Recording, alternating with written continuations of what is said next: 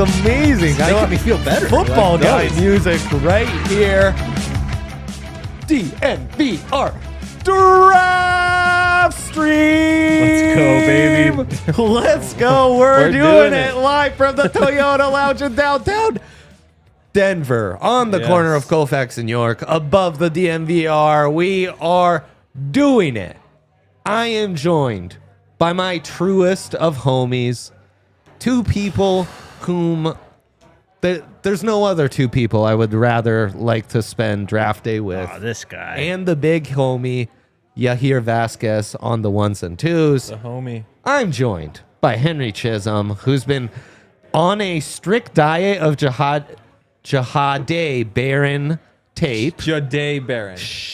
We're getting there. We're getting there. Fair. Hey, now, you didn't say it confidently. Earlier this week, week, I was saying... Jihadi. You've been on right. I saw Jake's face and immediately started pronouncing it like that. Yeah. Shoot. That's what I've been doing all offseason. We'll fix it. And my guy, the Schwantiz, who's reunited with us. I am. We were away from each other. Y'all. I didn't expect to be gone, honestly. Yeah, that was a crazy experience. So Jake going through it, but for much different reasons. That was last night was something, man. Have you watched any Jade Baron tape? Or are you just like responding to angry tweets or bookmarking tweets for weeks 3 when Shador has I was a big able game? to watch the Payton press conference on it last night. Nice. Watched, of course, just some highlights and stuff that I saw on the timeline, but I haven't really been able to dig in. Well, guess what? I liked him a lot. Dug the hell in. We've just been digging and digging and digging. That's all we do. All I've done is dig. Mostly Henry and I just grind 2022. I love it. JB. I'm doing what Sean Payton said. JB tape because it is magical. I can't wait to get into all those thoughts. Day 2 promises to be fun, fireworks, lots of exciting players. So I can't wait to get into that. I almost want to start with should we just trade up to the top? But first, we're going to go to a quick video announcing our new partnership with Big Brothers, Big Sisters of Colorado. So exciting. So send us away, Yaya. 30 minutes over a cup of coffee. A laugh, a smile, a message. Thumbs up emojis, clapping emojis, confetti emojis. Loaded nachos at halftime. It takes 1 try, 2 tries, 3 tries, and a girl, you got this. It takes a queen to H5 at the park. Best 2 out of 3. A spin dash for the win. A Sunday morning gift, a bright splash of color. This is how you make an impact on a kid's life. It may sound small, but it's all they need. A word of encouragement. Someone to talk to, advice.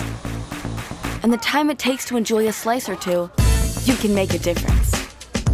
So go ahead, share a few hours a month.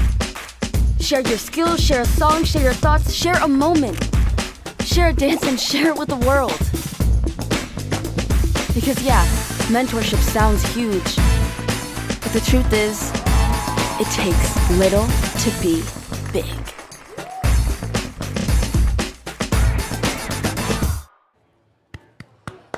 Very nice. I love it. Big Brothers, Big Sisters of Colorado. Amazing stuff. We'll be talking about them later in the show. So excited about this new partnership and giving back to our community in that way. So, speaking of our community, they just added a great ambassador. Someone who can really cover in the secondary. Maybe not a joker, maybe a Swiss Army knife of sorts. I highlighted a paragraph in your film room, Hank, that was like, you literally described he plays every single coverage, and every single position in the back seven.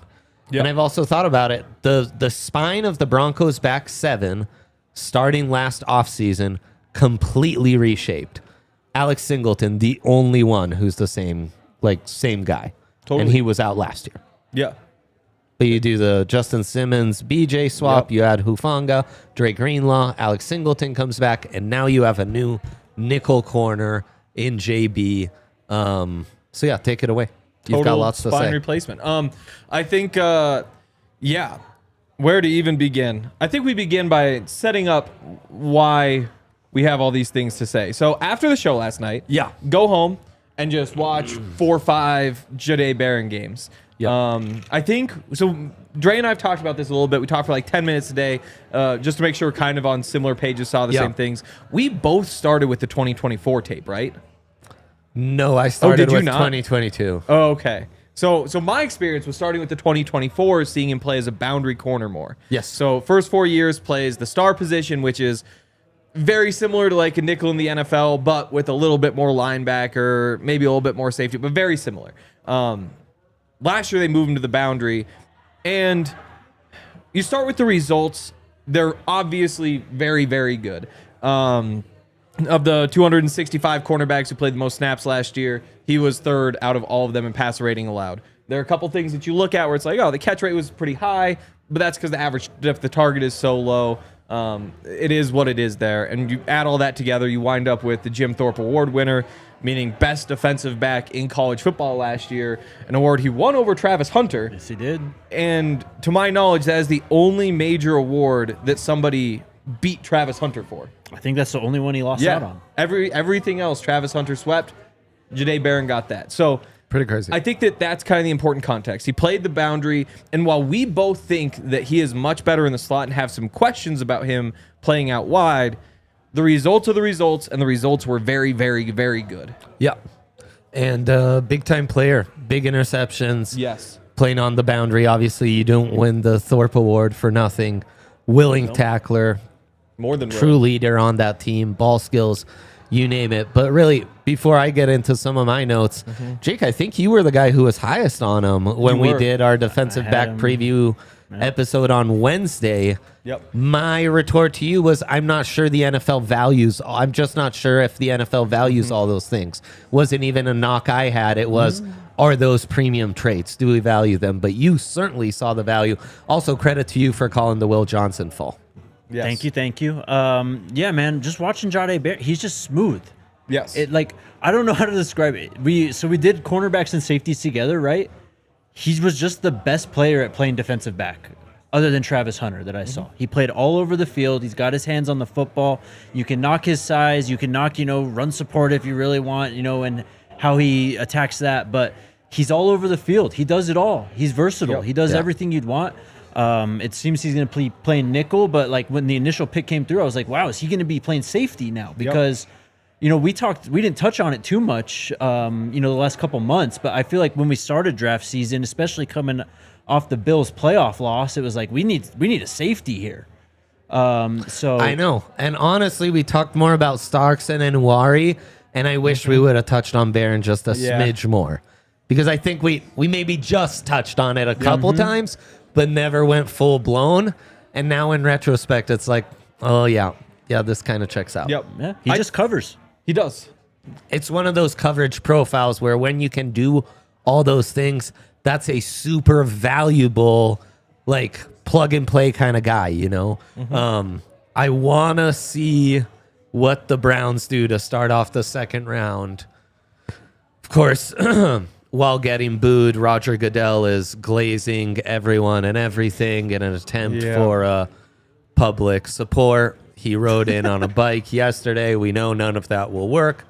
But anyways, we'll keep you posted because, again, I expect this to be an explosive day 2 of the draft. And I also want to respect the Buffs fans who are tuning in and are following along for a Shador pick, certainly, which we are very intrigued by as well as a massive storyline going into this. Are they just announcing going on the clock? Yeah, because it's Roger Goodell. Yeah. Okay. I thought one of the things you said this morning was interesting, and I felt the same way, that after watching the 2024 tape, it's a lot easier to appreciate it when you also see the 2022 tape. Yes. And 2023 as well, but 2022 being the year that really stood out numbers-wise. Yeah, that's exactly right. Because the 22 tape makes me really see the vision. Yep. The Brian Branch comp always seemed just a little off because, yeah, they're both physical and bats out of hell coming downhill, but Branch is more of a true-ish safety, at least in just the way he plays, you know, just the general vibe and attitude he plays with. Well, you know, JB's Barron's profile is much more of a cover profile, even though he brings those things. But what I see in the 22 tape, in that star role, robber role for some, Star, they have all sorts of names. is more of a honey badger type player. Yes. And then when you combine that with what I'm seeing in the 24 tape, it's really intriguing because the 24 tape reminds me of another undersized boundary corner who I wasn't so high on, but has turned out to be a very good NFL player, and that's Denzel Ward, who is just a smidge shorter. He's 11 pounds lighter. Ward is. Huh? Ward is lighter. Ward is, smaller. yep. Yes. So Barron's a little bigger. The jumps were better for Ward. The 40s are almost identical. And so, but, you know, the lack of size, physicality questions because of that frame, and he plays more off. Can he be a press corner? Yep. It was those same kind of questions that I kind of have from the Barron 24 tape. Well, that's a guy who was drafted, you know, 5th overall, has turned out to be one of the better corners in the NFL, and he doesn't have that backup plan that Barron has as a nickel corner and playmaker. But yeah, seeing the 22 tape was really comforting because the guy is all over the place. Totally. He is just making plays the entire time. The TCU game in 22, that's against a miracle TCU team. Duggan. Yeah. Duggan, who's the wide receiver for the Johnson? He tackles Johnson in that game. He has 3.5 tackles for a loss.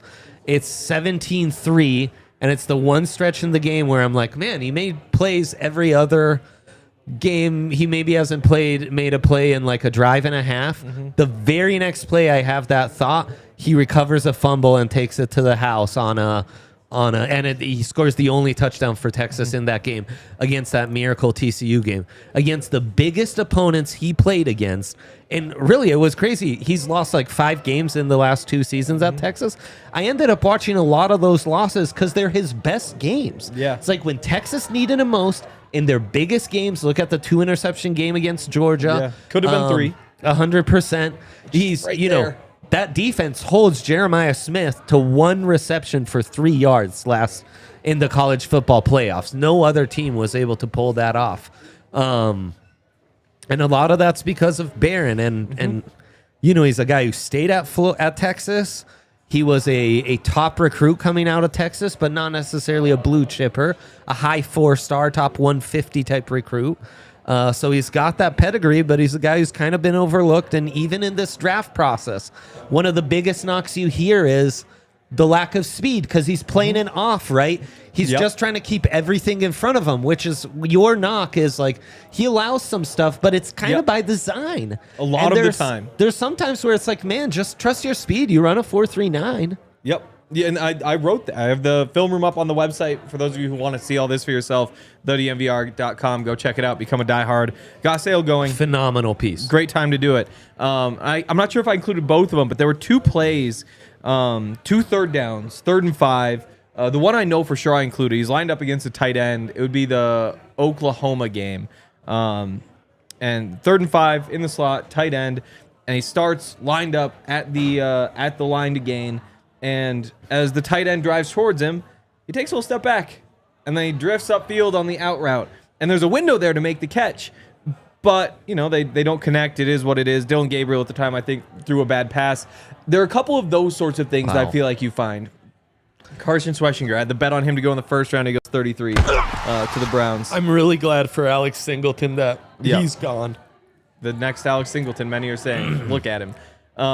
Wears 49 as the and flow with in the sleeve. back. Yeah, the same shooter sleeve. Yeah. But yeah, so you see a couple of those things where you say, hey, in the NFL, they're going to teach you how to do this. Like, there's no more drifting off on 3rd and 5. Like, you play the sticks, especially against a tight end, a guy who can just run down if he gets past you. I think he didn't necessarily trust his speed all that much. I think that, like you said, it's so much off coverage that they play and that the Broncos play as well. It's so much. The Broncos play quite a bit of that as well. Yeah. And at times it's very frustrating. That was the Riley Moss read, was like they always play zone. He's always in off coverage. Yes, he has size. Yes, he has speed. But gosh, I wish I could see it on the Iowa tape where they're just playing off constantly. And Riley's cover profile speaks for itself. He's been very good in coverage. He couldn't play man Are coverage. we taking the graphic down, or is it just Carson Schwarzenegger's show It's now? the Carson Schwarzenegger show. Yeah, I mean, Thank God they didn't draft him. Shador? No, Carson Schwarzenegger. Yeah, thank God the Browns didn't draft him, Yes. though. That's a bullet dodge. Somebody's got to do it. Well, though. they have another pick here around the corner. I'm afraid it's going to be the Raiders. I think it is too. And then the Raiders end up with Genty and Shador. Like, damn, man. Yep. I would not love that. Yeah. Yep. Yeah. That'd be a bummer. But again, with Riley, you just never saw him play man coverage. He came in, wasn't very good at it. Right. Had a lot of questions. You look at him now, solid man cover corner. It took a couple years. And I'd say Jade is probably even a step in front of him at this point. But when you see that process play out with Riley, you can easily see, like, hey, this could work out better. But it's a lot of like deep digs and stuff when he's playing on the boundary, where there is separation there, and that's what's disheartening. And But that's I think why he's I have kind my of doubts. allowing it, or maybe handing it off to the zone, you know. And I told you on the phone when we talked, there are some plays where I'll see him impress, and he turns and runs beautifully.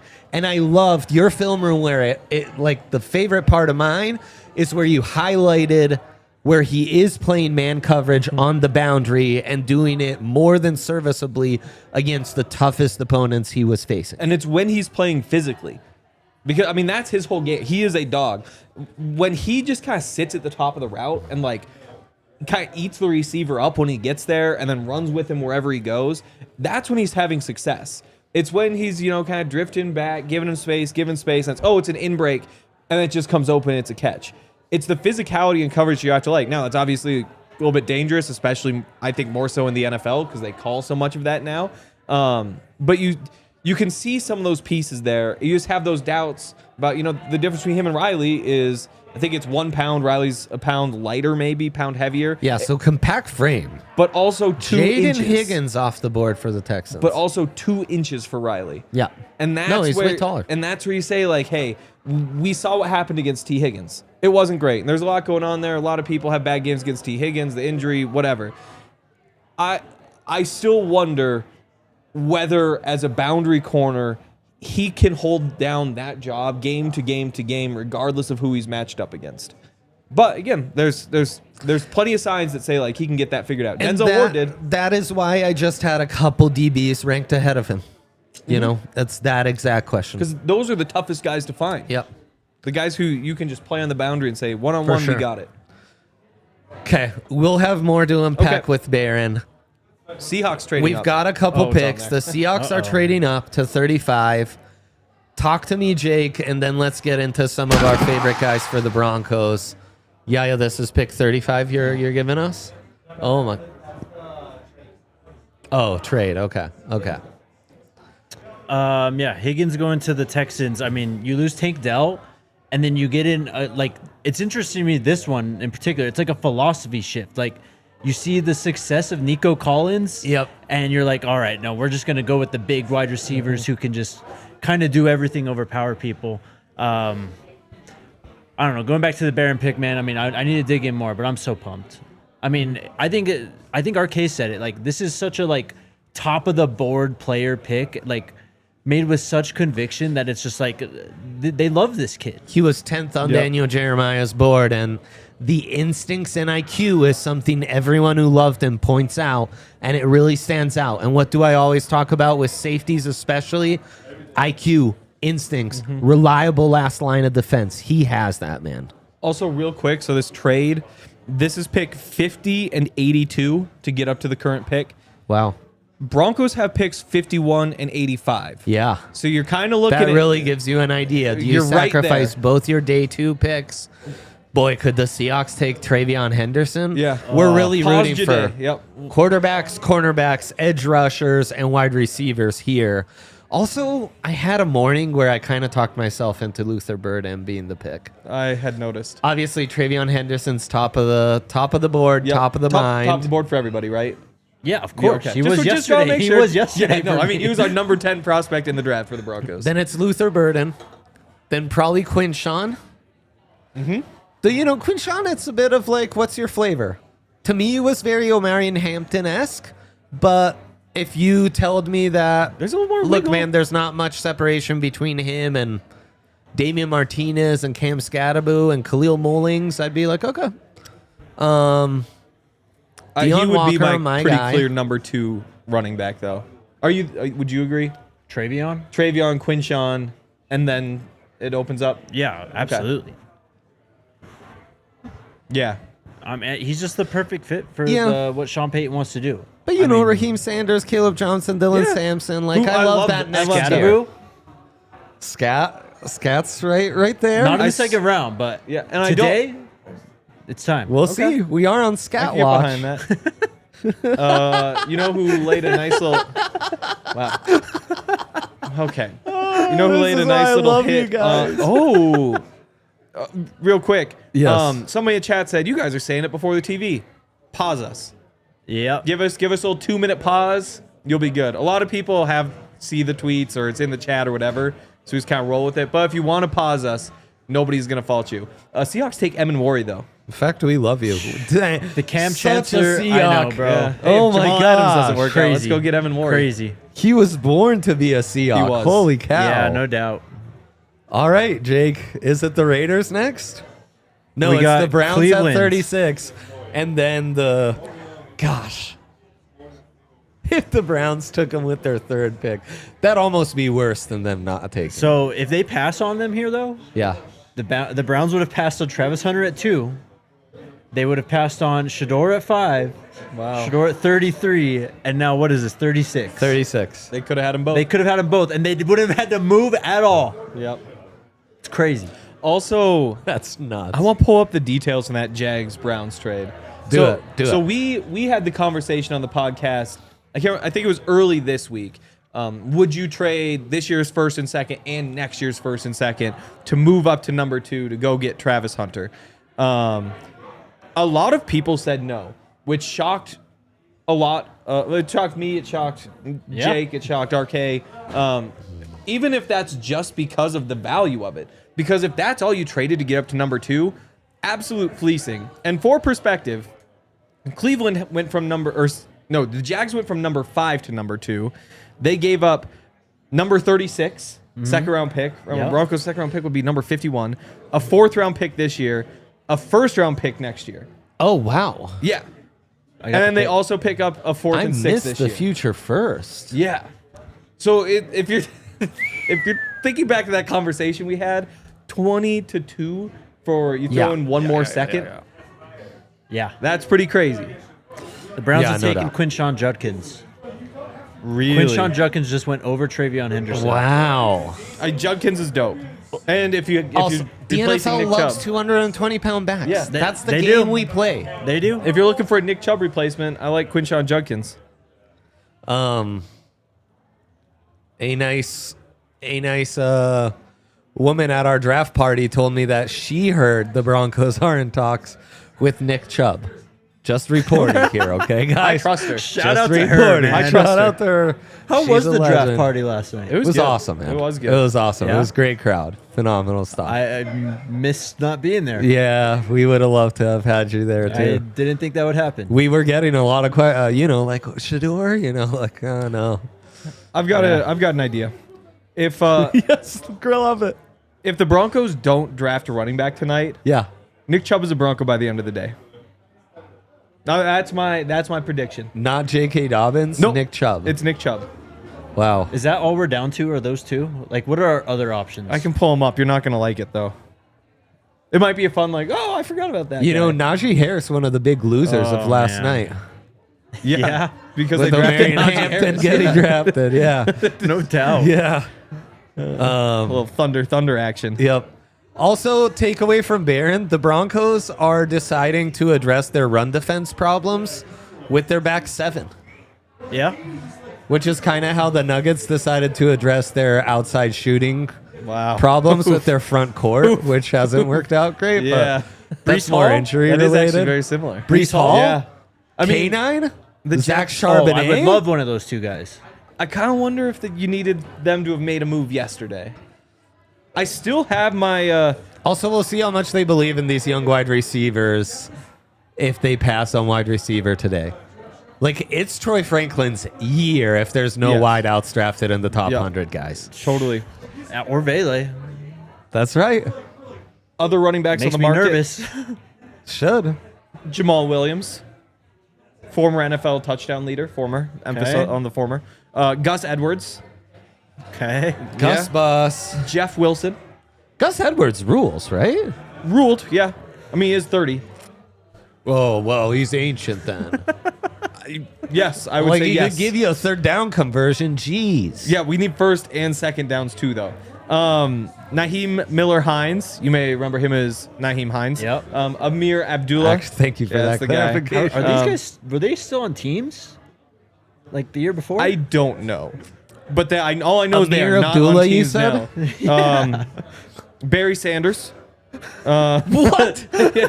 He's available. Yep. Junior? No. He's still out there. LaDainian Tomlinson's Yeah. still out Herschel there, too. Walker might be interested in the comeback. Chase Edmonds, former Bronco. Shoot, I've seen Terrell Davis. He's been showing his face around Chase CSU Edmonds. places and stuff. I'll fly Wow. through these. What a Jermichael Hasty, blast. Dearness Johnson, Cam Akers, I love Dante me Foreman, some Jermichael Travion Hasty. Williams, Mike Joker Boone. back. Both Josh and John Kelly. John Trey Kelly, what a Sermon. throwback. Yeah, I know. Oh my God. Point is, there's two running backs, and I don't trust either of them. I liked half of those names you said. I liked him like or 4 years liked. ago. Yeah. Well, yeah, liked. Liked. Liked, yeah. Yeah, Liked. Marshall Falks and Boulder, bro. Right. Hey, Toot- give him a call. People are throwing out Tootin. I like Yeah. Tootin. Yeah, I'm back in on Tootin. Yeah. You sent the best 10-yard split in how long for a running back? Oh, yeah, I did do that. Yeah. Oh, yeah. Good for me. Hashtag good. research. Sounds like No, you he did stand send by us it. that. Yeah. Just the guy sending good resources pre-draft, you know? Yeah. That was I needed a final piece. Yeah, because he had a 10-yard split that was faster than Jahmyr Gibbs. Yeah. And everybody else. Right. All right, the Raiders are on the clock. Raiders Okay, on the clock. we are officially on Shador watch. And if it doesn't happen here, I don't know when it's going to happen. I don't know either, bro. There were some real slip vibes this morning, and I'm curious. I don't know. Wow. Was that a generation ago? I guess. Yeah. Wow. The amount of bad Broncos football we watched in that stretch felt like a generation ago. Oh, boy. Yeah. Wow, look at Quinshawn those skill Judkins is positions. Keep Kenny him in Pickett, Ohio. Quinshawn Judkins, Jerry Judy, Cedric Tillman. Kenny Pickett or David Joe Njoku. Flacco, bro? The answer is Joe Flacco, as crazy as that sounds. Yeah, What are it we is. doing? Yeah, no, I agree. There's a team that's got Mason Rudolph slotted as a starting quarterback right now. I know. And apparently a handshake deal with Aaron Rodgers, Yeah. who also is not committal on not retiring. I'm shocked Arion Harris is still around, boys. Yeah. Shocked. Okay. Bill Johnson as well. Do you have a favorite offensive lineman fit of the first round? Oh, from the Wow. first round? Yeah. I have to Yeah, study up. The Raiders have traded out with the Dolphins. Oh, no. The Dolphins? What is the going Dolphins on? for Shador? The Dolphins I do- would make so much sense. That would be crazy. I mean, less sense to the I mean, Raiders, Mike though, right? Mike McDaniel must, way less sense than Yeah. the Raiders. Mike McDaniel, Boulder Zone. What's he hearing? Trade alert. Nice. Yeah. Let's see. Thank you. Yeah. You're on top Did of it. Did the Dolphins trade out? No, they actually traded. Oh, okay. So it was that Okay. trade. No, they traded out, then they traded in again, and they traded back up. It's probably Membao. Now Olufashanu and Membao are your bookends. Yeah. You've got Justin Fields and Breece Hall and whoever else as your running backs. That's like an identity pick. All right. Dolphins with Travion Henderson makes some sense too. That's a Mike McDaniel guy. Shoot. That is a Mike McDaniel. That is a pick. Mike McDaniel guy. Yeah, but he's I imagine he gave his promise ring to Jade in blue. Like Wow, that's that the is most Mike yeah, that McDaniel is- yeah. running back in the history of Mike McDaniel all running I backs. want is my H-N. We were wrong. Wow. We were wrong. Wow. Shador Sanders? No. That we would have been right. Arizona tackle Jonah 7A. Sai'vion. Yeah. Nice. There's our third Big 12 prospect. Oh no, there's our fourth. That is 4. Missed it by a handful. Top of picks. 37 had it not been first round, it would have hit. We had a top Damn. 32. What a If hit. it was a line shoot. instead of just the rounds. Damn it. Well, yeah, Schweichinger at the first. Yeah. Damn. You hate to see it. Should we talk about Jade Barron? Sure. Go for it, bro. I think. So we talked a lot about why he's probably not an outside corner, but Yeah. I think some of the stuff that makes him so intriguing on the inside, to me, it comes down to he thinks quick and he plays quick. And when you line those two things up together, that's how you get one of those guys who close Yeah. to line of scrimmage where everything happens so fast, you can just be dominant. If you're just a step ahead the entire way, again, include a couple clips in the story, but one of the things Fran said last night when he came on the show, and he was right, is that when you look at Jade Barron's interceptions, 5 of them, 4th most in all college football, big reason why he won the Thorpe Award, there was some luck there. There were some overthrows, some tips. At the same time, tips and overthrows, that's where interceptions come from. That's just the way it works. Well, And especially when you're playing off and everything's true. in front of you and you just, Yep. But also, there were some plays that he could have made if not for a little bit of bad luck. So it wasn't just all good luck that was happening to him. Because that's one of those things that scare me. Because, P.J. Locke, he got the starting job last year because he made plays the season before when he got opportunities. Yep. There were forced fumbles, there were sacks, there were interceptions, and those just dried up last year, and so he's out of a job. Jaquan McMillan, similar stuff, where the play rate wasn't quite the same. And sometimes in those interior cover positions, it can be so hit or miss or so streaky that was one of my concerns. To be a star there, you need to be a Tyrann Mathieu or like a Derwin James, where it's like, okay, every week he is doing something there. And I think that that's just something that's really tough to do. But I was encouraged in going back and seeing how many plays he was also pretty close to making. An interception that he would have had if his teammate in front of him hadn't caught. What could have been the 3rd interception in the game against Georgia, where he lays out and the ball just hits the ground in between his arms. He almost pulls it in. So I felt good. I felt good about going back and watching that. I also felt good about there were a lot of plays where he didn't get the pass breakup, didn't get the interception, but he jumped into a passing lane for a short pass, and the quarterback was forced to kind of throw the ball away. Mm-hmm. It's like, I saw this guy here, and instead I'm just going to throw it wide left because I realize this guy's going to jump it. I think that there's enough of those plays on top of the ball skills, the pass breakups, the interceptions, to make me feel like it wasn't fluky that he had those massive plays on the ball numbers this year. And that was kind of my big concern drafting a guy kind of from that archetype. Yeah. But that's almost kind of a premium trait for me at this position. In the secondary, if you can have production, if you have a big number, honestly, in the interception, the pass defense, forced fumble, fumble recovery. The chaos stat. Yes, Yeah. perfect.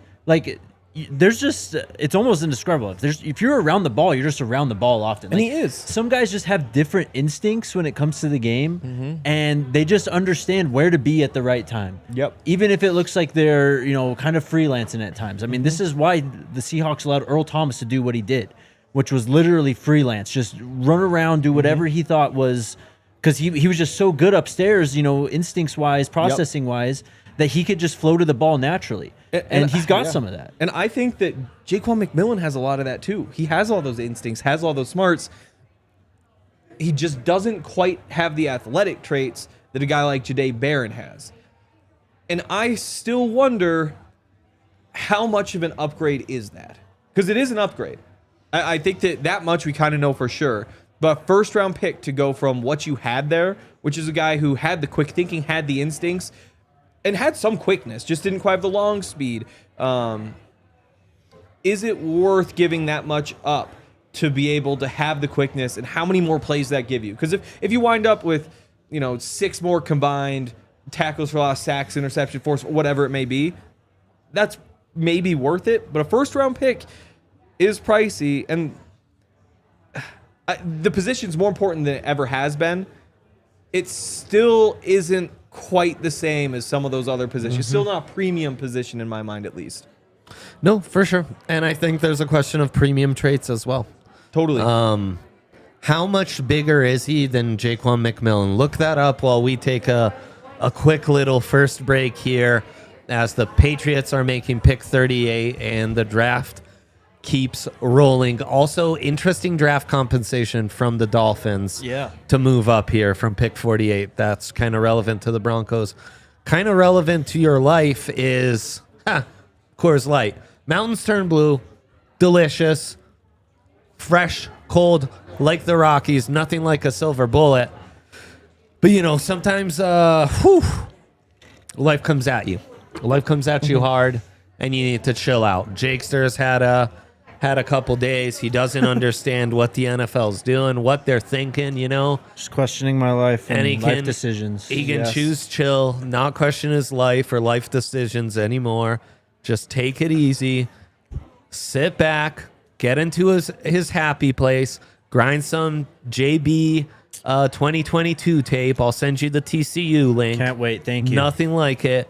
And just choose chill with a cold, delicious, refreshing Coors Light. Make the most of the times you choose to chill. Choose Coors Light. Get Coors Light delivered straight to your door. Visit CoorsLight.com/DNVR. Celebrate responsibly. Coors Light Company, Golden, Colorado beer. And a shout out to our friends at Bet365. Such an amazing partner. Such an amazing app. They gave me the Jade Campbell first linebacker. Oh, no, you were right. Sorry. Jade Campbell, You're first right. linebacker drafted, because I guess Jalen Walker must have been listed as an edge. Wow. So they told me it was disputed. wow. What did we say? How many draft props did I have? 19?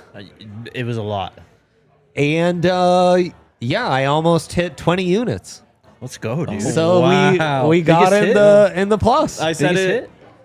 Biggest hit might have been Colston Loveland, first tight end drafted, plus 270. Yeah. Bro, I stared at that one yesterday for like 5 minutes. Yeah, no, and there I was didn't value. Take it. There was value. Yeah.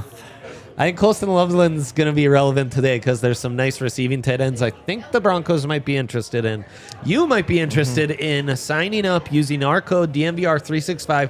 The only place you can do that, the only place you can go, $10 minimum deposit, $5 minimum bet. As soon as that is settled, win, lose, or draw, bet something on playoffs tonight, No. $150 in bonus bets right to your Yeah. account.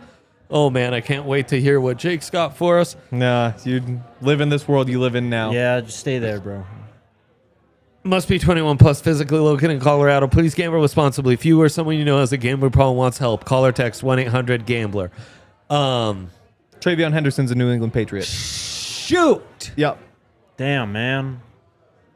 Also, Damn it. one more thing on Barron before we move on again.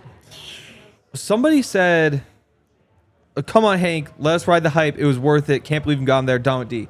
You should be hyped. It is really exciting. But what I'm saying is just the similar to I think the, he's going to be a fan favorite, too. It wasn't a need, It's just a different way of saying this is why the pick was so surprising, was because you had Riley Mosh, you had Jaquan McMillan, you had Pat Surtain, you upgraded there, but there's a reason none of us expected it, and it's because you were good there. So it's just an interesting decision for that reason.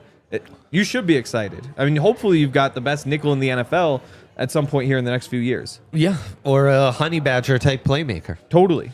Who really just, and it's something else we were talking about, Vance Joseph loves to mix it up, loves to give you a lot of different looks and coverages. Play, zone you up, man you up, off, press.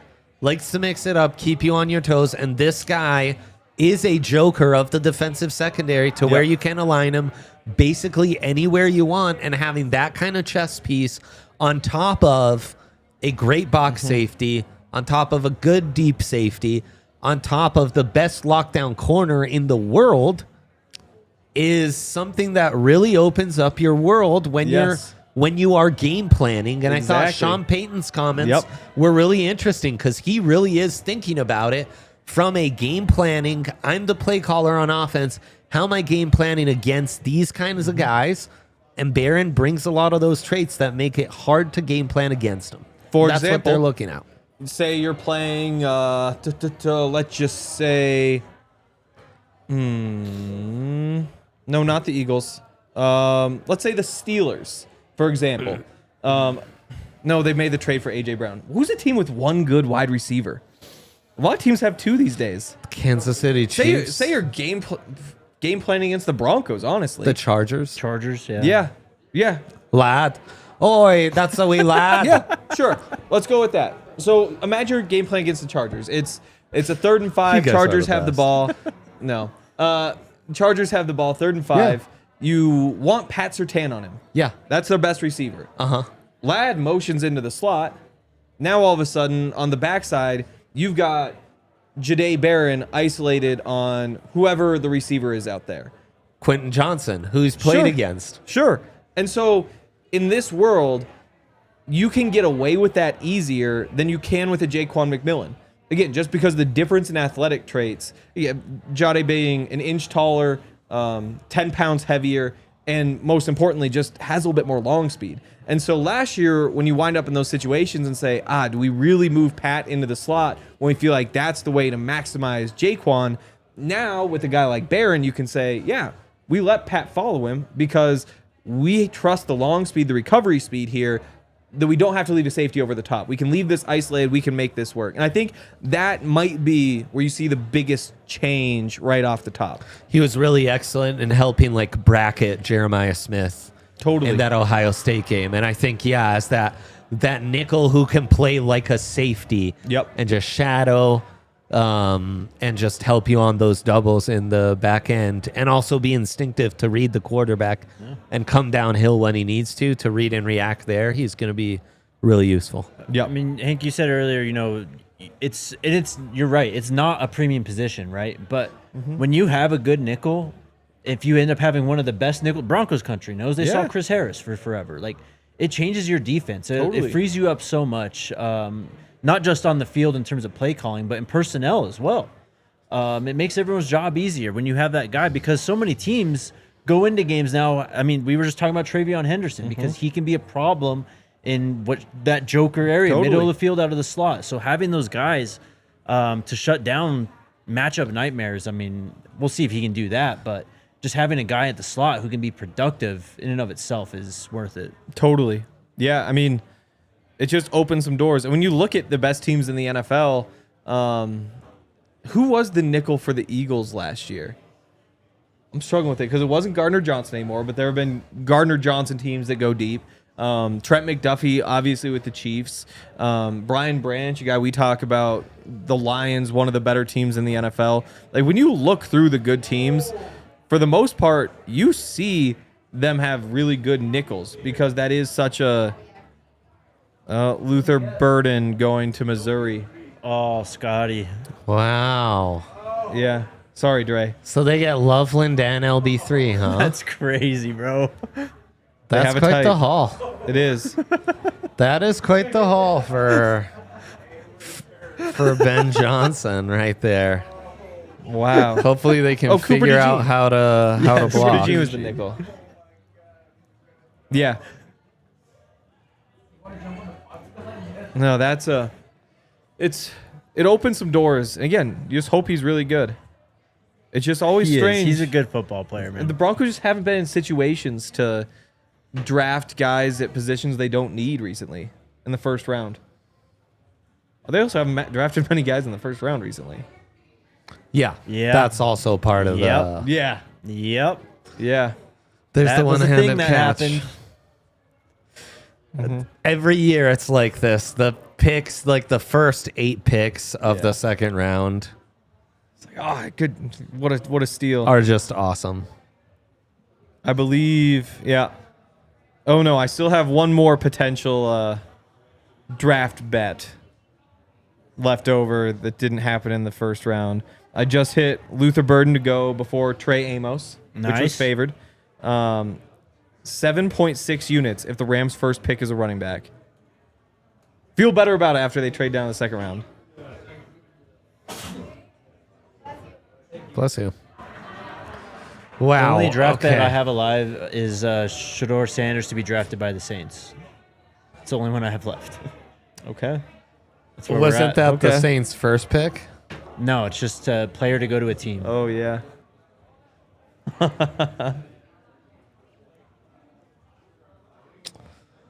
Wow. Who's next? New Orleans at 40? We've got, yes, the Saints are on the clock. Could that be? They took Calvin Banks. Could that be a Shador pick? It could be. We'll see. Could be.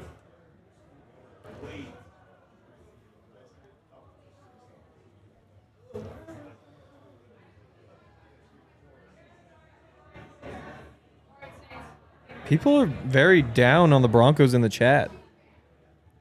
I don't think so. They really Well, are. Like, this happens, bro. When True. when these picks happen like this, like, Yeah. I mean, I felt it myself. I was like, oh, like, Yeah. Okay. Well, it wasn't a bad pick. I like the pick. Yes. You just are shocked at first. yep. And again, after spending a night going back and watching, you wind up saying like, "Oh, this is actually an awesome pick." Yeah. But it's one of, I think the most excited I have. Let's just say in the past decade, I've thought the Broncos' best pick in the first round in that time was Jerry Jeudy.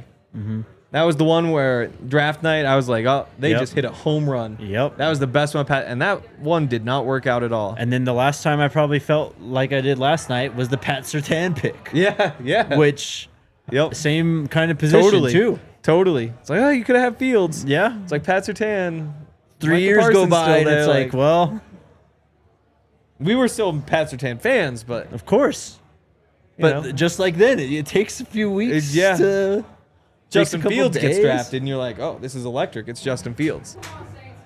Wow. Wow, wow, wow, wow, wow, wow, wow, wow, wow. They selected Tyler Shuck. Oh boy. Oh boy. Wow, wow, wow, wow, wow. This is starting to You're get. kidding me.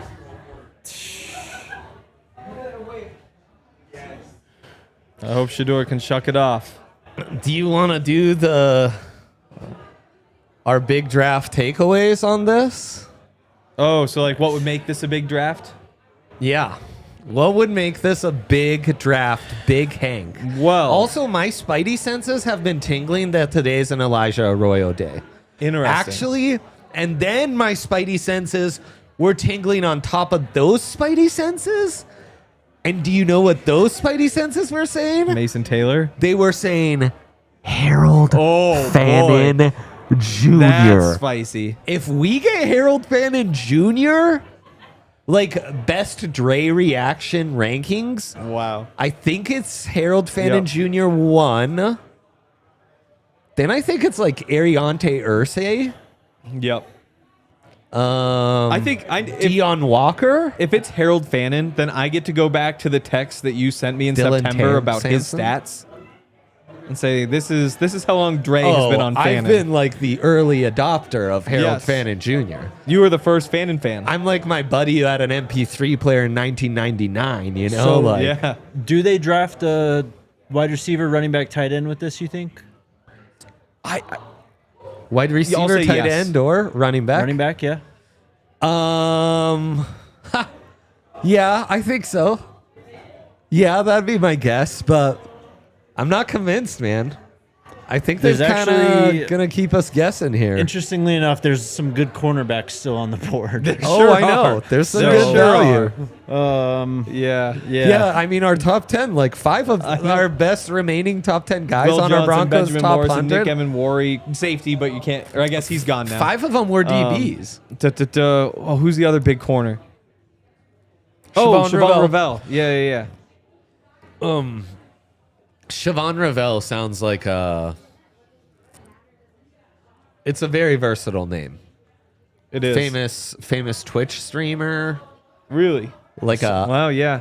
a political personality that has his own show. Like, oh, Yeah. God. Like, look at this Siobhan Ravel Siobhan Ravel clip. Yeah.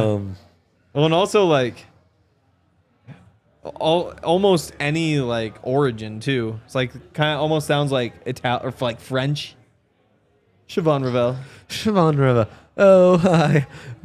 Like, wow, what's that perfume you're wearing? Like, oh, it's Siobhan, It's Siobhan Ravel. I can't believe this. I can't believe this slide. There's no words, bro. What is the NFL doing? I already said my thoughts earlier today. I'm sure these people don't want to hear them. It's gross. Yeah. Bills trade with. Oh, the Bears are gonna go up, and who are they gonna get now? Mike Green. Oh, jeez. Oh, Lord. Is that right? Mike Green I is don't who know. they I'm just got. throwing out ideas. That Like, could be. Donovan Uwazurike. he's there too. Deion Walker. A little big boy action. Bill Johnson. It might be Bill Johnson time. This Shador fall. Irsay be an amazing pick right here. You guys know how we love Yeah. when Big Ten prospects stay in the North. I mean, come on, Yeah. Minnesota to Chicago. That's an electric. I mean, Judkins to the Browns was. Yeah, I Keep him mean, in Ohio. did you like how the Lions drafted an Ohio State guy and an Ohio Yeah. State defensive Yeah. tackle, and the Browns drafted a Michigan defensive Yeah. tackle? Crazy. How about 3 Michigan guys in the top 13, huh, Jake? That's fun. And I mean, Colston plays offense, but Yeah, correct. defensively, the last 3-4 years, they've been the best defense in college football. They've done this the last 3-4 years. And what's crazy is Will Johnson was the best prospect on that defense, and he's the one who's still around. That's another one where, like, had you given me a bet of like Gray Zabel is going to be drafted ahead of Shador Sanders 2 months ago, I would have bet anything on that.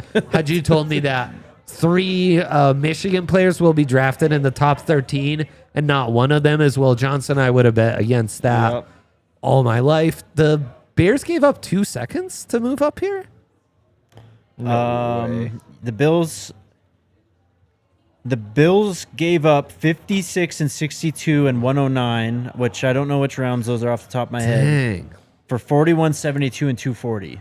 Everyone's hot to get up in the top of the second, huh? They are. Yep. Yeah. Tyler Shuck. Do we need some remaining running back top 5s here?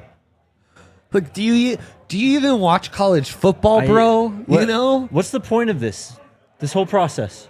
My thing is, I made That's my why we mind love up it. about Tyler Shuck back in 2019. No, 2020. I think I made my mind up about him, and I just have kind of refused to adjust ever since. Yeah, no, I had a prospect crush on him back then, and then I moved on, you know?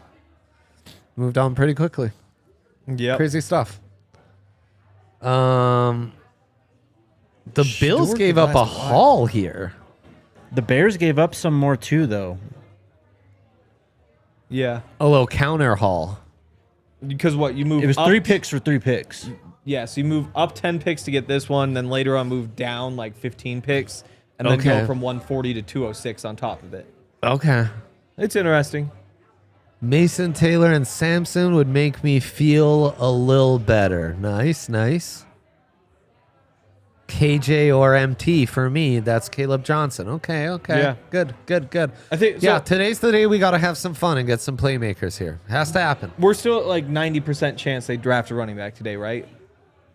I don't know Yeah, anymore. for sure. I know it's I don't like, know if I'm there anymore, I know, honestly. I've had those vibes as well, but that's why I wanted to ask. I'm still there because I really think that if Give me you 75%. okay, if you draft a running back in the 4th round, even in this draft class, and say, hey, this is our starting running back, we're riding or dying with him, that is very, very bold. The Bills have picked Very bold. TJ Sanders. TJ Sanders. Dog. Yeah, really good. Really good. Interior pass rusher from South Carolina. Go Cox. And Cox. yeah, he's excellent. Still some good running backs. I also think Raheem Rocket Sanders, also from South Carolina, would be a phenomenal pick for the Broncos today, tomorrow, any day. The Big 12 backs. I mean, I Yeah. probably can't even remember them all. RJ Harvey, Devin Neal, DJ Giddens, Scattaboo. Scattaboo, yeah. I mean, who else? Ollie Gordon. Ollie Gordon, like Jonathan Brooks. Taj Brooks, sorry. Taj Brooks, yep. Damian Martinez is a guy for me. In terms of just like a Yes. bell cow mold, Yes, Jake, yes. he is a guy that I would like to see added to this team. He's not quite the Joker type, but he's your... If you were upset they missed out on Hampton, you want Damian Martinez. I mean, could you get Martinez and Brashard Smith on day 3? The class is so deep, Is I that wouldn't too rule crazy? anyone dropping down that low. Yeah. That's what I'm saying. If the Broncos were on the clock right now and took a running back, There has Who been would a you run want? on running backs, and that's not awesome to see. So if, No. if they were on the clock right now, draft a running back, I think I'd go Caleb Johnson. I think you have to right here. Yeah. I like Raheem Sanders more. I might be tempted to just see if Dylan Sampson or Raheem Sanders, the top 2 backs in the SEC, are around pick 80. What is it? 6? 85. 85. At that point, and wait on the Big 12 backs. Like, I'm kind of okay with that. But if Sean's in on Caleb Johnson, cool. Exactly. I'm in on Caleb Johnson. Exactly. If he's in on Bishal Tootin, cool. Yep. I'm in on Bishal Tootin. But yeah, for me, those are guys I think are slightly better value. I also would love a Damon Martinez. I just think if there was actual interest in Colston Loveland, Jets, that could be a Shador pick. It could be. It's not a crowded quarterback room. Not at all.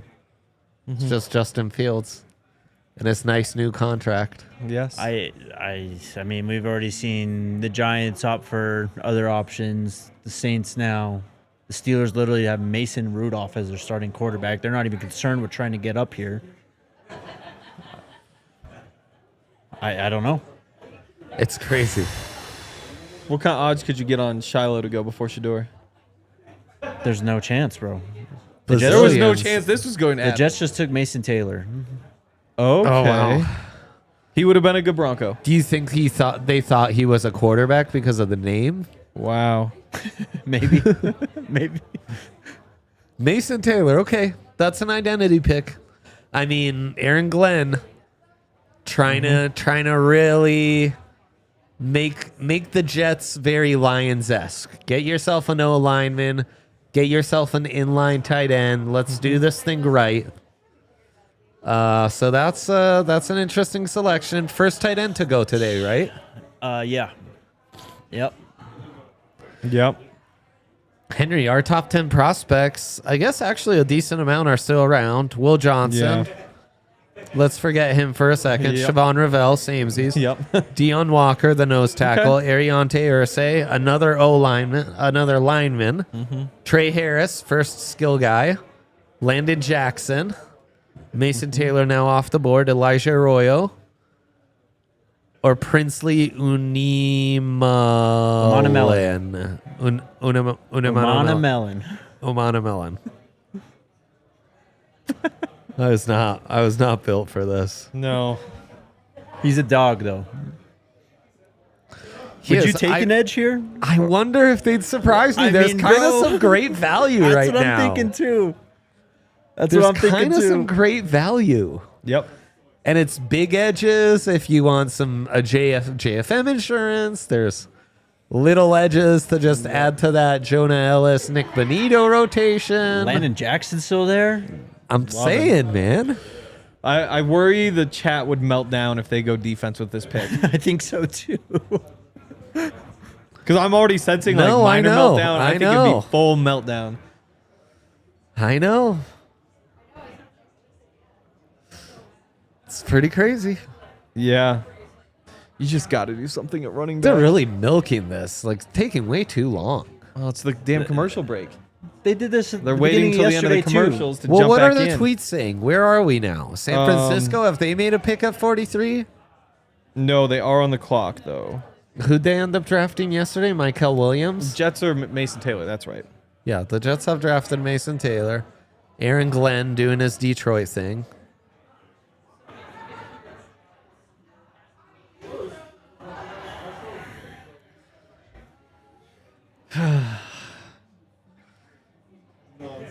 Yeah, I mean, the Cowboys are coming up soon.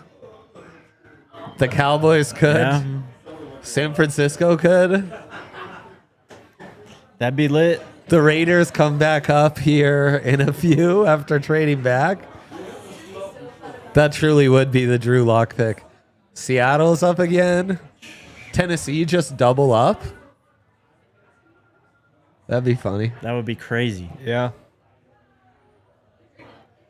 I can't believe this. It makes no sense, bro. It's been a while, I think, since we've had a guy this obvious bro. for us drop like this. This is a quarterback. We're we've- talking about the NFL. We've got two in Will Johnson this season as well. But this is a quarterback. Yeah.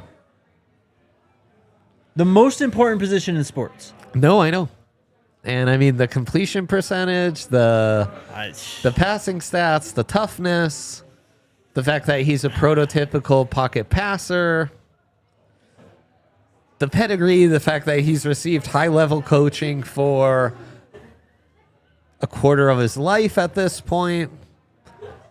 They're all things that would point to me to being a fairly safe pick. You would think. But you know what? So what does safety get you in a quarterback? Yeah. No, I mean, people want to swing for the fences, I guess. I mean, Tyler Shuck before is... It is crazy. It's I'm curious. I wish shucking, Hank. I wish we could have like an actual like we hear exactly what these teams who took those other quarterbacks were thinking, because we'll never know. I mean, I guess they're the anonymous interviews, which at the time you hear and you're just like, well, that's not true. And then now all of a sudden nobody wants them, and you're just like, well, were the interviews actually that bad? Like, was it actually a thing? You know? I don't know. Because Man. something happened. I just don't know what that something could be. I said what I thought earlier. I'm not trying to upset people right now. So. It's wild. Yeah, I mean, I guess the last time I've had a quarterback I was pretty high on, higher than consensus, was probably Drew Lock's fall. Because, I mean, the numbers he'd put up in the SEC, I was pretty high on Drew Lock, and that was a draft where I was also shocked by how high Daniel Jones went.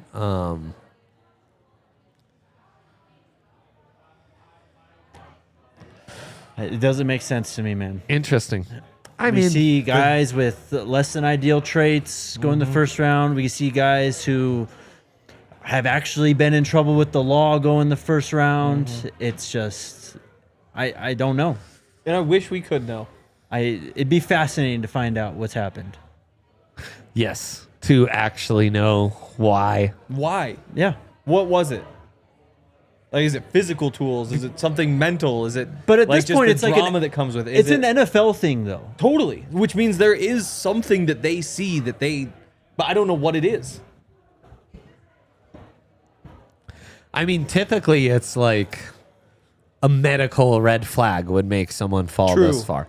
Yeah. Alfred Collins. So doubling up in That's the a good trenches, pick. the Niners are That's such with a good Mikael pick. Williams and Alfred Collins. He is Just so good. big lineman. Just so easy to see it translating when you're that size, doing it in the SEC. Just safe, but with the upside of I love it. Checks off a lot of boxes. Yeah. I love this motor. I love this pursuit. He's long. He's big.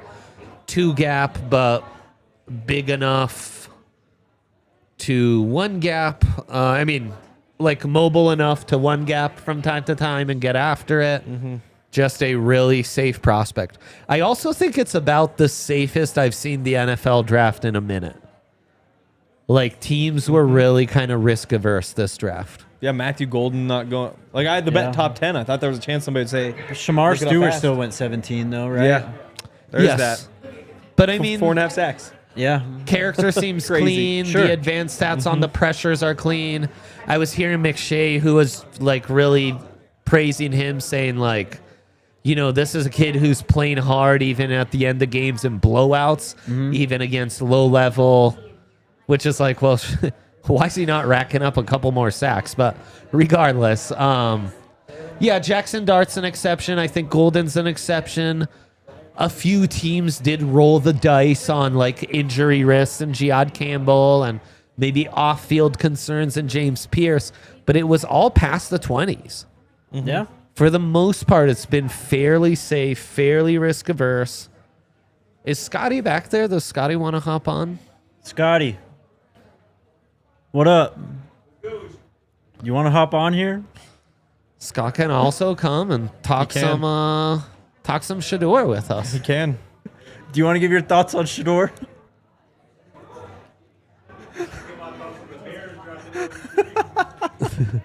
Okay. We'll warm him up. Okay, we'll warm him up. Well, maybe after pick 51, we'll get Scotty on. Yeah. We've got 7 44 here with the Cowboys. 44, 5, What, sorry? 9. So 7 picks and then the Broncos. Yeah. Yes. I think it's time to start saying who do we want to drop. And I'll just say this. I want a running back here. I want a running back. So you want Caleb Johnson to drop? Yeah, I think Caleb Johnson would be my guy. But again, like if Sean says Bashal Tutin's worth this pick, I am going to be so hyped. And I think that's true of, honestly, there might be 10 different guys they could take at this pick. Yeah. That I would say, like, if that's the one you want, this is going to be electric. But that's I why want one I'm now. not like Fair. in the it has to be a running back here or bust camp. Which is fair. But if they did take one, it would make me think that they must see this guy as different than the others. And again, like you have one hole on your roster. And yesterday before the draft, I was saying if you wind up with Ashton Genty, I think that your championship window's open. I think that there's a world in which he is just so dominant. You throw that in there with that defense, with all that stuff. I could see that. And that's why you have one hole. Address it as best as you possibly can, even if it's irresponsible. Because this could be the difference between winning games and not winning games versus winning the AFC West and not solidifying this position. Dallas is taking Donovan Ezeraku. Wow. Nice. Yeah. Yep. His arms are so long and he's so teeny tiny. He's like a mini Elvis Doomerville. Mini Elvis Doomerville. Damn. Yeah, like a 250-pound Oh, Elvis wow. Doomerville. Obviously, Doom was like 5'11", which Yeah. was pretty rare. But he still was in the like 270s, right? Yep. This kid's 6'2", but with long-ass arms, but he's only 249.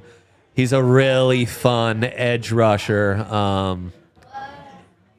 Look, Tyler Booker, Donovan Uzurike, I think you got 2 pretty good football players if you're Dallas there. Yep. Yeah. It's not and terrible.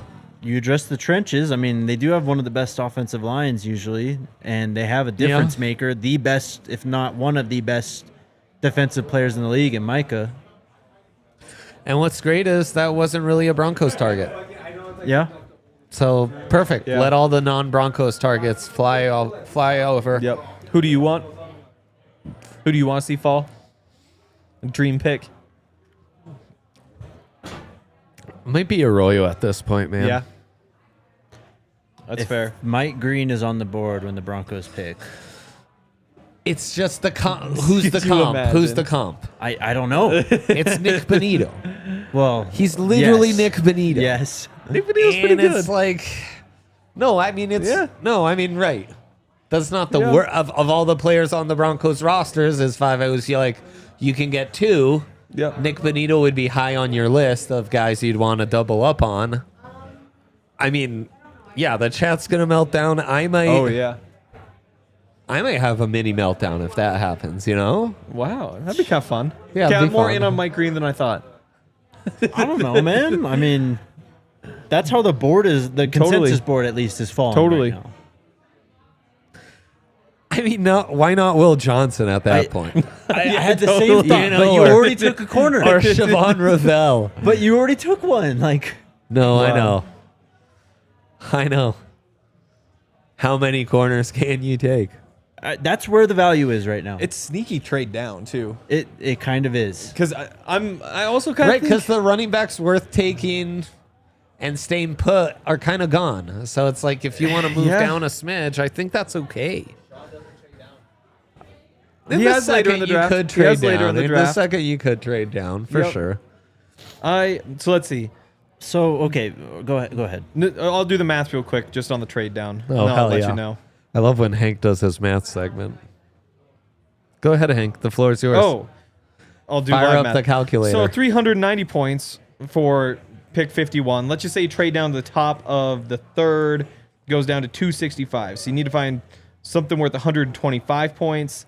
So end of the third. So you could get, say, pick 65, pick 94, both in the third round Sounds for this great. pick. Do and it. what I would say is, at this point, I kind of want 2 running backs. Yeah, I for think sure. you need 2 For running sure. backs. I That's think been the plan going in. either running back at 51 or running backs at whatever I said, 65 and 96. I like the 2 better than the 1. Yeah, and you think could that get might be Harold smart. Fannin. The Colts took JT could. Tuamalo. Okay. Hey, not a Broncos target. Get those guys out of here. JT Tuamalo, nice. Yep. It's a good pick. Again, safe pick. Solid football player right there. Tyler Warren and Tuamalu, huh? Yeah. Yep. Little Penn State, Ohio State. Yeah. Wow, I like that. Okay. So since we're searching for targets here, Yep. Best remaining. Oh no, please. do we think about wide receiver? Trey Harris is there. Trey Harris is there. Jalen Knoll is there. Torrey Horton. Is this Jack Beck range? Hey. Torrey Horton. Here's a- Kyle Williams. Let's start with Trey Harris. So, back in, let's just say, early October, I Yeah, may have let's say been it. the world's biggest Trey Harris fan who is not related to him or an Ole Miss fan. right? Yep. With those 2 caveats, I think I was right up there because he was a monster and he's so big, 6'2". He ran like the 4.54, and so everybody's disappointed. What he did this year was awesome, and he had back-to-back 900-yard seasons coming into this year. Before the injury this year, he was averaging 129 yards per game. We talk about the difference between Jackson Dart early in the season when he's not playing SEC teams versus late in the season when the schedule gets tougher. The numbers drop off. Numbers also partially drop off because he doesn't have Trey Harris anymore. Yeah, I think for sure. I think Trey Harris in the second round. I think that's a better pick than Cortland Sutton in the second round. Since I was having a Luther Bird in the third morning, Yeah. Jalen Royals would be really Okay. nice. He's there. Yep. Jalen Royals would be really nice if you guys must talk wide receiver. I mean, Isaiah Bond, we'll see the off field, but Elika Ayomanor, Yep. the big boy. Yeah. Harold Fannin would get me really hyped, He would guys. get me Yeah. hyped as well. But Yeah. Harold Fannin's a great argument for trading down. True. It's like you still have all the Big 12 backs. You have Yep. the SEC backs that I like. You have Harold Yep. Fannin. Arroyo's still around. Yeah, you're just in that tough spot where you have to decide. Add picks because we want more running backs. The Rams we are want- taking Terrence Ferguson. Okay, so that's Wow, interesting. that's their first pick. Really? Is it not? I believe it is. Yes. Did they trade? It Did down? they is. trade It down is. twice today? Did they trade down today? I don't think so. Just yesterday. But I do think. I don't see the trade. so I don't Jeez, know. that's a smidge underwhelming if you ask me. Yeah. Keeping him out west, though, Colorado native who's going to love life in L.A. as an NFL player playing for McVay. Yep. For him, it's a terrific outcome. Totally. That's their first pick. Yep. Craziness. I think that there were 4 running backs at the top with Genty, Hampton, Henderson, Ohio State guys.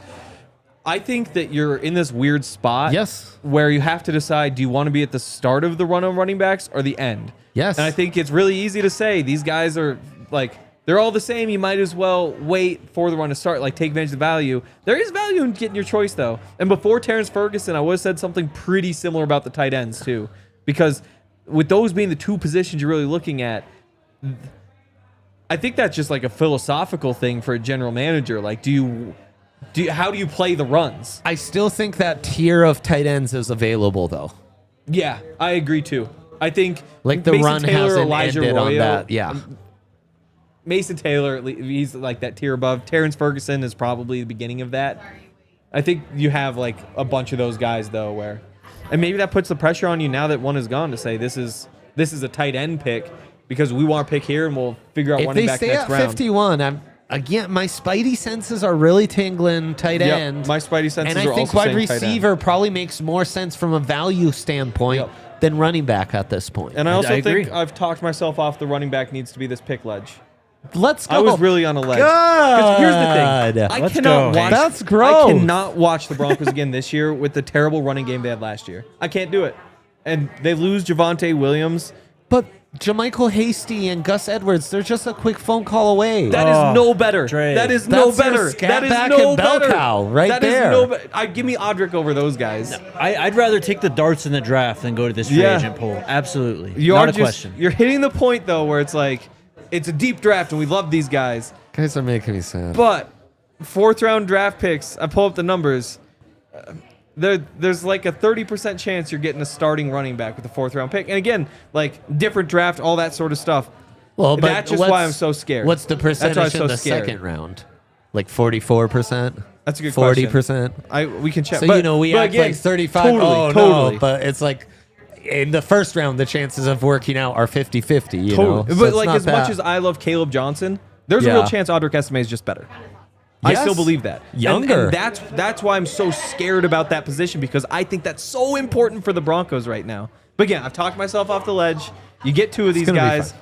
you'll figure it out. But I'm starting to get nervous about what's draft a happening there. punter here. You I might guys be want back us on the to DNVR. crash Yeah. out? Let's go. It might just be a Scott stream for 20 minutes after that. What did the Yeah. Broncos draft Shador, bro? Ooh, That'd be this sick. is a pick that Monte Ball is announcing. All right. Does that lean running back? Yeah, no. Oh, Lord. I would add. I had some thoughts on Monte Ball even Yeah. being a picker because, Me too, honestly. frankly, not a Broncos legend. not well received here. Best on our Broncos 100, Will Johnson, which again, we're not doctors. And that shows because we've got yet another injury concern, Siobhan Ravel, next. Also, Then Deion Walker, yep. Okay. because we're not physical trainers either, so we're not deterred by big boys. What are we? Speaking of big boys, Arion Tehersey is next up on the list. Then Trey Harris, skill player time. Will Johnson. Will to the Johnson Cardinals. to the Wow. Cardinals with Walter Nolan and Bill Johnson. What a draft. Get him off the board. That's Crazy. amazing. What an amazing haul Yep. for them. Congrats. Landon Jackson's next up. Will Johnson. Will went. Then it's Elijah Arroyo, Benjamin Morrison, Princely Unamana Melon, Nick Scorton, Brashard Smith, Bishal Tootin, Sai'vion Williams, Caleb Johnson, Torrey Horton, Dylan Sampson, Elika Yomanor. That's the tier you get into and you start having fun. 3 picks before the Broncos now. Yeah, we're getting close. We are getting close. Because, TV's behind. Terrence Correct. Ferguson's coming up. Arizona's going to take whatever. Has Mike Green gone? No. Nope. Dang. Those off-field concerns are no joke. Plus, we, as media, always love the undersized edge guys. And the NFL is always kind of like, no, it's a size game, guys. yeah, it They is. always prefer the power rushers. And I kind of always forget that fun fact. Also, I love Daniel in the chat, Missoula guy. Legend, I Daniel. don't understand the Scadaboo endurance thing. Because people say like, he's tired. Did we not see him put up 276 yards in a double overtime game? Wait, why is he saying endurance though? It's people say that about Scadaboo. What? That he has like he gets tired easily, whatever. Pretty sure he was concussed in that bowl game. Came out, threw up, and then went back to play. 276 yards. Take that for stamina. I'll say that. He also Take threw that a for touchdown stamina. that game. He did. 276, not counting the passing yards. Could he be? Is he actually just a Taysom Hill? Is that how He we should be literally- viewing him, Jake? Wow. Bro, the last 2 years, the way we've talked about him, he's been the Travis Hunter of ASU. He's done everything for them. Yes. I mean, and again, as a big Sky football watcher myself, I remember Montana Sac dealing State, with him at Sac Sac State. State. That guy's been a monster for forever. Yeah, you're not wrong. Speaking of guys who do everything, I didn't realize Jalen Walker was voluntarily playing on Georgia's punt coverage. Is that crazy? That's awesome. Yeah, that's Which sick. it's awesome, and I support it. I also wonder if there's something wrong with him, though. Something Like, there's a wrong part of me that with thinks, him? like, you're volunteering to do that? Like, you're a little, Right. little crazy. Like, maybe talk to you somebody. gotta be a little crazy to play linebacker, you know? True. That is true. Okay, Raiders next. Who do we not want them to take? Shador. So Yeah, if no, there's a Shador start. went off Yeah. the board, It's true. That'd be... kind of would be glorious, no? Our long national nightmare would be over. In a sick twist of fate, it would be, yes. But a Shador Gentee haul would be upsetting. That'd be rough. Also, if they got Ariante Irsay, given the need they had, that would be a phenomenal pick. Siobhan Ravel, given the need they have, that would also be a phenomenal pick. Yeah. Yeah. I kind of think the Raiders played this nicely by moving down. Though, is it not the Raiders? Is it actually Houston? No, the Raiders are on the clock. Okay, word up. Oh, they just traded up. Oh, Texans. Texans moved Ah. up. So, wow. So The Raiders getting their Patriots on, just trading back. Would have been was the best. cool for the Broncos to be a team that was able to trade back here. But we'll see. Maybe they Well, still they can. might be able to, Maybe still Hank. can, yeah. But there's Gary- one team that wanted to get up that already did. Ariante Irsay for the Texans, yeah, that would make a lot of sense. right? Mike Greenwood, too. After they got tonsil surgery, Yeah, their tonsils removed. they did. Get that, Hank? Hank, you got that? Yeah. Very Thanks. funny. Yeah. Oh, bro. Christina in the chat I can says, tell. we have a speed back already. We need a power back that doesn't fumble. Where are you guys at in terms of Jaleel Odrick? Oh man, Who do you want to see on the field more? Right. I think I go Odrick. Again, it's tight, very similar. I don't know how to answer this. Married, tough, yeah. marry, date, kill. 4th round pick, Audric Estime, Jaleel McLaughlin. Go. Yeah, you can play too if you Then want. you said 4th round pick? 4th round, yeah. 4th round, yeah. Oof. Top of the 4th, though. This year's draft, it is marry the 4th rounder. Marry the 4th rounder. I'm with it you. is. If it was I'm with any, you. if it was any I'm other with you. year, I'd marry Odrick. I hate to say This it. year, 4th round, you I'm marry dating the, Audric, and Yep. forget Wow, this kill. got Like dark. another. Leaving him on red. Yeah, leave him on red. Trading him to someone Jaleel else, McLaughlin, like, yo, I'm starting tonight, like, not responding. I like Jaleel. Totally. But again, just I just endorsed Jermichael Hasty 20 minutes ago, so Yep. I'm not married to him. exactly. Ursay, nice call, Oh, Dre. man. Wow, that was a great call. The tackle. I did. Big old Minnesota tackle. He was high on our He was. best remaining list, best available. Okay, who's up? Cincinnati? Mike Green. Cincinnati's on the clock. Yeah, shoot. That'd be perfect pick for them. Yeah. Mike Green. Though they do have Miles Murphy and Trey Hendrickson and drafted Shamar Stewart. See, Do and they that's how go you get- defensive tackle? That I think so, because that's where the Bengals make the mistake. It's like we need the defense to get better, get the high impact. It's Omar like, no, Norman, you just need Darius solid players. Alexander time? Ooh, Yeah. he could be good for them. If not Deion Walker, my bae. Ty Robinson, because he tested well. It's kind of that part of the draft where the guys who tested well, who maybe don't show it, start going. Landon Jackson would actually fit the profile perfectly for Cincinnati. The fumble issues are concerning. For who? In the chat. Yep. Just Audric. Slightly. And not a big concern. Slightly, not a big yeah. concern. No, slightly, I agree. Yeah, Yeah, slightly it is. concerning. It's a thing that's on your No mind. doubt, It's no not doubt, like no doubt. Melvin Gordon concern. To I me, mean, we married the 4th rounder. Like, we're just dating on. Exactly. I don't know what to tell you. Yeah. Yeah, you dated a fumbler. Right. 100%. Like, we were all young at some time. Yeah. The reason I lean Audric is just because with Jaleel, you feel like you know what you have at this point. And it's just not enough for me to be like, yeah, we gotta. He's one of your two. With Audric, the unknown, even if he bounces out to not be so good right now, the unknown's worth. Jaleel had some real chances this season. And at moments took advantage. At moments, had some plays. We can do better. You bro. see him turn the edge. Yeah. Not enough moments. That was a golden opportunity, and he just was average at the very best. PJ Locke. Said with nothing but love and respect. Yes. Because we do love and Well respect said. and want to see him on the team and all that stuff. Yeah, absolutely. But you just need more from the running backs. And yeah, maybe if Audric just had more opportunities, we'd feel different about him too. Better or worse. But there's just an unknown at that position. Okay. Cincinnati, Seattle, and then it's our turn. Unless they trade Yep. down. I'm off my running back ledge again. Good. I was on the ledge, off the ledge. Oh my gosh. Then when I was saying I was off the ledge, I got back on.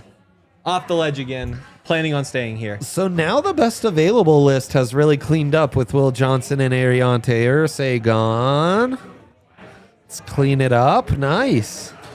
I don't know who said we're good with our running game. The answer is no. Mike Green. Siobhan Revelle.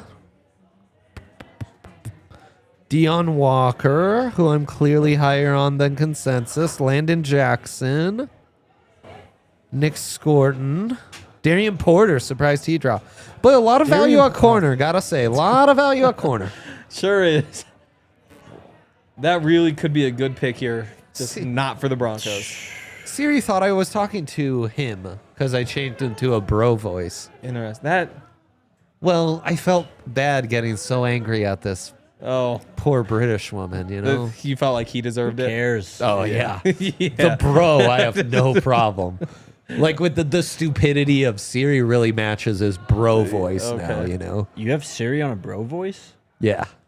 Interesting decision. He's like, I'm sorry, I didn't understand you. Like, of course you did it. What'd you say, dog? Such an idiot, Siri. Can you repeat that, man? Yeah, exactly. Oh, sorry, dog.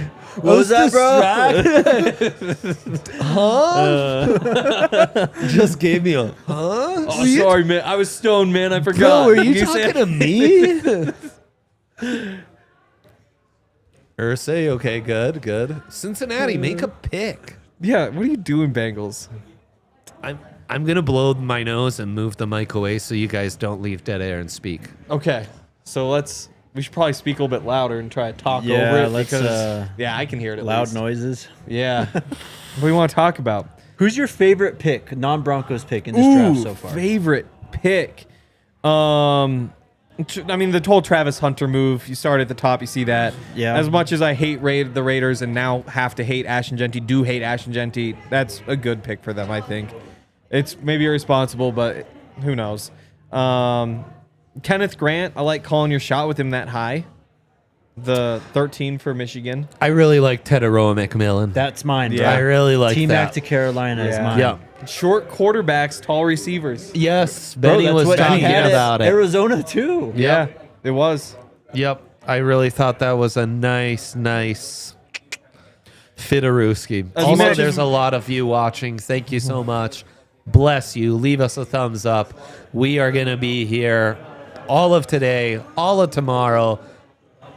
We ain't ever leaving. We're joking. We might just have a 24-hour This might be- stream yeah. of Jake's life until Shador's on an NFL roster. Yeah. Wow. This is it now. Or That's right. CFL.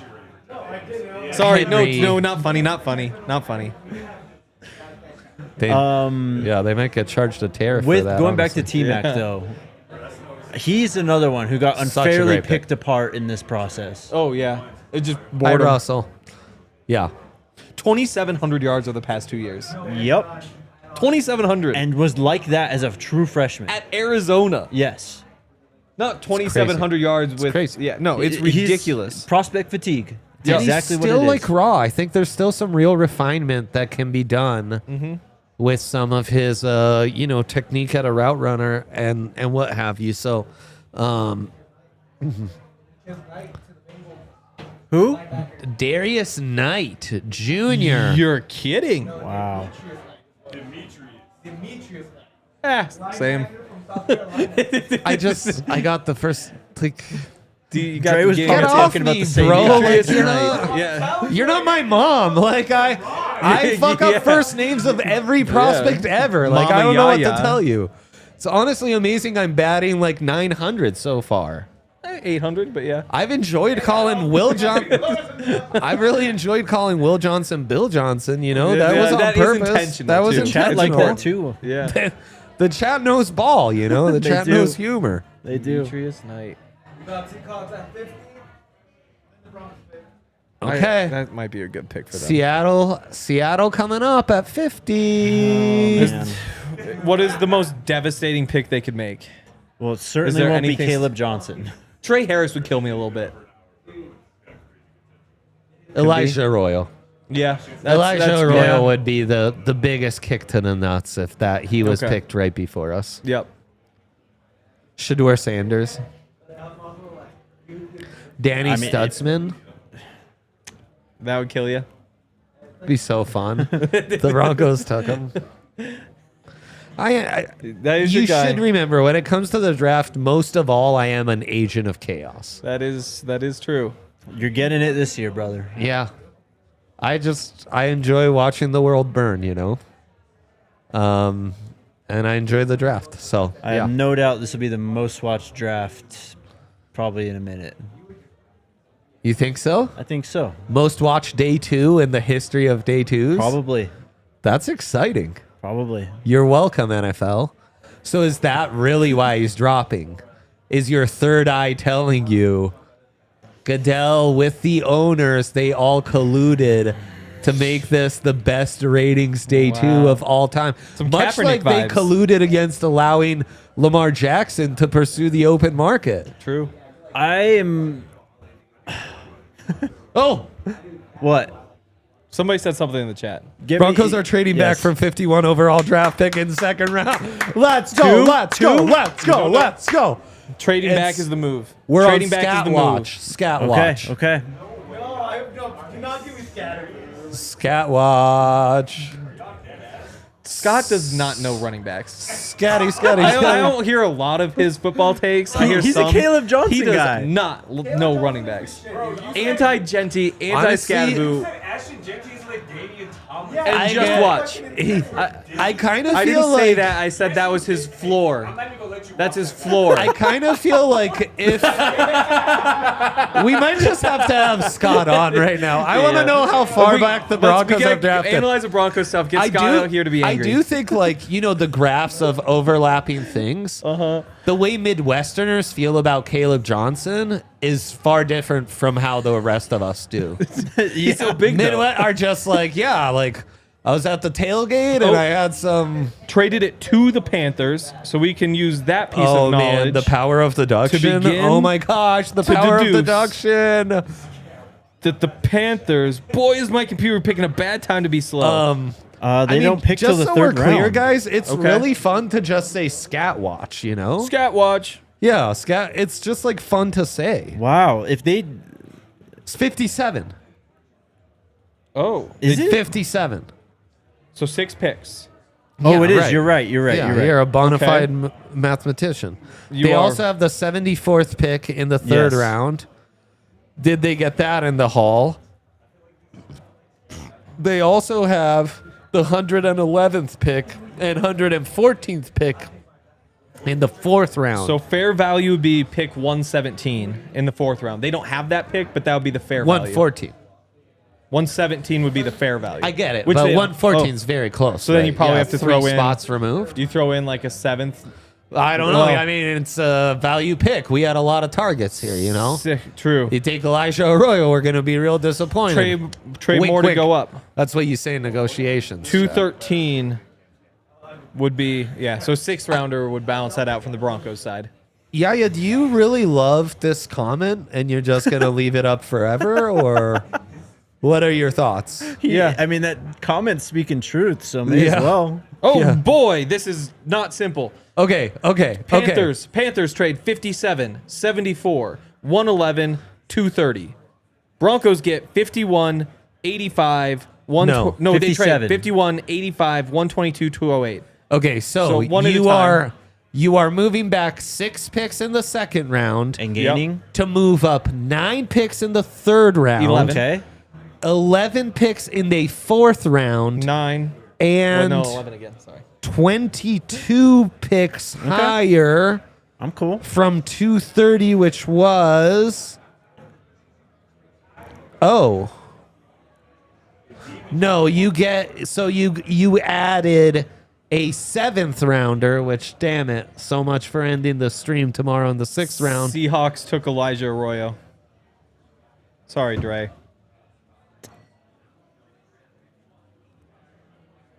I know you were in love.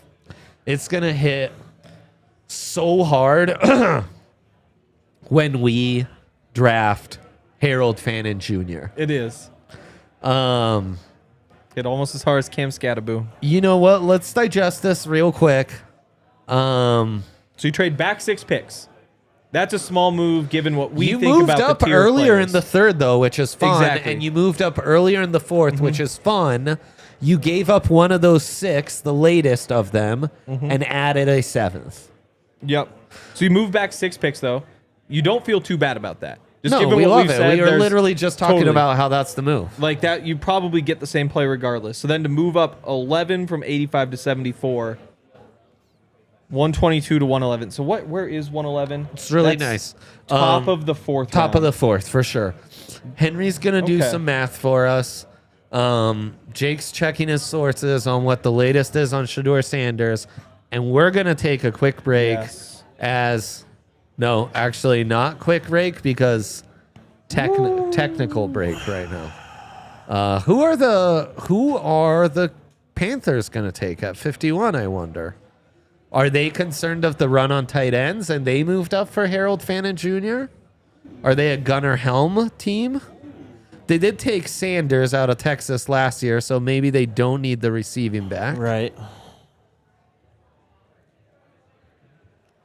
Is there a Green's wide still there. receiver that's the apple of their eye? Let's do a quick break. Okay, and while we ponder all those great questions I just posed to you, shout out to our friends at Red Hawk Roofing. Caca!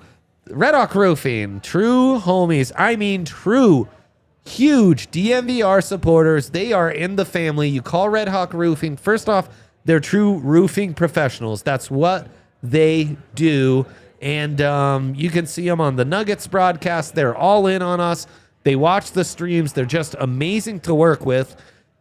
And if you call them up and you let them know you're a DNVR diehard, this is how you heard about them, they're going to be so hyped.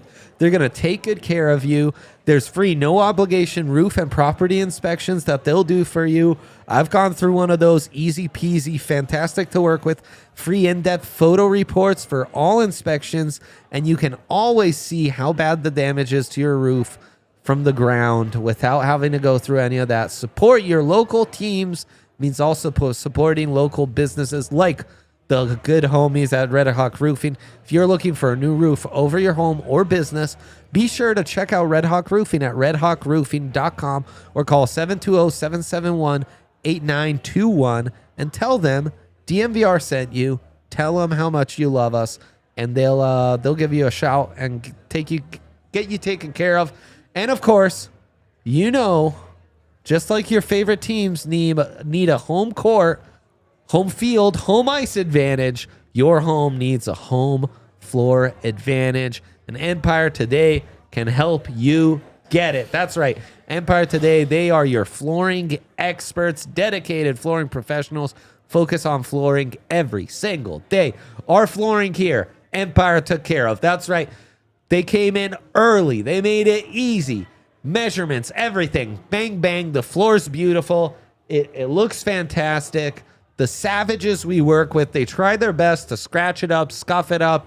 Instead, it's immaculate. Beautiful flooring. We've hardly had any accidents on it either. No, And, I haven't wet the old myself once. floor, it used to be a soppy, sticky mess. This Empire floor, it's fantastic. It was something. It's It was a beautiful. bad floor.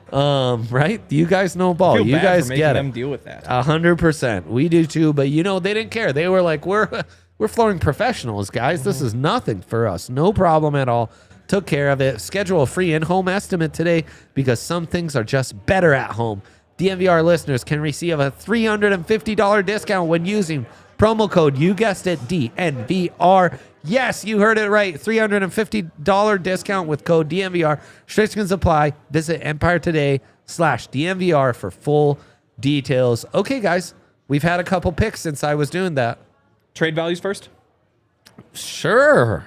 So the value of the picks that the Panthers sent to the Broncos. Yeah. 623 points. Nice. The value of the picks the Broncos sent to the Panthers, 612.8 points. So the difference in value is equivalent to the 202nd pick in the draft. See, that's how much you won the trade by. Again, you always win the trade when you trade down. Stole it. Yep, good deal. Well, Skirtin and There Oladejo we go, yeah. are the next two picks, and I don't think you're really concerned about either of those guys. You know, Get them out of here. Get them out Get of them out of here. So now it's the Bucks. Bucks, What what pick are they? I Tampa can't see the Bay pick numbers. 53. Okay, so 3, 4, 5, 6. So you got 4 more to go. Dang. Hank's having a great math day today. Okay. Congrats on the math, bro. Thanks, bro. We sound like Dre's phone, bro. We do, man. Yeah.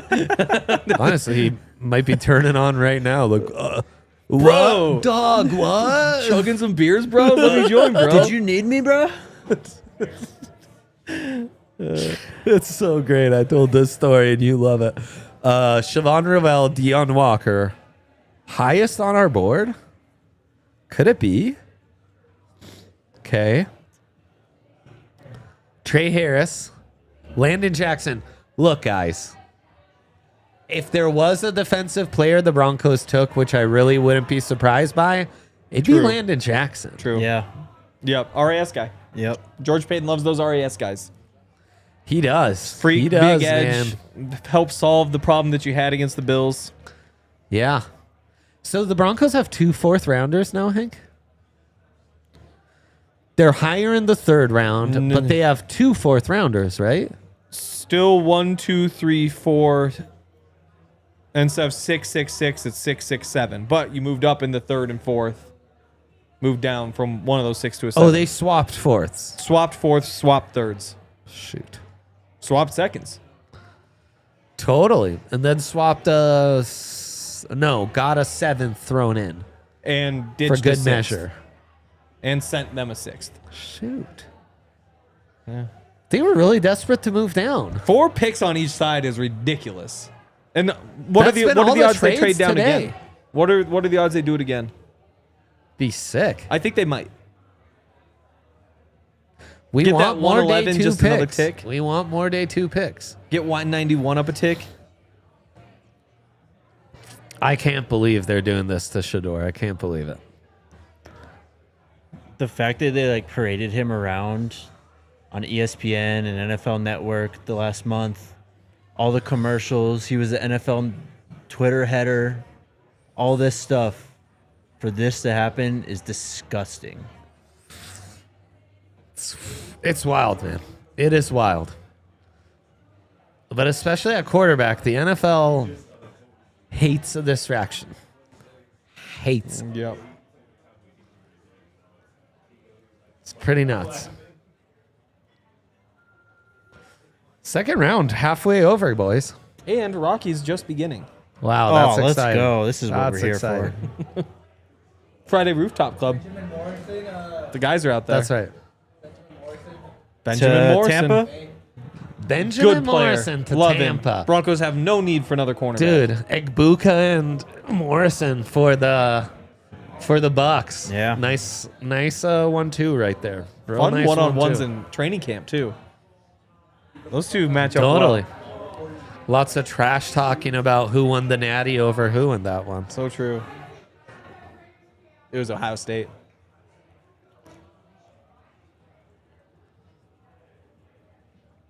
I'm getting text asking if my wife and daughter can get a kitten, so Really? that's fun. Right Yeah. now, What do you- that's crazy. It sounded like you only had to click a couple buttons when you sent a message back.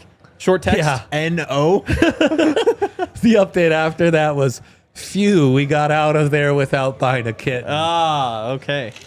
Where were they? Where that was going to be an issue? No free ads, but a pet store. Yeah.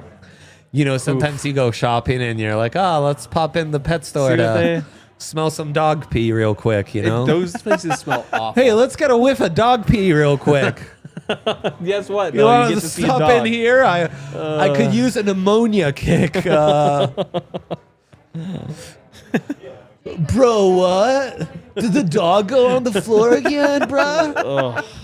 Like, shut You up. need to show me how to Siri. change that setting, bro. I want the bro voice. Yeah, just check it out. It's like the fourth voice down, you know? All right. It's like 3 learned people and then a complete idiot. And it's like, well, you never know what I'm saying anyway, so why not? This adds up. For some reason, he'll like, Siri will also stop reading the full instructions to me on maps now. Oh, It's wow. like, turn right, but then it'll stop. It won't say what the street is. That's So I fun. was like, all right. Like, God, you can't be F to do anything, bro, Siri. But I love you for it, you know. Into the Packers. Oh, love that. Big boy alert. Anthony Belton, NC State. Go Wolfpack. I think they do one of these. Oh, so you're a They do. Wolfpack guy and a Cock guy. Yo, go Cox, baby. Go Cox, yeah. I'll also say go Tigers and You Coach will. O voice. You do that a lot. Any Tiger team that's brought up. A lot of Tigers. They draft someone from Clemson. I'll Yep. be go Tiger in it left and right. Memphis? No doubt. Go Tigers. Yep. Yeah, no doubt.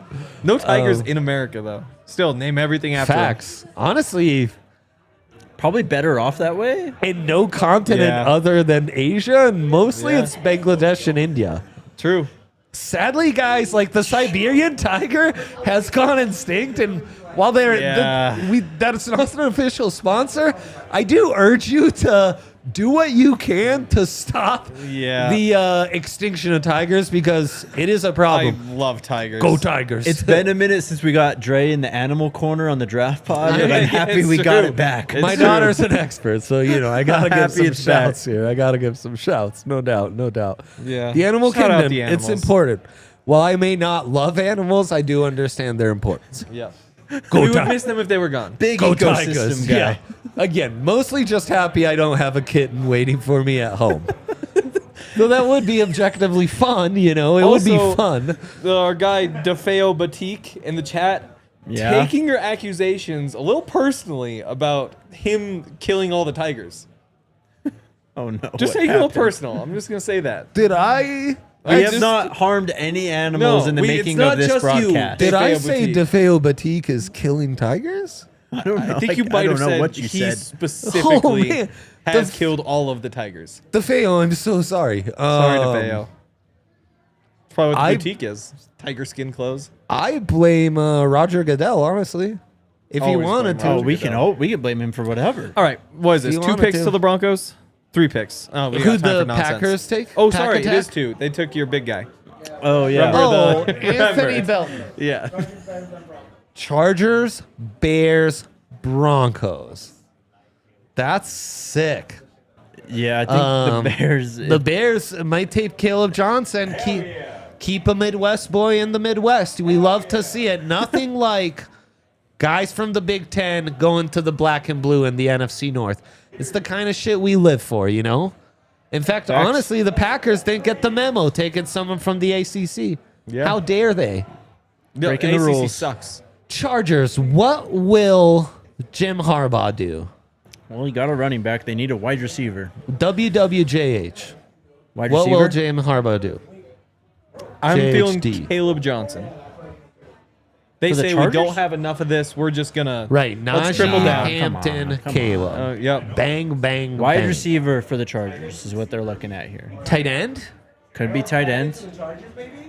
Huh? Fanning to the Chargers would Is be he their type? devastating. They did want He's Evan not. Ingram. He's They did want Evan Ingram, which is a and twist. they like Colston Loveland. They like Colston Loveland.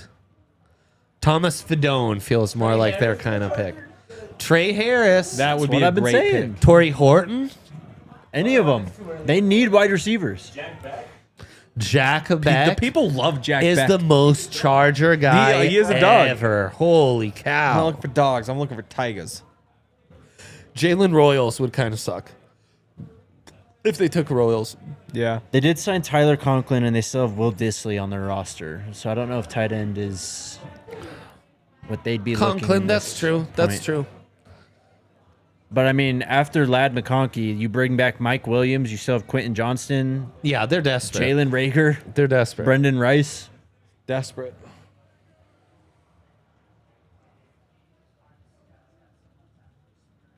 Are there any Michigan defenders available? Linebacker, what's his name? Josiah Stewart. Josiah Stewart. Yep, he's the Well, Mike Green's still around, which is wild. It is a little wild. But I mean, he got kicked off 2 programs. He for did. some Makes you wonder if there's something going on there. concerning- Melvin Gordon is doing this for. They're just gonna double up. I mean, You know what's 2 Pro funny Bowls is for him. I'm Najee just more Harris. mad now seeing this guy on my Najee television. Harris had 4,000 yard seasons, right? Move to the Chargers. Melvin Gordon had 1. And Melvin is seen as, I think, remembered as a Trey Harris, Harris. to the Chargers. Makes the sense. one we did not want. He's old and washed up, so enjoy it. Chargers drafting an injured player. Bold choice. Yeah. Yeah. Bold Red choice. flag. Yep. Red flag, no doubt. Okay, one more pick. Come on, Bears. Get her done. Bears have their tight end in Colston Loveland already. They haven't gotten their running back yet. Yep. It's true. So Caleb Johnson, KJ could be. Yep. We're on KJ watch, I guess. I will be so fired up if it's Bayshal Tootin, though. If Sean says this guy actually is legit, Sure. then we could be, again like. I'll be fired up if it's H-Chan would be Harold sick, and Finn. that's what you're hoping. Totally. I would also be pretty fired up if they want to trade down a couple more picks. These are not guys going off the board. Other than Trey Harris, I would have liked Trey Harris. We're addicted to trading down. We I just am want to keep these good times to rolling, me. you know? Yeah. Own day 3. That's what I always say. Get like a priority on the waiver for UDFAs thrown in. Up you down the know? Rockies, Pick first is in. inning, down 1 zip. Hell yeah, hell yeah. Just do one it? zip. Got him right Just where we one. want him. Yep. Are they taking Caleb? Yeah. A backfield of all Calebs would be interesting. I bet that's the same in the first in NFL history. That a would be pretty cool. Caleb starting backfield. Caleb, hands it to Caleb. Where does that rank in your Pitches it back to backfield Caleb. ratings? Maybe worst first name pairing for a backfield in NFL history. It's over, Scotty. Sorry. Yeah. Yeah. But that's, you know. Caleb What? is- Uh-oh. Uh-oh. what do you The mean, tracker's uh-oh? showing Detroit in the Broncos spot at pick 5. We traded Wow. back. Keep it coming. Trade. Keep it coming. Keep it coming. I got it. Oh. So Broncos wait. trade 57 and 230 in exchange for 60 and 130. So you move back 4 picks. Up 100 and up 100. Let's go. Dang. That's how it's done. Down right 3 there. picks. Is- Pick 60, huh? Are we cooking? We're cooking. That's a steal. Who'd you draft? Tell me. Scott, they drafted on a no person. Tell us, Scott, who is it? Boston College, Ozzy Trapillo. Oh, yeah. Yep. Oh, Ozzy man. Trapillo. This is a. We're sadly our guy Scott Proctor, who I'd love to have come on, but the Broncos keep baiting us. It's okay, Jake. We'll get it sorted out. Okay, I promise we're gonna get this fixed in just a second. This is Really crazy. learning in live time that Ryan Pohl's actually a bad GM. We've Because- known this.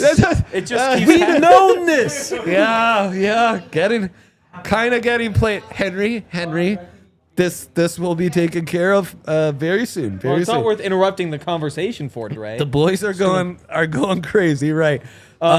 Trade value, point wise. Once again, you win by exactly 10 points, and that means you are so far up 20 points love these tonight. updates. Let's go. And 20 points is the We're exact winning. value of the The first Broncos pick are of winning. the 6th round. So essentially, you And we're down to 60. every pick Super Bowl is 60 now? decided by points. Yeah. Maybe turn one on. We're down by Points are points. We're down to 60, Hank. 60. Yes. So, Ozzie Trapilo, Boston College, 6'8", tall, 33-inch arms, not awesome. Ran a 5'2", was at the Senior Bowl, kind of meh. I think mostly a right tackle, and yeah, I think there were higher guys with a greater upside on the board. We're back. We are Thank so you. back. We are so back. That's great though. That's the exact kind of a few more of these guys going in front of the Broncos, and we're humming. You know. Yep. Yep. Take him. Come on, Scotty. You got 2 picks you already Take liked. that You're trash. Take that. Yes. Who were the first 2 picks for the Bears? Colston and LB3. Fire, 2 for 2, fire. I mean, Dang. Caleb's got weapons. That's true. That's true. Yeah, Caleb Johnson honestly would be like, bro, haven't you ever heard of eating your vegetables? Like you Yeah. just eat candy for dinner? Like, come on, be Lions an adult. take Tate Ratledge. Sick. Get him out of here. Good player. Good player. Oh yeah, Get him outta great here. guard, awesome stash. Now we have 2 4th rounders. Yes, we Hank. do. And 2 6. That's what I wanted. We do. Didn't we have 3 6 at one point? Did. Only 2 now, Yeah, because one of them's now a 4th. and no more 7th rounder. Nope. Sick. No, Yes. so again, like So we're back. value We're wise, back. value wise, the Broncos have the same value now as if they just showed up in the draft and somebody was like, "Hey, want the first pick of the 6th round? You can just add that to the stash." Dude, Oh. that's amazing. Future All Pro And you coming in didn't there. lose anybody unless Trey Harris was who you're looking for. No. Outside of, and it's the odds are so I think slim, Arroyo, but but he's the Arroyo only went one. at 50 right before Yeah, 51. so you couldn't have gotten him yeah. anyway. He might have been the pick if he was on the board and you still had 51. I think that's possible. I'll just say, so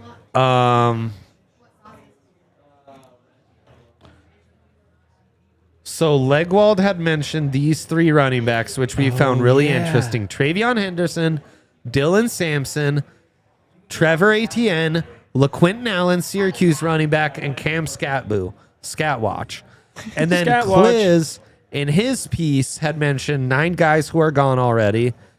Honorable mentions of Harold Fannin Jr., Giad Campbell, Caleb Johnson. Fannin Jr. and Caleb Johnson still around. King Solos in the chat. Sick. The F are we gonna do with 2 4th rounders and 2 6th rounders? Draft ballers. Oh, you're not a draft guy. Yeah, not a Think you're in draft the guy. wrong channel, See you on sir. Sundays, buddy. Right. Just draft straight playmakers. What Yeah. do you mean? Yeah. You ever heard of Luke Wattenberg? Yeah. Your starting center right now? Right. Huh. Right. I don't know that Waddy is the best. Hey, you got I a thought starter in maybe the you'd 6th go round. like Terrell Davis on. Yeah, him. we've yeah, had Terrell better late Davis. round picks. Okay, well, I'm thinking recent. Julius Thomas. Yeah, we like Julius Thomas. You ever heard of Julius Thomas? Jimmy Graham. He ever pop up on your screen on a Sunday maybe? Yeah, ever heard Jimmy Graham? Mr. Solos? Pierre Thomas. You ever watch him play on Sunday? I How heard about Pierre Darren Thomas. Sproles, huh? Ooh. They're just playmakers for Sean Payton right here. People hate my example. Bro, you got starting center. Okay. Oh, Raiders pick is in. Raiders pick Raiders. is in. Who'd Detroit take after Ozzie got Jack taken? Beck. The Raiders took Jack Beck? Yeah. Jeez. Genty and Beck? Take him. Everybody's all high on Jack Beck. Take I like him. other wide receivers personally. Take him. He's fine. He's not Yeah. mine. No, he's fine. He's not the receiver for me. They get Gino and DK Metcalf. Wow, they are saying Jack Beck next DK. They got a lot of unconventional They're slots, saying. which I guess fits in a town like Vegas. Oh, Oh, bang, I bang. could play gambling some slots right reference. now. I could get down with some slots. The Broncos are playing the slots by trading down, a little gambling. You're Yeah. right, Scotty. Look at him, right tackle. There you go. Joshua Farmer just He on is a- skates. Wow, that is a big man. Tall guy. Tall man. Might need to put a third digit on his uniform. Yep.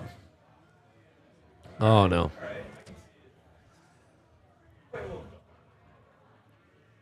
I don't know. I don't know that the Raiders are killing it, but They think they kill it every year. Just let them. yeah, right. We're getting close here. As long as they don't have a quarterback, all is well. They don't. So the Lions took back? The Raiders took back? Who did the Lions take at 57? The Lions took Tate Ratledge. Tate Ratledge, right. That was so long ago, I'd forgotten. Okay. Yep. Baltimore at 59, and then it's the Broncos. Yep. Baltimore makes good picks. Baltimore is on the clock. They do, but Yep. they won't take Harold Fannin or Caleb Johnson. I don't think they need either. Maybe Caleb Johnson. Yeah, but they have Isaiah Likely. So I'd say it might be unlikely that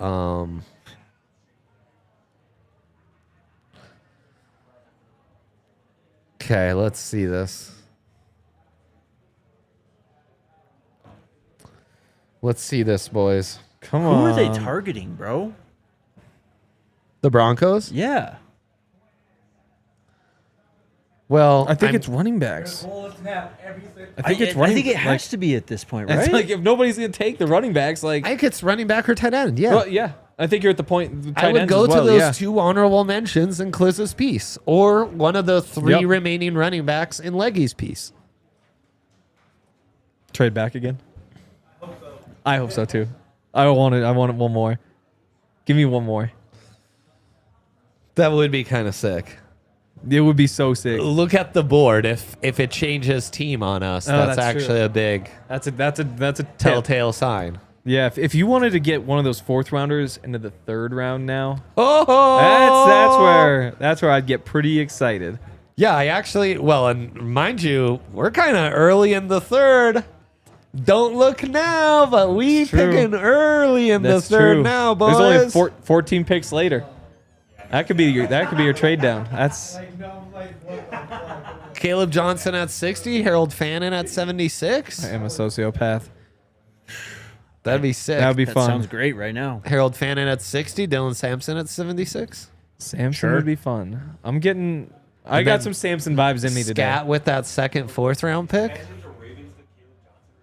That'd be crazy. The Ravens took Caleb Johnson. That'd be nuts. Very Derrick Henry-esque. Very Derrick He's Derrick Henry Henry-esque. without the power.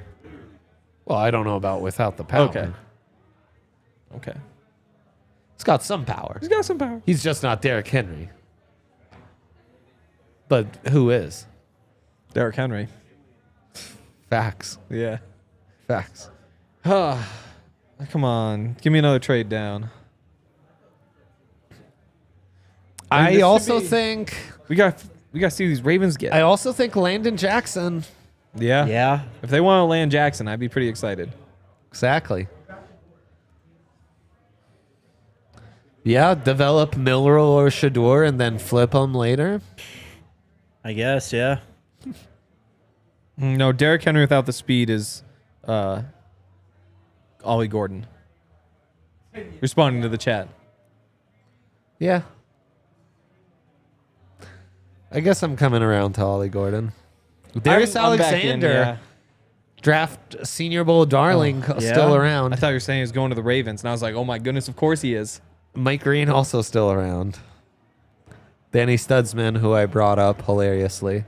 Yeah, that Lots was of wide hilarious. receivers. Lots of So wide many. receivers. Trey Harris, Lots the of running only backs, one lots of who's gone. Mike Green of the Ravens. That's Mike of course Green, pick. too, Yeah. the Of course it is. Didn't we try to give him to them earlier? Malachi Starks and Mike Green. It's crazy. What a draft. The Ravens are smart. We got the Raiders on. We got the Broncos on the clock. Okay, Broncos are on the Okay. clock. Let's Who'd go, the baby. Any Raiders second. take at this pick? Beck. Oh, right. Beck. Yeah. Back to back. Lots of slot options for the Raiders. Oh, yeah. Okay, yeah. I made my biggest slot joke already. you already did. Jeez. I'm expecting chaos here. I guess I'm ready. I'm ready for Scotty to come in and I'm ready for him Do you need a too. bathroom break or something? yeah. Yeah. Yeah. That's Same. oh. I love it. Double On the break. clock. On the Gonna clock. be great. You tell us, TD Come on. 007. Just watching these tweets come in. Somehow none of them are the pick or a trade. Get me excited, Sean. That's all I want here. I just want to see a name pop up where I say, oh my goodness, here we go.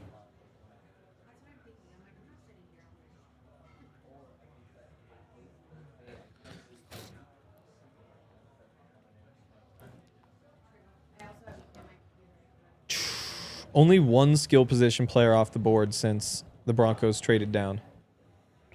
And we were so sure that that's what this is going to be. Stealing value. Okay. If they're taking their time, though, kind of feel like they're trading down again. I have had that thought as well. Shador. Honestly, more likely to be Milrow. That'd be electric. He did. Trade Bo. Pulled him aside.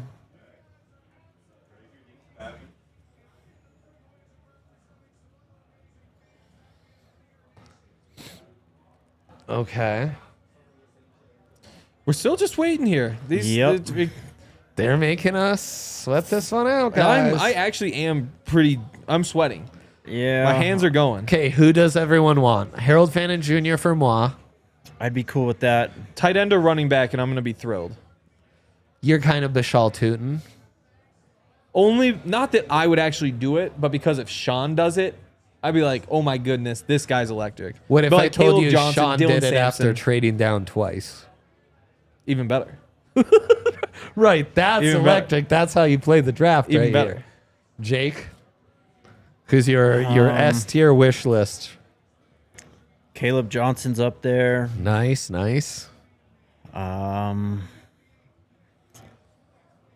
Wouldn't be upset with like Jalen Noel, Kyle Williams, Yeah. Ty Felton, I could get behind a receiver. We are Torrey in the tier Horton receivers would be where I wonder. amazing. Corey Horton. We're a first round receiver. You say, okay, this guy's a stud. This Darius one, Alexander, Landon Jackson. I feel like you're Yeah, them adding too. what you have, which is fine. I can't believe we don't know yet. I can't believe it either. It's taking a minute here. No. Are they trying to trade back again? I think they I- are, I guys. hope I they- think we're trying to move Hey, back trade one back more again. time. You haven't lost anybody yet that you're going to be interested in. One skill position player since the first trade down. Trey Harris. That's kind of where I'm at. Right, just keep going until the Play run the board. starts. Or are you close enough that you're willing to make that pick at 74, and so you might as well just go BPA here and surprise everybody again? Like you just go offensive line because you're like, why trade back? We already got a pick where we're going to trade back anyway. Yeah. I would trade back one more time. Damn, Scotty, I've your made tweet's that going clear. crazy. Come Good on, for what's Scotty. the pick? What's the pick?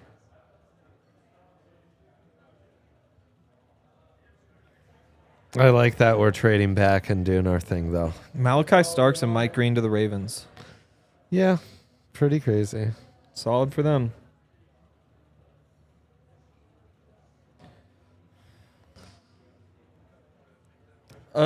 We don't even have like a clock up there, do we? No, because they still haven't even announced Mike Green yet. That's right. I would love to just see something ticking so I know how much longer Yeah, I'm sitting where here we're at. sweating. Shake my damn head, huh? You know what would go That's crazy? right. What do you mean, oh? What? Yaya might have some movement. Yaya made we a might sound. have some I want movement. confirmation before I say anything. I'm looking for one. Tell us what you're seeing, Yaya. Tell us what you're seeing. Caleb rumors from people, but I don't know if There are Caleb rumors unconfirmed. I want to make sure. Caleb rumors. Anybody else have it? That's Caleb Johnson, the big old running back from Iowa, who I made a joke about that. RJ Harvey to the Broncos. Wow. Okay, so we're going receiver. Okay, Sean. Running back, sorry. South Florida. So you get Okay. your Central Florida, Central Florida. your Big 12 running back, a guy who for Okay. Gus Malzahn was, right? Yep. Gus Malzahn Yep. last year in Orlando was a big time running back. He was just a couple spots behind Ashton Genty and Caleb Johnson on the rushing leaders in the country last year. Bigger back, low to the ground, low center of gravity, explosive feet, Home run hitter.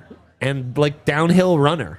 Yeah. And a guy who, as far as Caleb Johnson goes, much quicker feet. It's going to be a lot harder to stop, a much better start-stop than Caleb Johnson, who, with a head of steam, is a train coming downhill, but a little harder to make those lateral cuts. A little harder to, once that first contact comes, pick up his feet and keep churning. Harvey has a really nice combination of downhill speed, lateral quickness and mobility,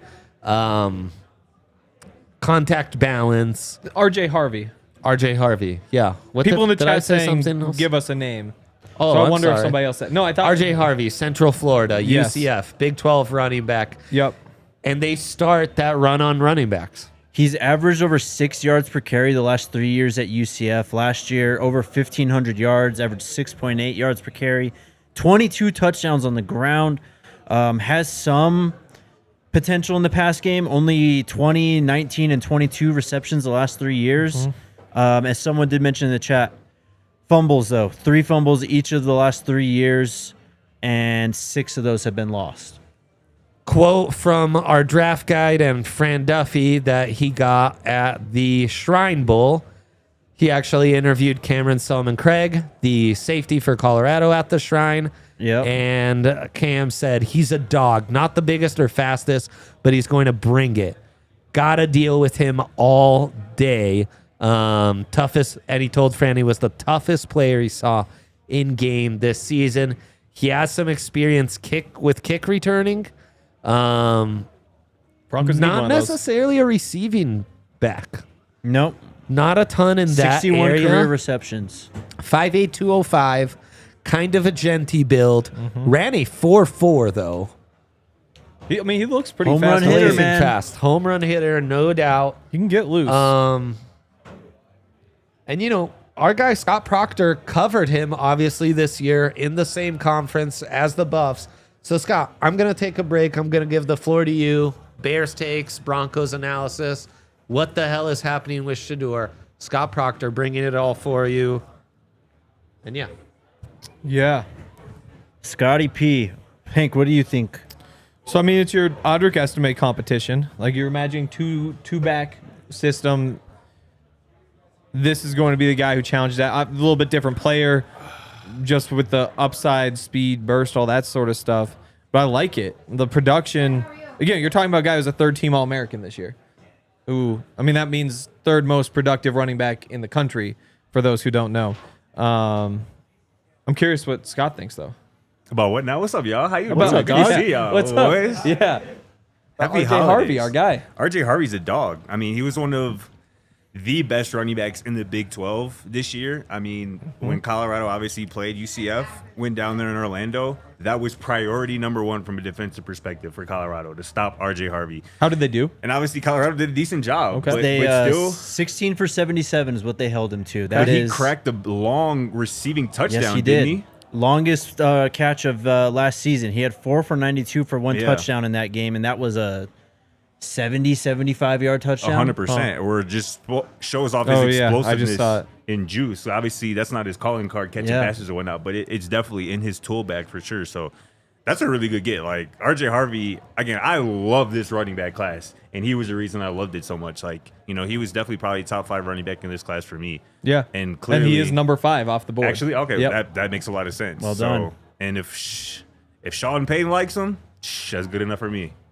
And clearly, Yeah. he has a plan, so that's dope. He does run mean. He is. Oh, There's yes. like wiggle. Because he goes straight at you. But then as soon as you think he's coming straight at you, he's got that little move, and you're gonna fall right off him. I think there is some Ashton Genty light to his game. Yeah. Again, Dre mentioned similar build, but just the wiggle with the juice, with just the physicality. I see the vision. I think there's some slight disappointment in the chat over this pick. There but is. This Is there is the really? guy that they built their offense around, basically. Yeah. He had a 3-game stretch against Colorado, Florida, Cincinnati, where he went under 100 yards. Every single other game this last year, he went over 100 yards rushing. Again, he averaged 6.8 yards per carry this last season. Yep. He was the reason why, UCF kind of went off the rails at some point this last year. Yeah. But especially when Colorado went down there to go play him, people were hyping UCF up as a potential Big 12 dark horse then. Yep. And he was a big reason why. Yeah, and I think disappointment in the chat. The tough part about this running back class is, we said it. They're kind of the 4 guys at the top with the 2 Ohio State backs, Hampton, Genty. Then you have this tier of a dozen others that the beauty's in the eye of the beholder. 100%. There's probably 15% of the people in the chat would have said, yeah, Harvey's one of the 3 best on the board. There's a big chunk that wouldn't, just because there's so many different options. There's people like Scadaboo. There's people who like Dylan Sampson. There's people who like Caleb Johnson. And I think that's why it's so hard to say that this is the exact perfect pick, because you're saying this is the number 1 back in this tier. You got to choose out of this For sure. dozen guys who weren't in that top 4, and this is who you chose. So you're kind of calling your shot, which is why the Broncos are trading down to get to this point. Yeah. Because odds are, if there was another running back off the board before they made the pick, it probably wouldn't have been Harvey. There's a chance it is, but again, there's probably 10 other guys who it could have been. Not the guy who I'd paid the most attention to, but sure. You look at the numbers, you look at how he runs, it looks like it translates. Like, for the people out there like a Damian Martinez, I don't know how you don't like a guy like RJ Harvey. Mm-hmm.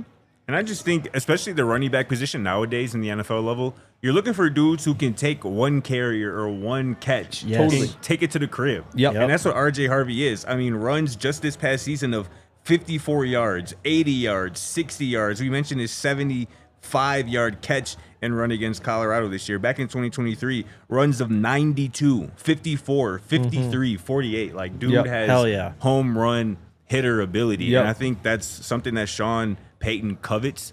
And that's something that I think is going to be on display as soon as he touches down here in Denver as a rookie. He touches down. This is your lead back now, Yes. basically. Yes. The Broncos Yes. line up and play a game tomorrow. He's taking most of the carries at this 100%. point. I think we do expect. We went through this whole draft season, talking about you got to get 2 running backs. I still think that's in play for sure.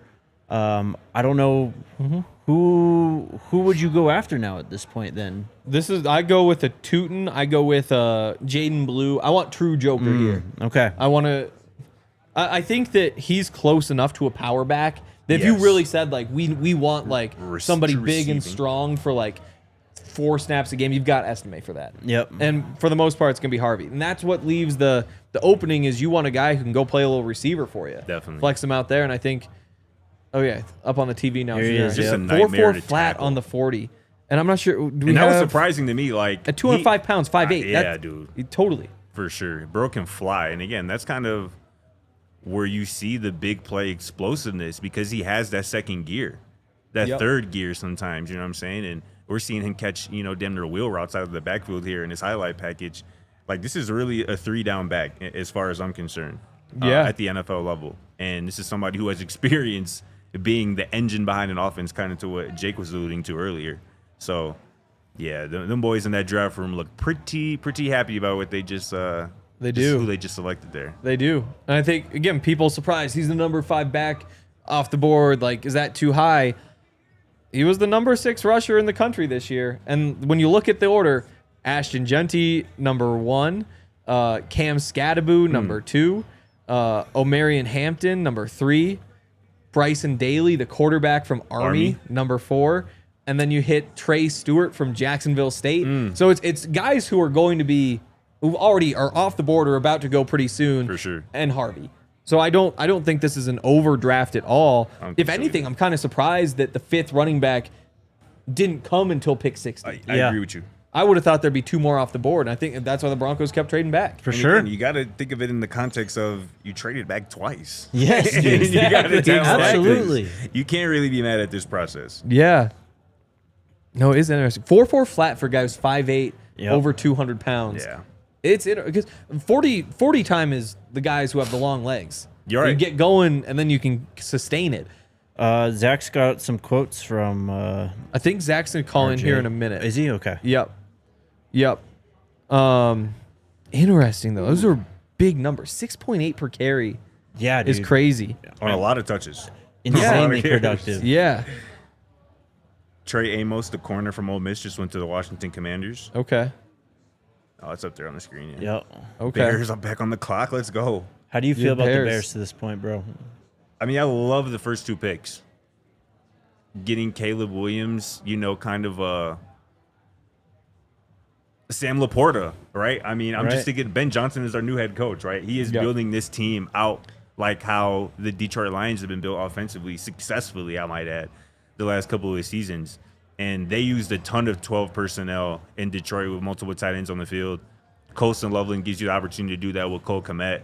LB3 gives you a Swiss Army knife, and the Bears head of scouting had a quote after they drafted Luther Burden that they don't see him as just a slot receiver. Yeah. They see him as somebody you can use all around the field. I'm thinking of almost like a Jamison Williams, how they started to use him in Detroit this past year when he was finally healthy. And he got up to 1,000 yards receiving, and it was a lot of downfield shots, but a lot of just kind of creative ways to get him the football. So I think it'll be a similar kind of role for Luther Burden, which I'm really excited about. I just don't know nothing about the tackle. Like I said, I've never even heard the dude, so I'm not going to sit up here and act like I know who that is. The NFL Network comp for him when he was picked was DJ Moore. That's nasty. I can see So- that, yeah, for sure. Also, you got Shamar Turner at 62. Oh, the edge rusher? Yeah, from A&M. Oh, I like that. That's fire. We definitely need an edge. I feel like wasn't he kind of projected to go higher? Correct me if I'm wrong. Right? Yeah. Potential first rounder. Yep. Right. That's what I thought. That's to get him at the back end of the second round. Wow, this Wow. UCF team really was bad too. Yeah, dude, they fell off a cliff this They did. last year. Started Colorado 3-0. ruined them, bro. That game Yeah. was the end of their season. pretty One much. win the rest of the year. Yeah. Yeah, after the Colorado game, they benched KJ, and it just Yeah. it went downhill quick. They played like 3 quarterbacks the rest of the way. Yep. And he really was that entire offense. Oh, yeah. He was, dude. So like They had don't- Kobe Hudson and him. That's who they had. Yeah. So they go 1-8 in the final 9 games. In the last 6 games of the season, RJ Harvey had at least 100 yards rushing in all of them. Yep. Averaged 147 per game in that stretch. You go through, what is this? 7.8 per carry, 7.9 per carry, 8.4 per carry, 5.1 per carry. Bad game against Arizona State, which goes on to be Final Four Yeah. team. 8.1 against West Virginia, 6.0 against Utah. Like, he's putting up big numbers, more than 2 touchdowns per game in this stretch. Well, the team can't buy a win, doing it efficiently. And teams knowing they're running Yeah, the football it's- because they have a disastrous quarterback situation. Huh. So they're, loading the box up on him, and he's still getting Yeah. off. Oh, I got to decide which of these games I'm going to go watch tonight. I feel like I get 3 of them. Usually 3's the move. BYU. Let me see if I can recommend a couple. Yeah, I mean 196 yards against number 9 Iowa State. yeah. That's tempting. 127 on number 11 BYU. Huh. Dude I don't was know. going crazy, man. Can we do some sort of like poll in the chat? Get a vibe check for the pick. No, Might not be great. Yeah. but that's why it's worth doing. Somehow you running it backward. He's fast. Hey, how y'all feel about Estime? So I loved him as a pick last year, Yep. and that Chiefs game where you get the field goal blocked at the end, and that's why you lose. Yeah. He was the workhorse on that drive. You knew you had whatever it was, 6 Fair minutes. You got to go down there, and he's just plugging away 4 yards, 4 yards, 4 yards. And that's what you need at the end of the day. Like, it's really fun, and I appreciate the guys, the home run hitters. Throughout the regular season, you win or lose games because of your home run hitters. You get to the playoffs, though, you watch like all those Patriots teams. What did they do? They wind up with one guy, like, Leonard Fournette turns For out sure. to be like solid. He gives you 4.3 per. Lawrence Maroney, this playoff run, is going Yeah. to give you 4.5. You can just go to it over and over. I still have faith Estime can be that guy. I hear you. But again, you can't trust it right now. That's why you need 2 running backs because you just Exactly. didn't see enough to say like he's got that in him. For sure. I still have hope though. He's only he turned 21. I want to say 3 days before the season started last year. No doubt. So I'm not out on Estime. It's just What are your thoughts on Estime, more. Andre? Loved him coming in. And yeah, underwhelmed by his first season. I think still figuring out who he is exactly. Yeah. Seemed like a real stud at Notre Dame. Like the 40 time didn't concern me in the slightest. I saw the upside related to the age. Sure. Just a tough back who I thought also had some real ability running outside in the open field as more of a receiver in the backfield. But yeah, didn't exactly work out. Year one, which young, but seemed like he was still figuring out who he needs to be as a player in the NFL, you know? Because seemed like the Broncos felt like he should be the power back. I was a bit surprised to hear that you both liked him coming out. Yeah. Not so much Henry, because I know your running back takes her a little off anyway. Oh, but okay. to He hear doesn't that- like Genty. To hear that you doesn't both think Genty's liked him any come good. out. I was not a big fan of Ustamate coming out. I really. That's fair. And it had nothing to do with the Broncos, because especially at that Totally. time I had no connection, obviously, at all. But I didn't really like him at Notre Dame. Like he just seemed like a typical solid college football running back. Especially at Notre Dame. Exactly. And she's It's like power run right up the middle. And it's like I don't really see the explosiveness. I don't really see, and I feel like that's kind of what we saw his rookie year. Totally. And obviously the book isn't written on who he is as an NFL player, but I think it's important to get 2 running backs in this draft and continue to, because McLaughlin is still in the fold. Right? So From the perspective of a team that has won some Super Bowls, though, you realize that sometimes, that C.J. Anderson can get you there. No, That was a Bears shot. You're right, I man. love it. You're right. Speaking of which, they just drafted Shamar Turner, the defensive tackle from I Texas love A&M. that, man. So they've got yet Tell me a another little about pick. Shamar, man. I was just asking Henry, Yeah. right? Wasn't he supposed to be like a damn fringe first round pick? Almost, not really. Maybe I got that No, wrong? not really. That was Okay. more Shamar Stewart. But, deep rotation, that A&M defensive line was really extraordinary. I'm just surprised to see him taken ahead of a couple other defensive tackles. Darius Alexander comes to mind, of course, from Toledo, who was kind of a draft darling for a minute there coming out of the Senior Bowl. Omar Norman Lott's a favorite of mine. I didn't expect Landon Jackson to be taken after Shamar Turner. But the dude's got some juice for sure in the pass rush. Joshua like it. Farmer's another guy from FSU. Harvey, watched him a little bit while I was off air. Such a lateral back. Hunts the outside runs, hunts the outside lanes. Super creative. There's Omar Norman Lott, selected by the Chiefs. That's a nice pick. There's some good upside for him as an interior pass rusher. Oh, yeah. Let's hit up Zach. Bring us Zach Stevens from Dove Valley. You want to swap me in? What up, Zach? What up, Zachster? He can't hear us. Oh, man. This is a classic. Zach. This is a draft classic. This is a draft classic. One second. He's saying, yep, we understand. Oh, there he goes. Camera's gone off. I feel like I didn't learn much from him. Yeah. Where is Zach? Zach just got Okay, done he'll come back. He'll talking come back. with RJ. Bucky Irving comp. Yeah, there's some Bucky Irving for sure. He's got that kind of dog, wanting to fight for every inch. Low to the ground, good contact balance. You hear us good, Zach? Oh, Nope. we'll hear him better. Play We'll hear him quick better. game It's before coming. we get Zach. I mean, Let's, sure, it has to be game. really quick. Can you name the running backs who had better 40 times than RJ Harvey at the combine? Jaden Blue, There's one. 4.38. RJ Harvey had a 4.4 for what's worth. Vishal Tootin. Yep, 4.32. Is that it? One more. Yeah, we're forgetting someone. It's your guy. Whoever ran a 4.3. Brashard Smith, 4.39. Oh, I forgot about that. Do we have Zach? Can we hear you? Can you hear Fellas. us? There we go. Fellas, I'm as hard to keep on the show as RJ Harvey is to tackle. I guess That's a what great- this hit's saying right now. Great stuff. Great stuff, Zach. Yes, I love what you did there. Very nice. How are we feeling about this pick? What are the vibes at Dove Valley over there? I like it. The Broncos just got an electric playmaker that can really do it all. And, I mean, this is exactly the type of running back that we expected Sean Payton to get. When we look at Travion Henderson and just the explosiveness and the catching the ball, that is what R.J. Harvey does. He can catch the ball out of the backfield. He can also run the hell out of the ball. And he can not just run from big plays outside. He can run inside the tackles. This is a guy that just gets lost inside the tackles because he's my height. If I just added 70 pounds, I would be RJ Harvey. Maybe I need to get on some protein or something to get up there because he is a dynamic playmaker. Guys, 42 touchdowns in the past 2 years. That is insane production, especially playing at UCF. And this is a guy, RJ Harvey, just talked to him.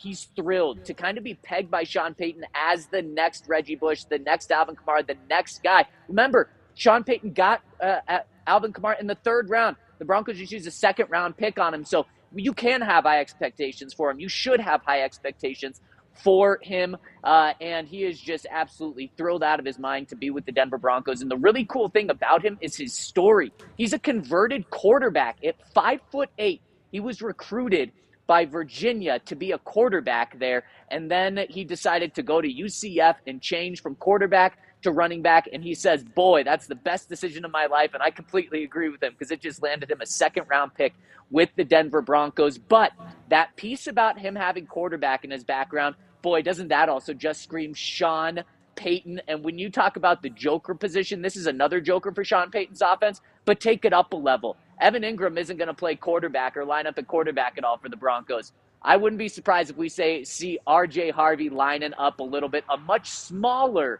Taysom Hill. But in terms of a guy that can line up anywhere, RJ Harvey can do that. What was the media reaction? You know, you're in the room with everybody here. It's RJ Harvey. Was it buzz or was it like, who is this guy? At that point, there were a couple of running backs that we had kind of narrowed down. And he was one of them. So it was like, okay, they're going with this guy. And then you just find out just how productive he was at UCF. And actually, one of the things that Jake very well knows is how the Buffs kind of shut him down when they played there this past year. And there's some Buffs people inside the media room, and they're saying, oh, the Buffs were able to shut him down. Hopefully Sean's able to keep him going. Yeah. Love it. Before this pick, we were talking about, preferences at running back. We were comparing, potential picks to guys already on the roster, Jaleel and Audric Estime. Does Sean Payton and George Payton, do they see him more as a bell cow back, or is this going to be, a move that is waiting on another move at the position? We'll find out later. It's a great question, Jake, and I actually see this kind of as the Alvin Kamara sort of pick, where when Sean Payton drafted Alvin Kamara, he thought he was just going to be kind of a receiver out of the backfield, occasionally run the ball outside of the tackles. And then in a preseason game, he saw Alvin go up the middle for like a 59-yard touchdown, and Sean said, oh, wow, we just got a all-time running back, like a full running back, not just a one-dimensional sort of guy. And I kind of wouldn't be surprised if that's kind of how they take it with RJ, with his size, 5'8", 205 pounds, not the biggest guy, but he can be a guy that carries the ball and is their bell cow. But I wouldn't be surprised if they try to rely on Estime at first to kind of be that 1-2 punch with him, or even if they pick up another running back. Now they have 2 4th-round picks, maybe use one of those on a running back as well, or one of the 6th-round picks. So I think that this is going to kind of be let's see. It's up in the air, let's see. But there is going to be a lot on his plate. Look, this is a 2nd-round pick. I know the Broncos traded back twice to get to this pick, so it kind of feels like it's a 4th-round pick. But no, a 2nd-round pick, you can have high expectations for him. And this is a guy that carried the rock over 250 times last year. Actually, I think in the past 2 years, 500 times he carried the ball. So he can be the bell cow. That's where I would expect it to go, but maybe just a little bit of hesitancy until they actually see it. Hank, Zach, what are you hearing as the thinking with that double trade down? Did that surprise you a little bit? Now we draft earlier in the 3rd, got an extra 4th rounder. What are you expecting from here on out?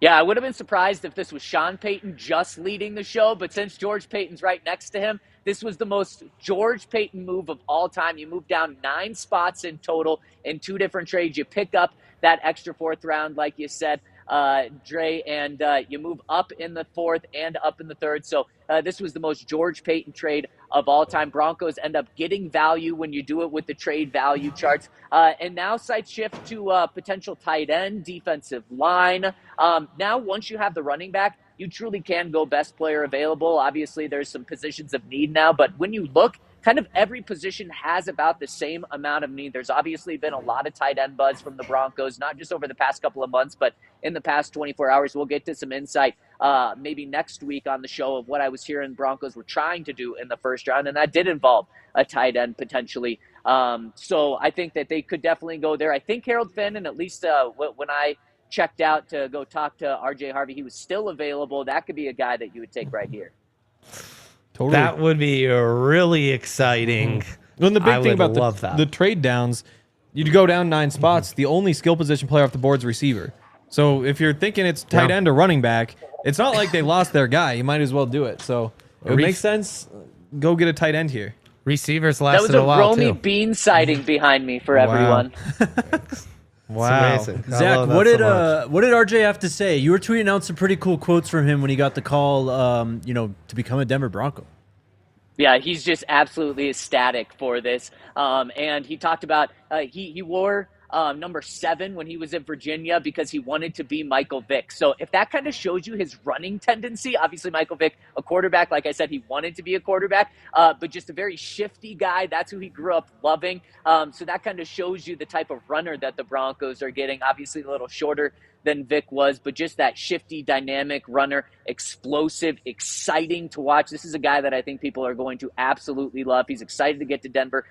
His main goal is to help the Broncos get to a Super Bowl and win as many games as possible. And I'll tell you what, he's going to be a big part of it if the Broncos do get to a Super Bowl in the next couple of years, because they are going to need to rely on him, not just as a joker, but as a true running back as well.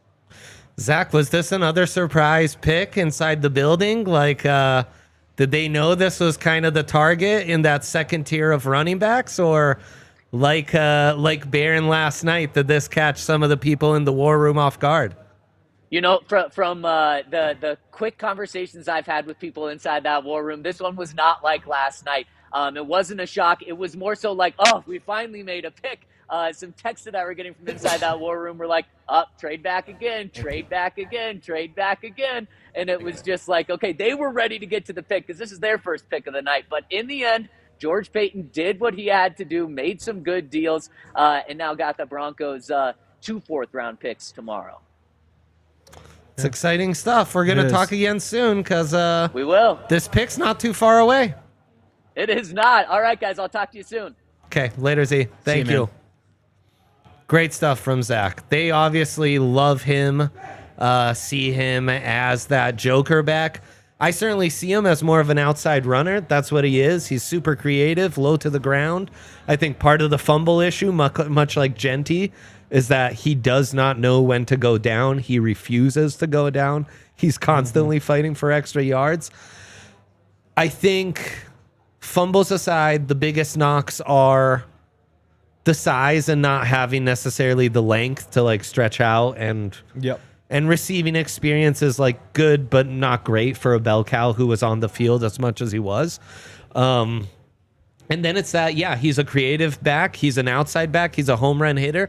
At UCF there was a propensity and insistence sometimes on kind of forcing the run outside instead of just taking what the plays called for. Now, he was also in an offense for the Golden Knights where he really had to carry things. Because KJ Jefferson was a non-quarterback that's basically a running quarterback, and their offense was riding him out. Honestly, I mean, a lot of the things you could say about Ashton Genty, you could say about RJ Harvey. He ends the season with an absolute bang, 6 consecutive games over 100 yards, 5 of those 6 with multiple touchdowns on the ground, rushing for basically over 7 yards per carry in all of those games except for one.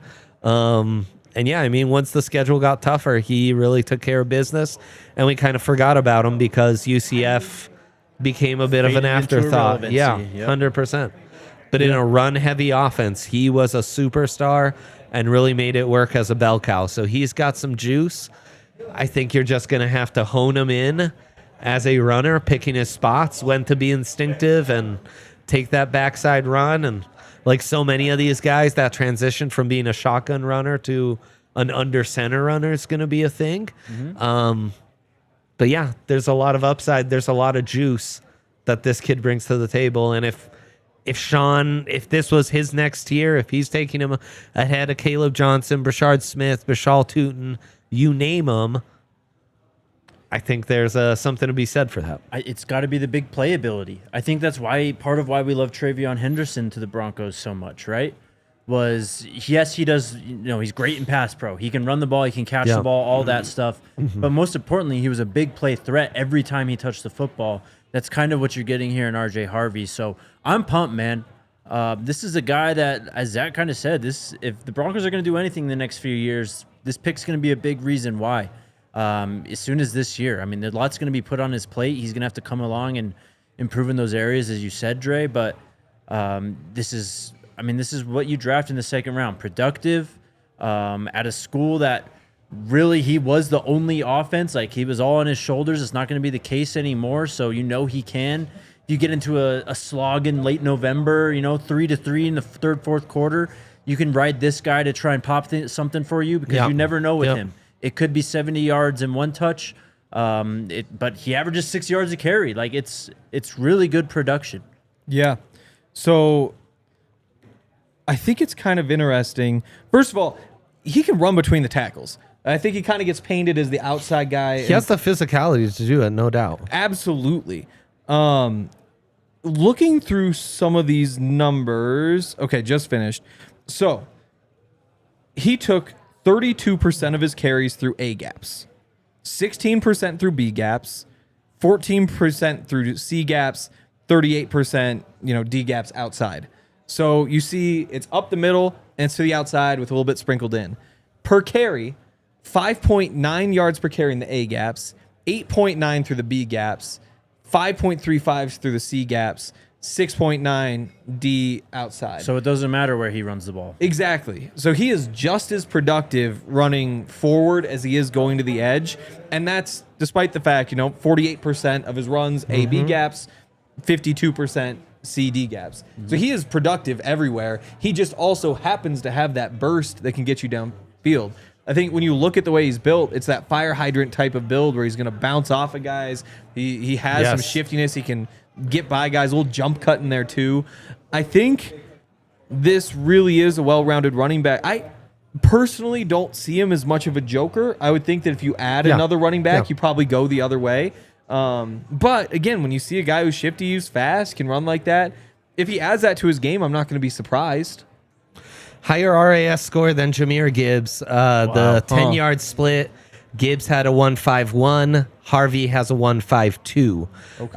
The 20-yard splits, Gibbs has a 2.52. Harvey has a 2.54. So, sorry, go ahead. No, 40, 4.36 for Gibbs, 4.40 flat for Harvey. And Harvey did that while weighing 8-9 pounds more and had a better vertical jump, which would show you better explosiveness. So this is the thinking that you have to do with when you get a prospect called to your team. This is what you have to do. Like, you can look at the tape and look at what they did well, but that's not always what teams see. The numbers you bring up there and what Zach said about his usage, like, they really see a lot in this guy. If you look at UCF and you just copy paste, think that that's what he's going to do in Denver, I don't think so, man. I think they're setting this guy up to be Alvin Kamara-esque, Jahmyr Gibbs-esque in this offense. So this is a very exciting pick for the Denver Broncos. Yeah, no, this is a real outside runner, but in all of Sean's outside runners, he likes guys with size. Jaleel's kind of the exception because, oh no, Harold Fannin has gone to the Browns. Damn it. That's so lame. That stinks. Yeah. Damn Browns. I'm going to go get a drink real quick. Okay. But, will you bring me water? Yeah, I got you. Cool. Can I get this? I'm going to take that spot back, actually. Smart. Yeah. Other thing about Gibbs, 1.5 inches longer arms. So 30.5 inches for Gibbs, 29 inches for our guy RJ Harvey. An inch taller, too. Yeah. Inch taller for Harvey. Gibbs. Are you sure? I think Gibbs is 5'9", Harvey's 5'8". Oh, he is 5'8". I was thinking 5'10". You're right. So I think that might be kind of the piece you look at in terms of there probably is a touch of shiftiness that Gibbs has that RJ Harvey doesn't. But with Harvey, you say a little bit stouter, not quite as long, that catch radius. How important is that to being that joker? I'm curious to go back and look at... I mean, the joker is that you can line him up at wide receiver. Yeah. I don't think that's what we're talking about. I agree. But that's...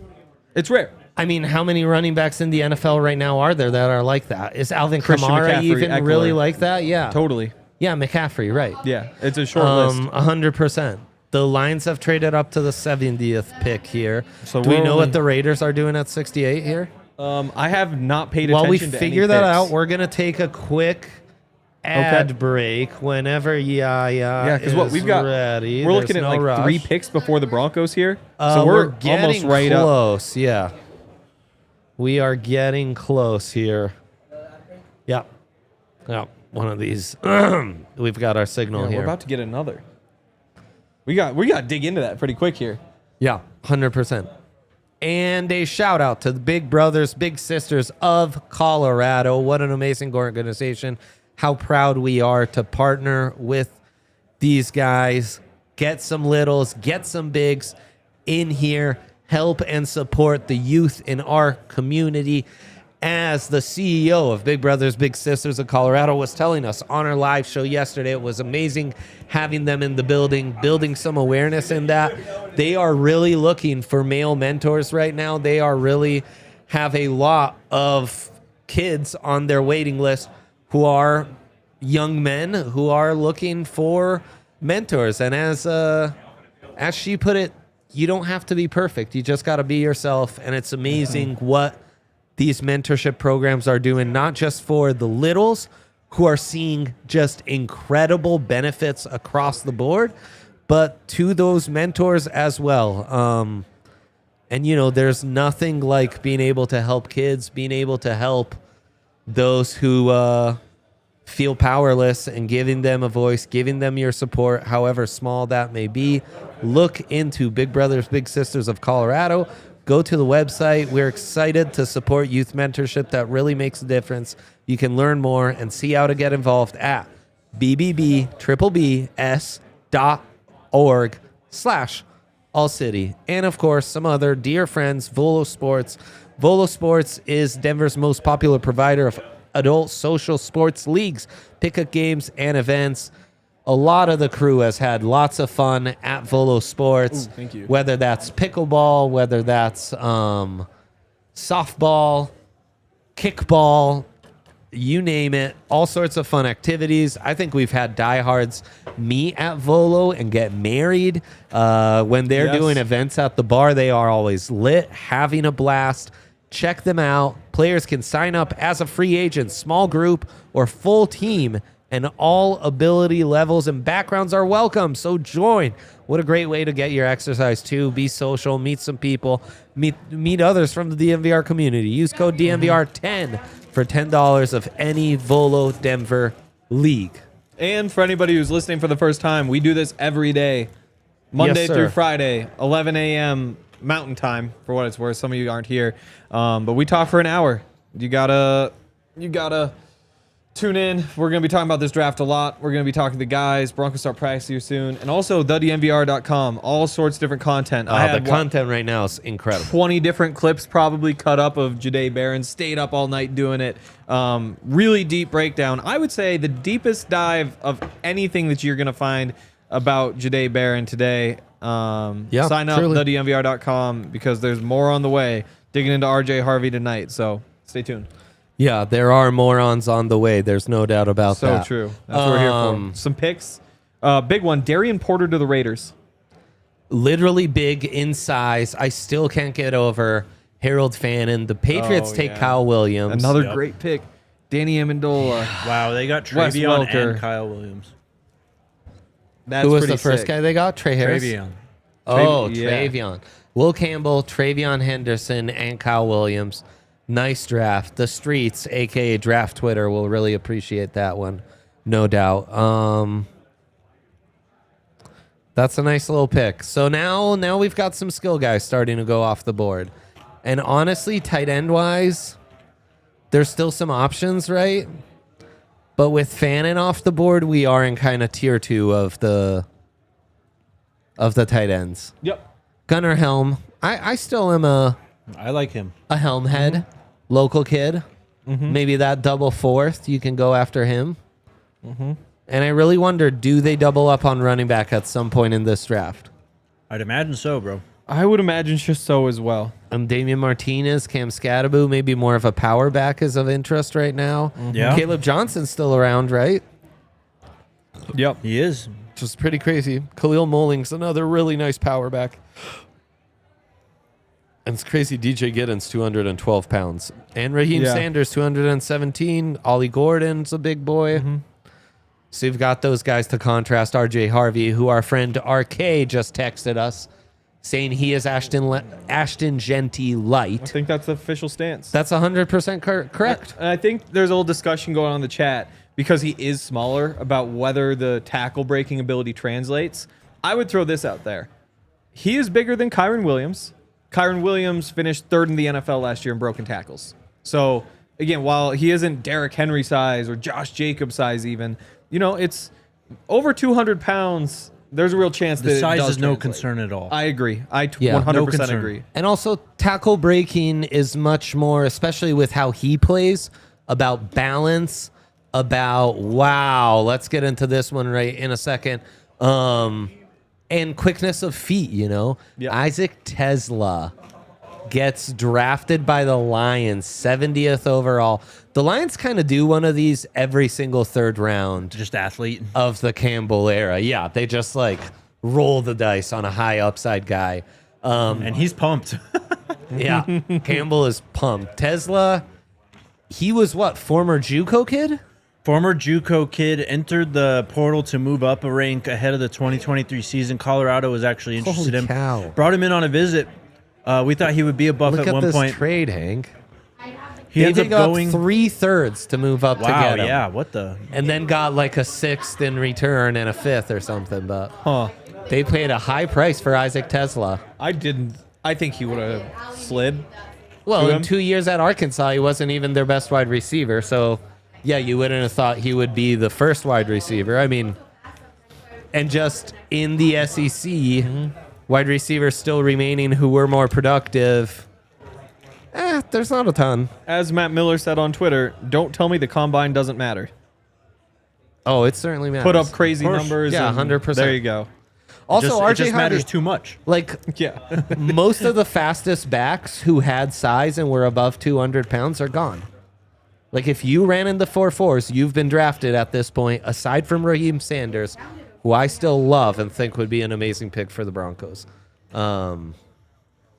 They are doing Shador dirty. Could not agree more. Yep. Kind does of he go insane. undrafted? Day 3, someone has to take. Like a smart organization's going to do the right thing, draft him, and in 2 years, he'll be a hot trade commodity. The only tough part is just the circus aspect. You know, where it's like Yeah, you throw yeah. back to Tebow. Yeah. Where it's like Tebow in the first No, round, you're committing 100%, Tebow. man. 100%. Tebow late in the draft, you're like, we're adding this. Is it worth it when we know that he's going to be on the bench and it's just going to add pressure to play him? And this is a very unique situation. This is unprecedented. This has Except, never honestly, happened. except maybe for Tim Tebow. That might be the most similar thing to this situation. Yeah. Yeah, but Tebow didn't drop. True. Exactly. It never got to he this went point. in the first round. It didn't get to this point.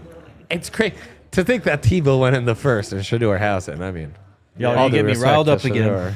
Yeah, it's crazy. It's Physical crazy. traits, though. There are a lot of good wide receivers still on the board, assuming I haven't missed a few here. There Let are. me fire up a tracker because I got you. While Zach was on, I think we missed a few picks. So Wide receiver still on the board. Yeah. That's what you wanted. Yeah. Jalen Knoll, Jalen Royals, Jalen Lane. We got all the Jalens in the world. Ty We like the Felton, Jalens. Torrey Horton, my guy, Sai'vion Williams, Alec Ayumanor, Isaiah Bond. After that, you start to get into the Pat Bryants, the Chimere DKs, the Brew McCoys, Tez Johnsons, Restrepos of the world. Yep. not terrible. I mean, So- there's a good 5 or 6 that if they got, I'd be pretty happy with. Yeah. I mean, Royals would be an amazing pick.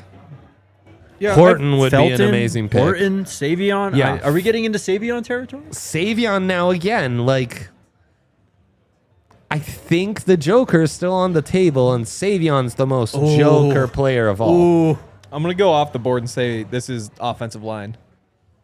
for the Broncos. Yep. This is your investment here, and then you're back to tight end, receiver, running back. My fear with the receivers here, I like them. In the first round, you go get those receivers, though, and you say, this guy is now one of our starting receivers. This is a focal point of our offense. I do fear that you're reaching the point of the draft where you say, right now, is he better than Marvin Mims? Right now, are we sure he's better than Devon Bailey, Troy Franklin, or are we adding another guy that tier? Which isn't a bad thing, but it does diminish the appeal just a little bit to me. Jared Wilson, top center in the class, still up. Go ahead. Diallo's right. The Colorado guys, too. Shepard, LaJonte, Jimmy Horn. I think we're starting to get close to 100%. If some team really falls in love with one of those guys, I think we could see them come off the board here pretty soon, too. So if they were to go O-line, top center on the board, still available. Marcus Membaugh from Purdue would kind of be a steal.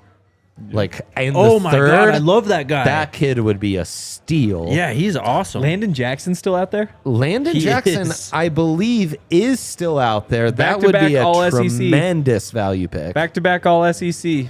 Combine freak, 6'6" edge rusher. I mean, Massive. gave Bama problems. I think he got Will Will Campbell. Yeah. No, I mean, that kid has some big-time talent, no doubt about it. Scotty. See you, Bye, Scotty. Scott. I'm trying to think of who else is on the Thinking board. after this that's pick, we got to intriguing. get another poll in this chat. Just grade the draft so far because it is fiery in the chat. Is it? People are not happy.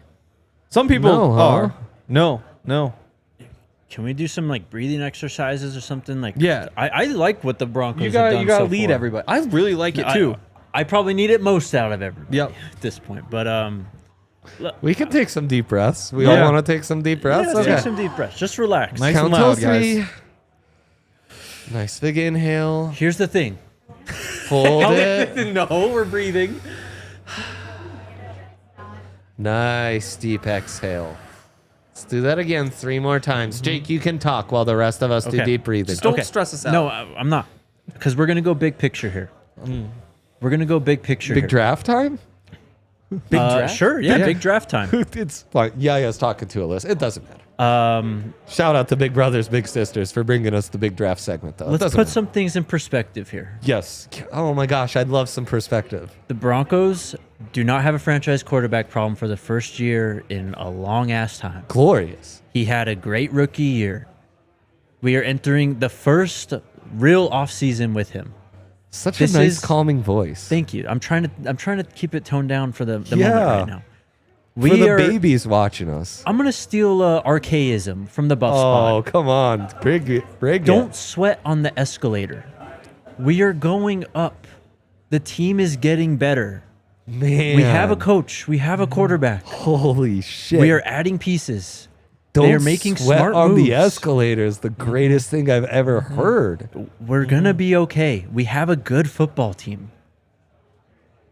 Oh, And God it's gotten better bless today you. and yesterday. They did. Yes. They did. Okay, so there's Landon Jackson. He is a Buffalo him. Bill. He's perfect for them. Just what the doctor ordered. Wow, what a pick. What a pick. Vernon Broughton, also drafted by the Saints at 71. This is where Dion's things guy. start to get a little crazy. It's like there's some clear and obvious, really good players still on the board, and the Isaac Teslas of the world get taken off. This is where you really start to see the differences in boards between teams. Yep, 100%. Yeah, This is Landon when, Jackson. I mean, obviously Shador's going through it right now, which is ridiculous, but you're going to start seeing other guys. Why is this guy falling? Why did this guy go here? Maybe RJ Harvey was kind of the start of that. This is where we start to diverge a little. Oh, the tracker seems to have the Broncos a pick away, so the Jets are up, and then it's the Broncos. And the Bills That just means- took Landon Jackson. The Broncos moved up to this pick. They were 74. No, weren't this is the Carolina 76? pick. This is the Carolina pick. No, they were 74. This is it. Okay, my bad. I Yep. thought that was 76, and they just made a mini move up. Okay. Yeah. 3 things to the chat. Number 1. We love you so much. Yes. Thank okay, you 4 for things. watching. 4 things. Leave us a thumbs up. One thing, just because we're asking for another running back does not mean we don't believe in RJ Harvey. Of course. It's because Sean Payton always uses 2 We're running greedy. backs. Yes, always use 2 running backs. Yeah. So 60-40 split. Do you want Right, Caleb Johnson's still 40% available. to Audric Estime or Jaleel McLaughlin, or can you raise that? You can raise that. Number 2, RJ Harvey is elusive. He had more missed tackles forced than all but 8 running backs in the country. And then finally, People are saying he's not elusive. people are saying he's not elusive. So people are both concerned that his power won't translate and he won't be able to break tackles. Yes. But he just went in the second But or the that third is round. not whatever. Which elusive. leads us to the final point, which is the Broncos are good, but they aren't to the level of what the list Ravens, Chiefs, Pick him in. You guys want to know? because they don't reach and the Who is Broncos it? have not reached. They have not reached. Okay. Wide receiver. From That- Illinois. Oh, no. Pat Bryant. Right. Okay, calling a shot. That's calling a shot. Oh, no. Oh, Lord. Pat Bryant chat. to the Broncos. Oh, chat. Damn, I just said they didn't boy. reach. You know, this one, it's another calling their shot. This one's really calling their shot because Pat Yeah. Bryant from Illinois, Tesla's gone. he's 6'2", 204, ran a 4.61, but jumped really well. Was a Senior Bowl wide receiver, and I think did decently, but wasn't necessarily a Senior Bowl standout. He is, like Harvey and Barron, yet another team captain, and would have been part of that Illinois team that 2 years ago was the best Illini team probably of my lifetime. I'm not going to sound the alarms, but this is a reach. As I was just saying, It's a Stop reach. saying they've reached. They haven't reached, and then boom, reach. Yes. On the consensus board, he is 162. He just went in the 70s. He's Fran Duffy's wide receiver 20. And yeah, there were objectively better wide receivers on the board, according to us. But this is a Sean Payton calling his shot. This is the Devon Vele of this season. You hope it's the Puka Nacua of the season. Has never caught more than 55 catches in a season. He did have 54 with 984 yards, 10 touchdowns, 18.2 yards per catch this season. So explosive, more of a big play weapon in that sense, but then he ran in the 4.6s. Yep. He had a big play against Rutgers this year. Illinois was down with like 10 seconds left, and he had like a 40-yard catch and run to win the game, basically. For what it's worth, He's a Sean wide receiver. He's big. Pat Bryant this year was second team All Big Ten, third team All Big Ten receiver, and Emeka Egbuka. Bless you, Yaya. So there you go. In terms of the Big Ten coaches, they voted Pat Bryant a better receiver than Emeka Egbuka this season. RAS, he's a 8.17. Because he jumped well. So the He did. explosiveness is showing up more in that kind of stuff than it is in the 40. Yeah, as you said, 4.61, 4.62. 10-yard split, though, 1.56, which isn't Yeah. bad. Yeah, no, that's pretty good. Route runner. Separator. Makes sense. Big guy. I would guess, just knowing Sean Payton, very short legs. When you see the route running, when you see 6'2", you know Sean likes those shifty, tall guys with the little legs, and he's all about you gotta be low cut. I'm gonna go look at a picture. He seems pretty well proportioned to me. Okay. I'm not going to lose my mind here, but what is this receiver room right now? A little bit strange. It's a lot of young guys. Yeah, and I mean, look, we were thinking of who are the Sean Payton types, who are the guys who could plausibly be X wide outs in this offense, right? And we've thrown out Trey Harris, obviously. Obviously, Tedero McMillan fit that bill. Torrey Horton's a guy that we have thrown out. LeJontay? We did not have Pat Bryant.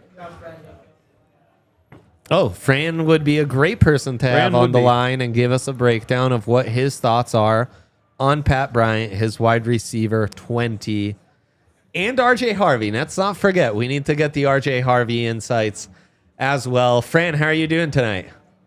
Guys, I'm doing great. We're flying through this. We're on the other side of the halfway point through day two. A lot of good players, still on the board. So, let's talk about it. Obviously, the Broncos, making a pick here shortly. But I think when you're looking at what they've done so far, a lot to like.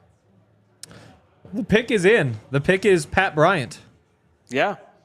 I like Pat Bryant. You know, Do you? I think that, yeah, I think when you're looking at the ceiling, there's questions there, right? And so, he's not the best athlete. What is he going to run? He's not that vertical threat. But this is a guy that has really good size, knows how to use his size. There's like a veteran savvy to the way that this kid plays in terms of being able to win through the route at the catch point. He's got one of the better release packages of all the receivers that I've studied. And again, that size really comes into play through the route. He's really strong and he plays to that size.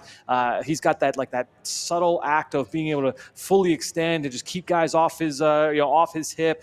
Some push-offs, the subtle push-offs that he'll get away with at times. He doesn't get flagged for the OPI, but he does a nice job of being able to play above the rim. Some really acrobatic catches from him, not just on film. At the Senior Bowl, I saw it. At the Combine, I saw it. He's just really natural at the catch point. He's just not going to wow you vertically, and I think that's the big thing that stood out. There was a comp, though, and I'm pretty sure, give me 1 second, because I think I had a comp for Pat Bryant where it was a player that was in the Denver orbit. Give me a sec. No, I did. For some reason, I thought that there was a Tim Patrick. There was a Tim Patrick comp there, but I think there's some similarities when you talk about big, savvy, above the rim, can get off press, can play in the slot or outside. I think he's got an X receiver skill set. He's just not going to win vertically downfield, but could be that kind of power slot. Can dig out safeties. Good effort as a blocker. Will do a lot of the dirty work. Interesting. Yeah, and one of the notes in your scouting report on Pat is that he's the best blocker on the team as a freshman. This is a quote from former Illinois wide receiver Isaiah Williams. He's one of the best blockers that I've ever seen do it. That is a really important note for his fit in Denver, for his fit in a Sean Payton offense. All of this really does just add up to Sean Payton, though. The big guy who gets open underneath, might not be the flashiest, he blocks. That's what I was going to ask, because Fran's, he brought up Tim Patrick for a comp. Would it be fair to bring up, even Marcus Colston, the Michael Thomas type that could fit the Sean Payton offense? No question.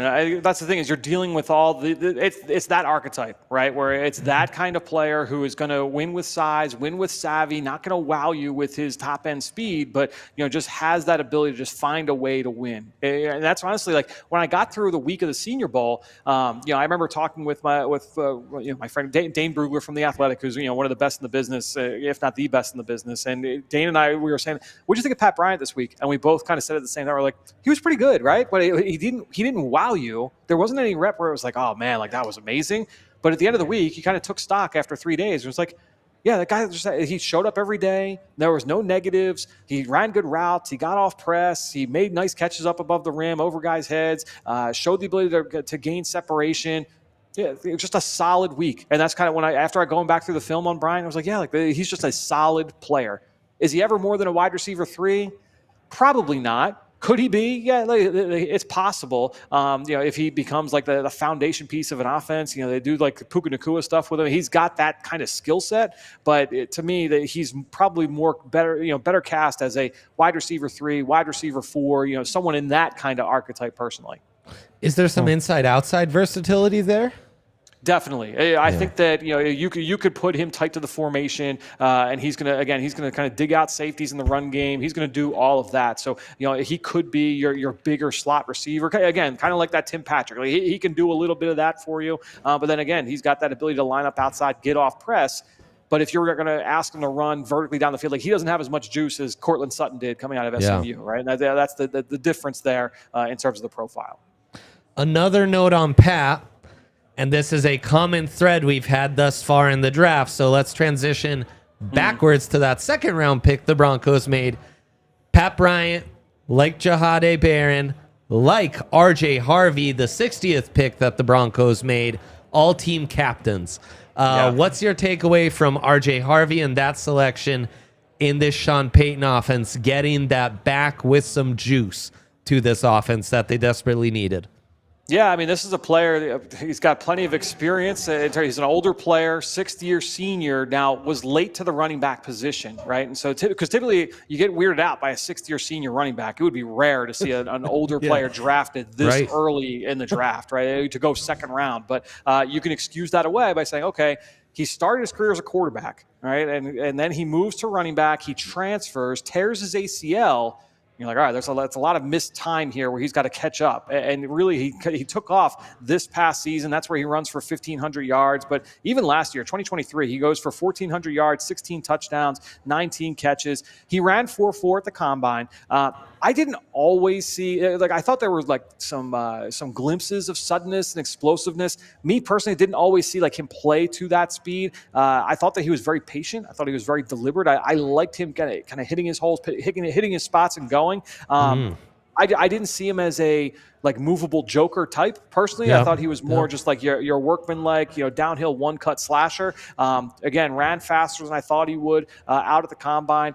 I do struggle a little bit with the profile, where it's all right, am I going to buy into an older running back who's got some tread on the tires, even though he was late to the position.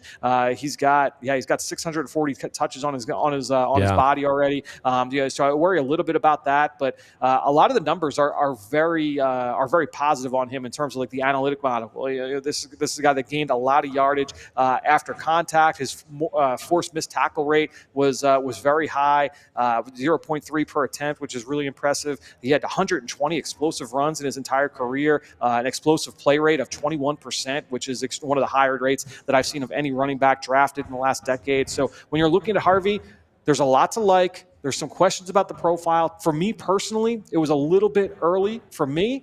That said, I felt like he was one of those players, not unlike Barron, where as I'm going through the process and you're listening, that's when you start talking with other people and you're listening to other podcasts, you're listening to other people in the media, and former players are weighing in because they're watching film. And it felt like every former running back that got in front of a microphone in the last 3 months was like, who my favorite sleeper is? RJ Harvey. Chris Johnson, he comes on and says, Maurice Jones-Drew over at NFL was like, yeah, he's one of my favorites. So he was a guy where I'm like, man, do I need to do a little bit more on Harvey? Did I miss something here? But I felt good about my evaluation of him, where I saw more of a backup personally, and so taking a guy late in the second round, midway through the second round, it's probably a little bit early for me. But that's what there were some people that really got latched onto the profile there with RJ Harvey. Interesting. Yeah, no, I'm curious to see how it all plays out. Do you think he's better between the tackles or outside the tackles? Because it's kind of tough. You see the speed, you see the wiggle, you see him kind of cut through. If you were to call one play for RJ Harvey, what play would you call? Yeah, I thought that he showed the patience and that ability to kind of approach in the line of scrimmage, where he was slow to the hole and fast through the hole, where that you could be honestly zone or gap. I thought that he would be just fine. I thought that he had that versatility either way. When you look at him trying to project him forward. So if you were going to lean into heavy zone scheme, I thought the patience, that ability to kind of read the wave there and pick a spot and go, I thought that fit. But then also, look, his speed is his speed. The fact that he ran 4.4 flat and a guy that's got that ability to hit his landmark and go that projects very well to power schemes and to counter schemes and more of those gap style systems. So I do think Henry, he's got the ability to fit in any scheme moving forward. Fran, only 61 career receptions from RJ Harvey. Yep. What can we expect in that department from him? Because if he's coming in to be this lead back for Sean Payton, the Broncos, he's going to have to catch some passes out of the backfield. Yeah, I absolutely see that. Now, when I watched him on film, it was a lot of underneath stuff. It was mixed into the screen game. There wasn't anything down the field. So I did want to see at the combine, what would that pass game workout look like? It's honestly sneakily one of the more important parts of the positional work for any position in the NFL is watching the running backs go through receiving drills, because not every guy is asked to do the same thing in the pass game when they're playing with their college team. So, some of the notes I had from him just from the combine had a couple of nice grabs and some the pass catching drills. He did have a drop late in the flat, and his routes can definitely be a little bit clunky at times. So again, a little bit up and down. So he was used mostly underneath in college, had some drops, not just on tape, but then in person at the combine. I thought the routes could have been a little bit better. He tripped a couple times over the course of the running portion of the workout as well. I thought his workout in Indy was just okay personally. So, and I'm talking about the position work, not about the athletic testing. So, pass game, again, it's a little bit of a question mark. And so that when I started going through the whole profile, I'm like, all right, He's a little bit older, maybe more of an early downs back only. He's got a lot of touches on his body. He had the ACL already in his profile. So there were just some things about it that kept me from putting him higher up the board. And that's why he just got stuck in a bucket of a lot of backup running backs at the position for me. I like the way he plays. And again, played faster than he timed, but that was my concern overall with the profile. Interesting. Fran, I'm going to fast forward to last night. One thing Henry and I had fun doing as we're processing and digesting the Jahade Barron pick was, we're still working on that. I haven't figured out yet. I might just take a page out of Sean Payton's book and start calling him JB. That sounds like a good way to go about it, is go back to his 2022 tape, where he was really used as a star, created 11 tackles for a loss. And what I went to watch was the TCU game, that miracle TCU team that somehow went undefeated all the way to the national final before they got destroyed by Georgia. They sure did. And he was insane in that game. He scores the only touchdown. And I think seeing his usage that way made me see the vision much more and appreciate what he was able to do in 2024. Mm-hmm. I know you were telling us yesterday how you were struggling with him. You went back several times to watch him. Is that a homework assignment we can give you when things slow down and your next appearance on the Broncos pod midweek next week? I'm going to be honest. He's not number one on the list, but I would say he's probably in the top 5 in terms of players that I've watched the most film on from this entire class, regardless of position. Yeah, like I can go back and watch a little bit more from the early on.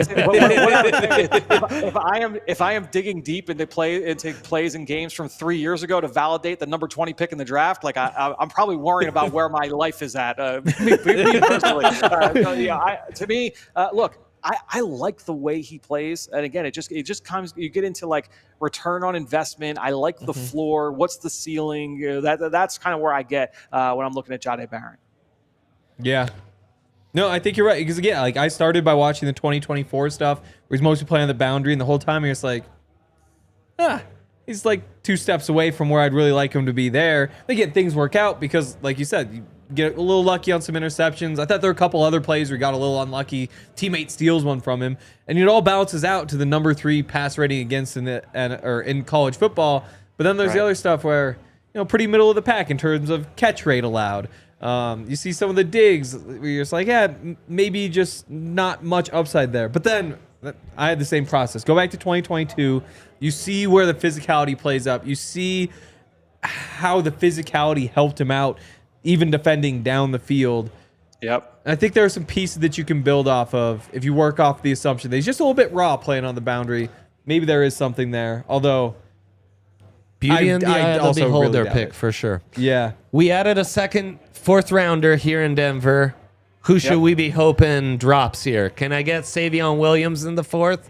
Is that a pipe dream, or could that happen? No, I don't think that's a pipe dream. I think that he's definitely a player that could be in play for them when you get to that part in the draft. I'm looking through what other positions you got in mind here, Dre. We'll go through some options here.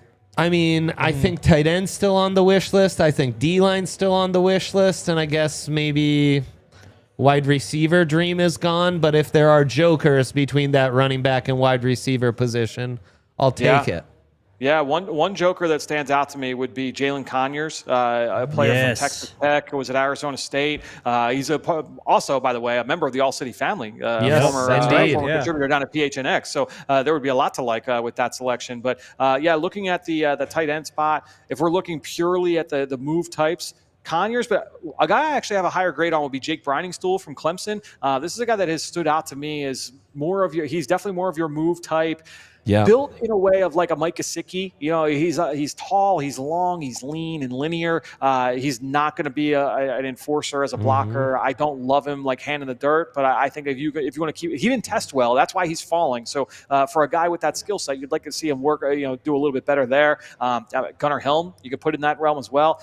Helm is not a guy that like wowed me athletically either, but he's got great hands and he runs pretty good routes. So he's more of a move type player as well. So I think both of those guys would make some sense in the early stages of day 3 at tight end.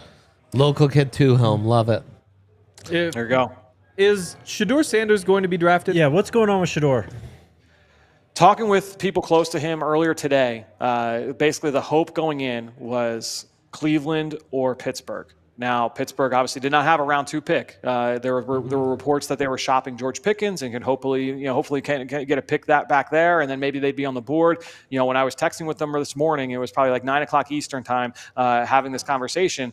I was like, yeah, like Pittsburgh doesn't have a second round pick, and I was for devil's advocate, I don't know if Cleveland's going to be taking a quarterback, bud. Like when they traded back, everyone coming into the draft thought, okay, Cleveland's going to take Travis Hunter, and then they're going to take a quarterback coming back around in round 2. And Shador Sanders, it made the buzz that I had heard was they're going to take Hunter, they're going to take Shador, they're going to pair them up, and they're going to move forward. And that was going to be the plan.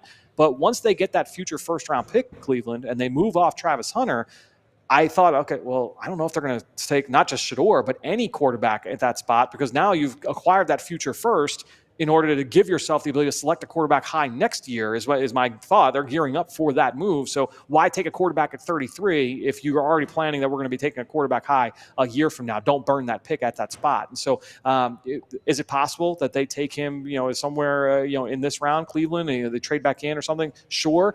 But they were hoping for either Cleveland or Pittsburgh. Obviously, we're still waiting for Pittsburgh here to get on the clock. Let me check and see where we're at. We are okay. So we're a couple picks away from the Pittsburgh Steelers. Pick 83, pretty close now. Yeah, I haven't gotten a text here yet from any of my Pittsburgh people about if he's going to be in play. They should be on the clock very soon here. So that's the spot that they've got earmarked for him. Aside from that, and that's what, when I said that, I was like, hey, obviously they knew, but I was like, Pittsburgh doesn't pick and Cleveland this, and they were like, yeah, I know, ...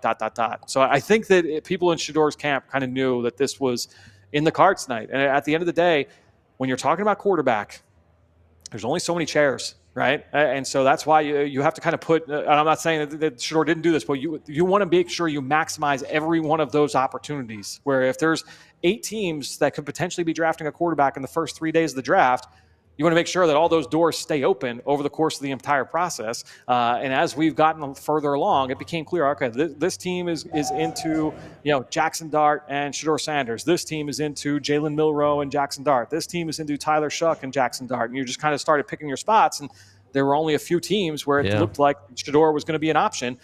And now we've gotten to this spot. And one of those teams that was a Shador team didn't have a second-round pick. And so now it became a thing where, does Seattle swoop in? Could they surprise you? Could the LA Rams surprise? They traded out a first round, so they lost ammunition. So that became less of a possibility.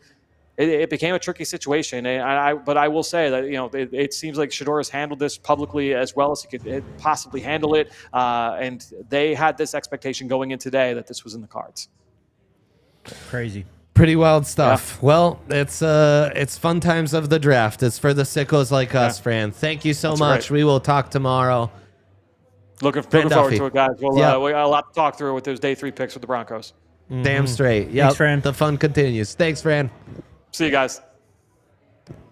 And I think we're going straight from Fran to Zach. Whoa! Oh no! He's in the shadows. Oh, the Dark Knight. This is the vibe of our chat right now. Is kind of the visuals you're giving us, going on. Zach. Pat Bryant, maybe not the most popular pick, but maybe not somebody anybody had heard of before. Sean Payton sure calling his shot on this one. What's the insights from inside the building? Yes, he is calling a shot with this one. And like you said, a guy that was very much expected to go on day 3, although we asked him, were you expecting to get the call today? And he said, I've been tuned in since yesterday. So he thought maybe he could be a bit of a pick. I know a lot of places are saying that he was more of a day 3 pick, but I'll tell you what, with Pat Bryant, you're getting confidence. And why this is a Broncos pick and really a Sean Payton pick. He's a big wide receiver, 6'2", over 200 pounds. Some places say he's 6'3". At the Combine, he was 6'2", so kind of fits in with that Cortland Sutton. He could add about 10 more pounds and then be Cortland Sutton's sort of size. So a big wide receiver. We know Sean Payton loves that. He's also a blocking wide receiver, and he had hey, my screen's adding a little I love that. That's amazing. Kind of fun.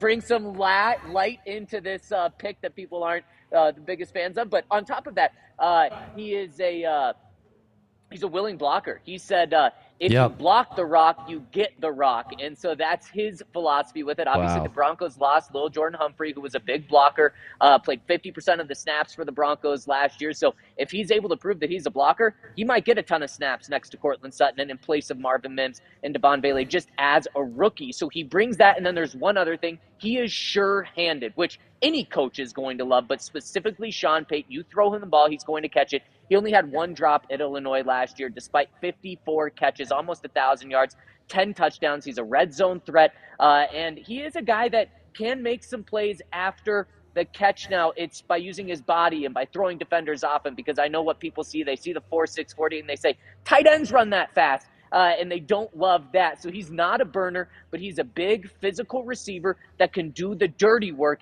and that's what Sean Payton likes. Now, again, I get people's frustration saying, you take those type of guys on day 3. Well, the Broncos picked up an extra day 3 pick and moved up to get this one at 74 in all their moves today. So this is just something that clearly Sean Payton identified he wanted, and George Payton went out and got it for him. What was the media reaction to this one? Was it the same as the fans, where it's kind of, who is that? Yeah, and then on top of that, in the media, because in here a lot of people do know some of these guys. They're sickos, as Andre would call them. Yeah. And a lot of people said, day 3 pick, not necessarily a day 2 pick. Yeah. Zach, I mean, they kind of did this last year, right? They took Troy Franklin and Devon Bailey day 3. I mean, what are you envisioning for the role for Pat Bryant rolling in here? Can he have a rookie-type impact, despite being a lower-rated prospect, lower athletic profile, similar to those guys? Yeah, I mean, it's a great question, and he's still a third-round pick. You can expect your third-round picks to play. Maybe not be starters, but you should expect a decent amount from him, and I think that he has an opportunity to take that Lil Jordan Humphrey spot. Now, that's kind of a tougher assignment to ask a rookie to come in, understand all of the blocking, understand all of the receiving, and really do that from day one. But he will have that opportunity, because you look, outside of Cortland Sutton, it's a bunch of smaller guys. And if he wants to step in and earn a role, it's as a blocker, and there is that role there. There's 50% of the snaps that he could be on the field. Realistically, he's not going to get that role full time, but he could still see the field a decent amount this season. And then you pair him with Cortland Sutton, who's 6'2", 6'3", with Evan Ingram, who's 6'3", and Devon Bailey. That's a dangerous red zone package, because that is size, and Sean Payton really values size from the receiver position. So I expect him to see the field this year, and really he'll get a ton of snaps if he's able to prove that he's a good blocker. But that's just a really tough ask for a rookie to do, going from Illinois to the NFL.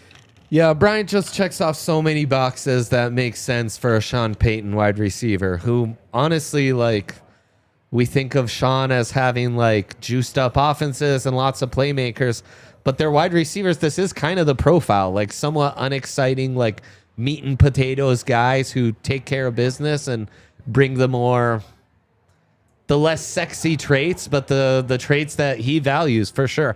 The other common thread with all 3 of these picks, all 3 team captains, and all 3 a little older, Zach. These guys have stayed at the same school. They did that in 2021, a little older, right? They drafted all captains, basically? Yeah. So, I mean, they're definitely valuing the character and stuff. Was Caleb Johnson just taken? Yeah, Steelers. Yes, Caleb Steelers. Johnson was just No taken. Shador, Caleb Johnson instead. Wow. See you tomorrow, Shador. You're right on something on that, Dre. The intangibles are important to Sean. And then going back to something you said, Sean doesn't necessarily look for playmakers. He doesn't need to have 5 playmakers at the receiver position, 1 or 2, which he has in Marvin Mims and potentially Troy Franklin. And the Broncos could add another playmaking type of receiver, a.k.a. Tez Johnson, tomorrow in the draft. But where you get that juice is in the backfield and at that tight end position. And the Broncos have that with Evan Ingram, and they hoped to have added that today as well with Harvey, who we just talked about as well. So you're right. This is actually a Sean Payton draft unfolding. It's not the sexiest when it comes to the receiver position, but this is a Sean Payton sort of pick. Yeah, no, my theory is Sean saw the play against Nebraska late in the game when they're down by the goal line and they lined RJ Harvey up. Or sorry, not RJ Harvey. Pat Bryant up at fullback. Ran a little play action, got him out at the flat, and threw him the ball for a touchdown. I was like, yep, I'll take the receiver who plays a little bit of fullback. You can hide as a fullback. He was a big playmaker for sure. Like 18 yards per catch. So, I mean, he had a lot of big plays, 10 touchdowns for Illinois. Zach, what are you expecting on day 3? What are kind of the positions to prioritize here? Well, you got 2 4th-rounders and 2 6th-rounders. I wouldn't sleep on what the Broncos did last year. They traded up early in the 4th round. Don't be surprised if they do that again tomorrow to get someone that they really like that's still on the board. Defensive line, they haven't addressed that yet. You'd want to see them add some depth there. Potentially a center that you could add there. Not many centers have gone off the board. And Shador Sanders? No, I'm just kidding. He's not going to go to the Broncos. Sean Payton wouldn't do that. Although I know Jake would love to see that. That is the story of the draft. I know you guys have talked about it, so I'll let you handle that. In the trenches. Broncos have not gone in the trenches yet, as Sean Payton will tell us. Bill Parcells, let's build through the trenches. Well, He hasn't done that yet. Let's get back to those Parcellian roots. Maybe the Broncos end off with 4 interior guys to finish this thing tomorrow. Wouldn't surprise me. Love it, Zach. We're Great going to stuff, do this bro. all over again tomorrow. Let's do it, baby. Good luck on the marathon tomorrow, boys. I'll be rocking and rolling with you from here. Yeah, Love it. It'll be a party. Love it. Tune in if you want. Okay. There's Okay. some insights from the Valley on the Pat Bryant pick. So, and really the way it all shakes out is that, Cortland Sutton is your number 1. So there's Court. Then you've got Marvin Mims, and behind Marvin, you've got Troy Franklin. So you've got 2 guys who are fast, who kind of play similar roles. And, between the 2 of them, you hope that you hit on one, and Marvin has shown good signs. After that, in the slot, you've got Devon Bailey, and you've got Pat Bryant, who are similar players in some ways. And so you kind of got that same thing, where now you're at least 2 deep in these roles that you have. And with Sean Payton, I always talk about, you have like the wheel of skill position players, where, you've got your Cortland Sutton. And then after Cortland Sutton, you go with the guy who, is maybe a little bit faster. Maybe that's, let's just say, after him, you'd go to Troy Franklin, then to Marvin Mims, then probably to your running backs with Jaleel, then RJ Harvey, then Audric Estime, to your fullback, to your fast tight end, to your slower tight ends, to your big receiver. And you're just kind of patching in all these little gaps. Yep. And I think you can compare him to Devon Bailey. Devon Bailey's 6'5", 210. Yeah. 6'2", 202 is a little bit different than that. Yep. And that route running ability kind of fits in well between what you have in Court and I think what you have probably in Vele. And you just want to keep patching those holes in. Yep. No. I mean, the only critique that I would have is, I figured they would attack a slot type, a more shifty type of player to kind of, like you're saying, fill out that wheel. But I think they think that's him. It could be. Yeah. Sean does just like getting bigger wide receivers. And you know what? I don't blame him too, man, because some of these smaller guys come in and they just get swallowed up. Yep. And you have to end up having to wait an extra year or 2 years, even before their bodies are ready to see the field. So I don't know. I'm not sounding the alarm. No. Sean Payton's built up enough trust with me over the last 2 years that I'm just gonna let it play out. Well, and the other thing is, right, like from Sunday until Wednesday before next year's draft, that's the time for our draft takes. That's the time for our analysis. These 3 days, to me, what's more interesting is, why would Sean Payton, why would George Payton, why would the Broncos, why would all these NFL teams be making the decisions that they make? And obviously, I have some pre-established takes and research and analysis coming in, but what I'm really interested in is figuring out, why would this do this? And knowing the tendencies Sean Payton has had, knowing what Sean Payton looks for in his wide receivers, I think this is a really interesting pick.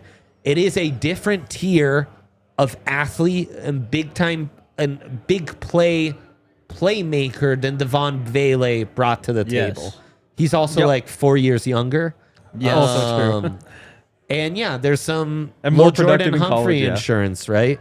Right. Also, in the chat while Fran's talking, people are like criticizing me saying RJ Harvey brings juice. Guys, I gave you the comparison to Jahmyr Gibbs. Yeah, exactly. If you can Listen to bring the up numbers. that RAS comparison, I think if people see it maybe pen on paper, they'll stop being so critical about... There were three running backs in the combine who had a faster 40 time. I really don't think it's that controversial to say RJ Harvey One of the has juiciest juice. backs. One of the juiciest also, backs. ran faster than Travion Henderson, yes? Yes, more juice than Travion Henderson. And is lighter than Travion Henderson, yes? Yes. I think slightly. Ran for more yards than Travion Henderson for 2 consecutive far. seasons. Absolutely. More rushing touchdowns than Travion Yes. Henderson. In an Better- offense where he was the only guy you needed to game Yes. plan against, unlike Travion Henderson. And still had better yards per carry than Travion Henderson. Interesting. Doesn't mean he's better than Travion I would Henderson. say that's juice. It doesn't. Juice, though. It Juice, doesn't. though. I just think being able to use the term juice is not that crazy or outlandish. Yeah. Is that actually showing up the way I wanted to, that link I shared? Can I, while you do this, let me make a little blind comparison for you. So, Okay. Pat Bryant, 6'2", 204, 31 1/8 inch arms. Yep. 9.5 inch hands. Yeah. So 6'2". This new player we're comparing him to, also 6'2" on the dot. Pat Bryant, 204. New guy, 201. 31 1/8 for Pat, 31 1/2 for Puka. 9.5 hands, 9.5 hands. Dead same. 4'6", 140 for Pat Bryant. And we've got 4.59 40 for the blind guy. Can you make a guess who that guy is? Michael Thomas. Nope. More recent. I don't know. I'm sorry, I wasn't really listening. Keenan That's fair. Allen. Puka Nacua. Really? Is he Puka sized? Dead same. That's crazy. Dead same numbers testing wise. I guess what? Puka's arms are 1/8 of an inch longer. And also, I think we got to realize, like, we do this year round, so we have preconceived takes, and it's hard Yeah. to move off of those. It is. These decisions are often made by coaches like Sean Payton coming in with fresh eyes, fresh perspective, saying like, wait, why is this guy wide receiver 20 when he checks off all these boxes, which are exactly what we're looking for? exactly Here's it. your comparison of RJ Harvey versus Jahmyr Gibbs. As you can see, RJ Harvey with a better relative athletic score. He did the bench press where Jahmyr Gibbs didn't. Ran a slightly slower 40 and slightly slower times, but I mean slightly by this much. 200s. Jumped much better and showed better explosiveness and actually gave us a shuttle. So, again, you don't think he's the juiciest, but yet he is almost identical to Jahmyr Gibbs while weighing 10 pounds more. I think that's noteworthy. Jamari Caldwell goes to the Chargers after the Chiefs moved up to take Cal corner Noel Williams. And then Jacob Parrish, Kansas State, kind of a barren light. Yep. Goes to the Buccaneers at pick 84. Let's get into these super chats. Yes. And I might need help from you guys with younger eyes. My eyes are not good. Xavier with the $5 super chat. I want to get Cam Scatterboo. I believe that he would be good in this system. I agree, Xavier. Yep. Yeah. I would say at this point, I'm more interested in. I know we got the juice. I still want more juice.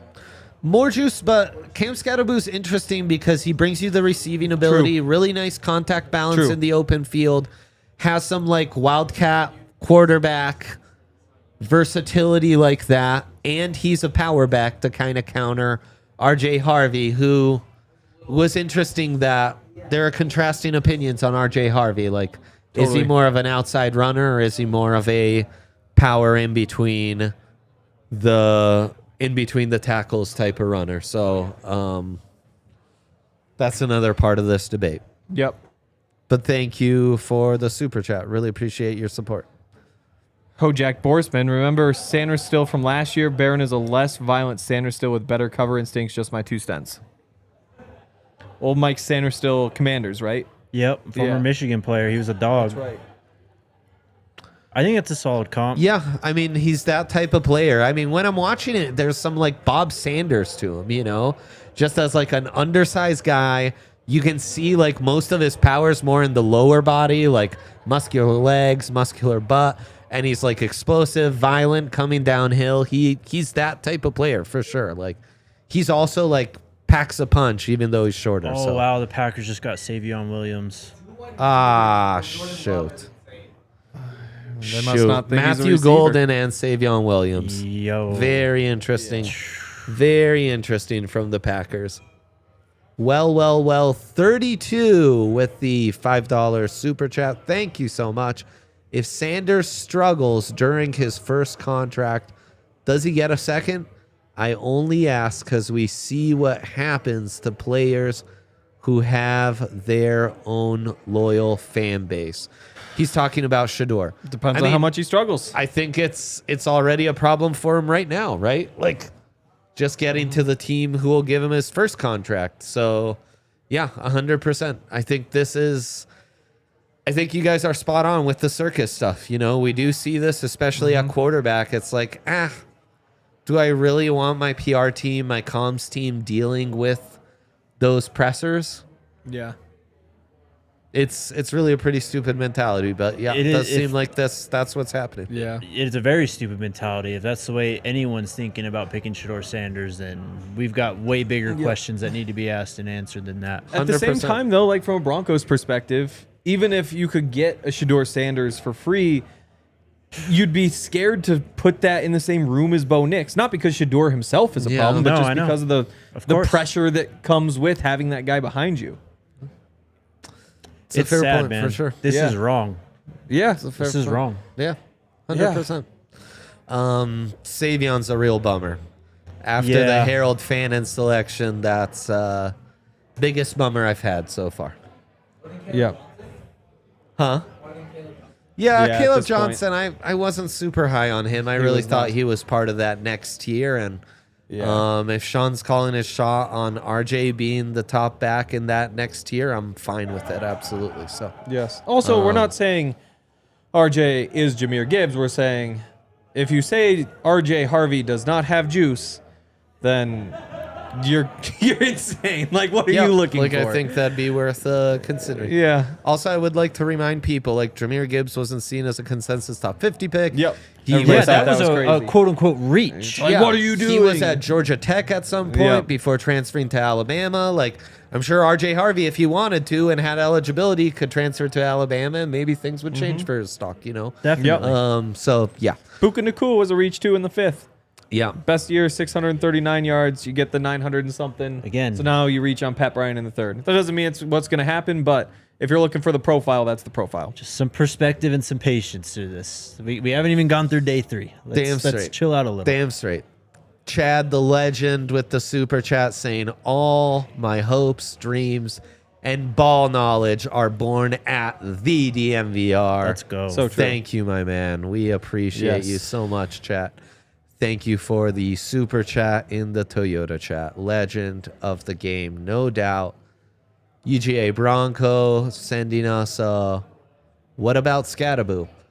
These boys are high on Scattaboo. I think he's Divisive. a very natural fit He is. for the Broncos. Very natural fit. I'm a Scattaboo boy. Scattaboy, sorry. Scattaboy. And Yep. he was mentioned in the Legwald piece as a guy that the Broncos have looked into. Makes sense. In fact, of those backs, I think 3 of the 4 are all still available. Yep. Yeah. Dylan Sampson, Trevor Etienne, LeQuentin Allen, Cam Scattaboo. The only one that's gone is Travion Henderson. Yep. Steve says it feels like George is running this draft. Most trade backs. Look, I think if you're disappointed by the Harvey and Pat Bryant picks, that should be some consolation for you, is that those picks, those reaches are made while at least trading back and adding more Exactly. value, you know. Though the Pat Bryant pick, could you have traded back a little more? At the same point, you know, If you're Isaac sure. Tesla was drafted, the wide receiver drafted before him. So, True. Isaac Tesla. you know, it's been a mixed bag in this third. Feels There like have been this some always really happens- good picks and then some off the board picks. It's always the receivers too. I feel like every year there's receivers going up high and guys who are falling. And I'd be curious to go back and look at the past couple years because I can't remember all the names, but Yeah, and the third is always where there's a couple Troy picks Franklin. where it's like, oh, damn. They took Nick Martin from Oklahoma State, huh? And there's like, I could name 60 guys who were hired on all our boards, right?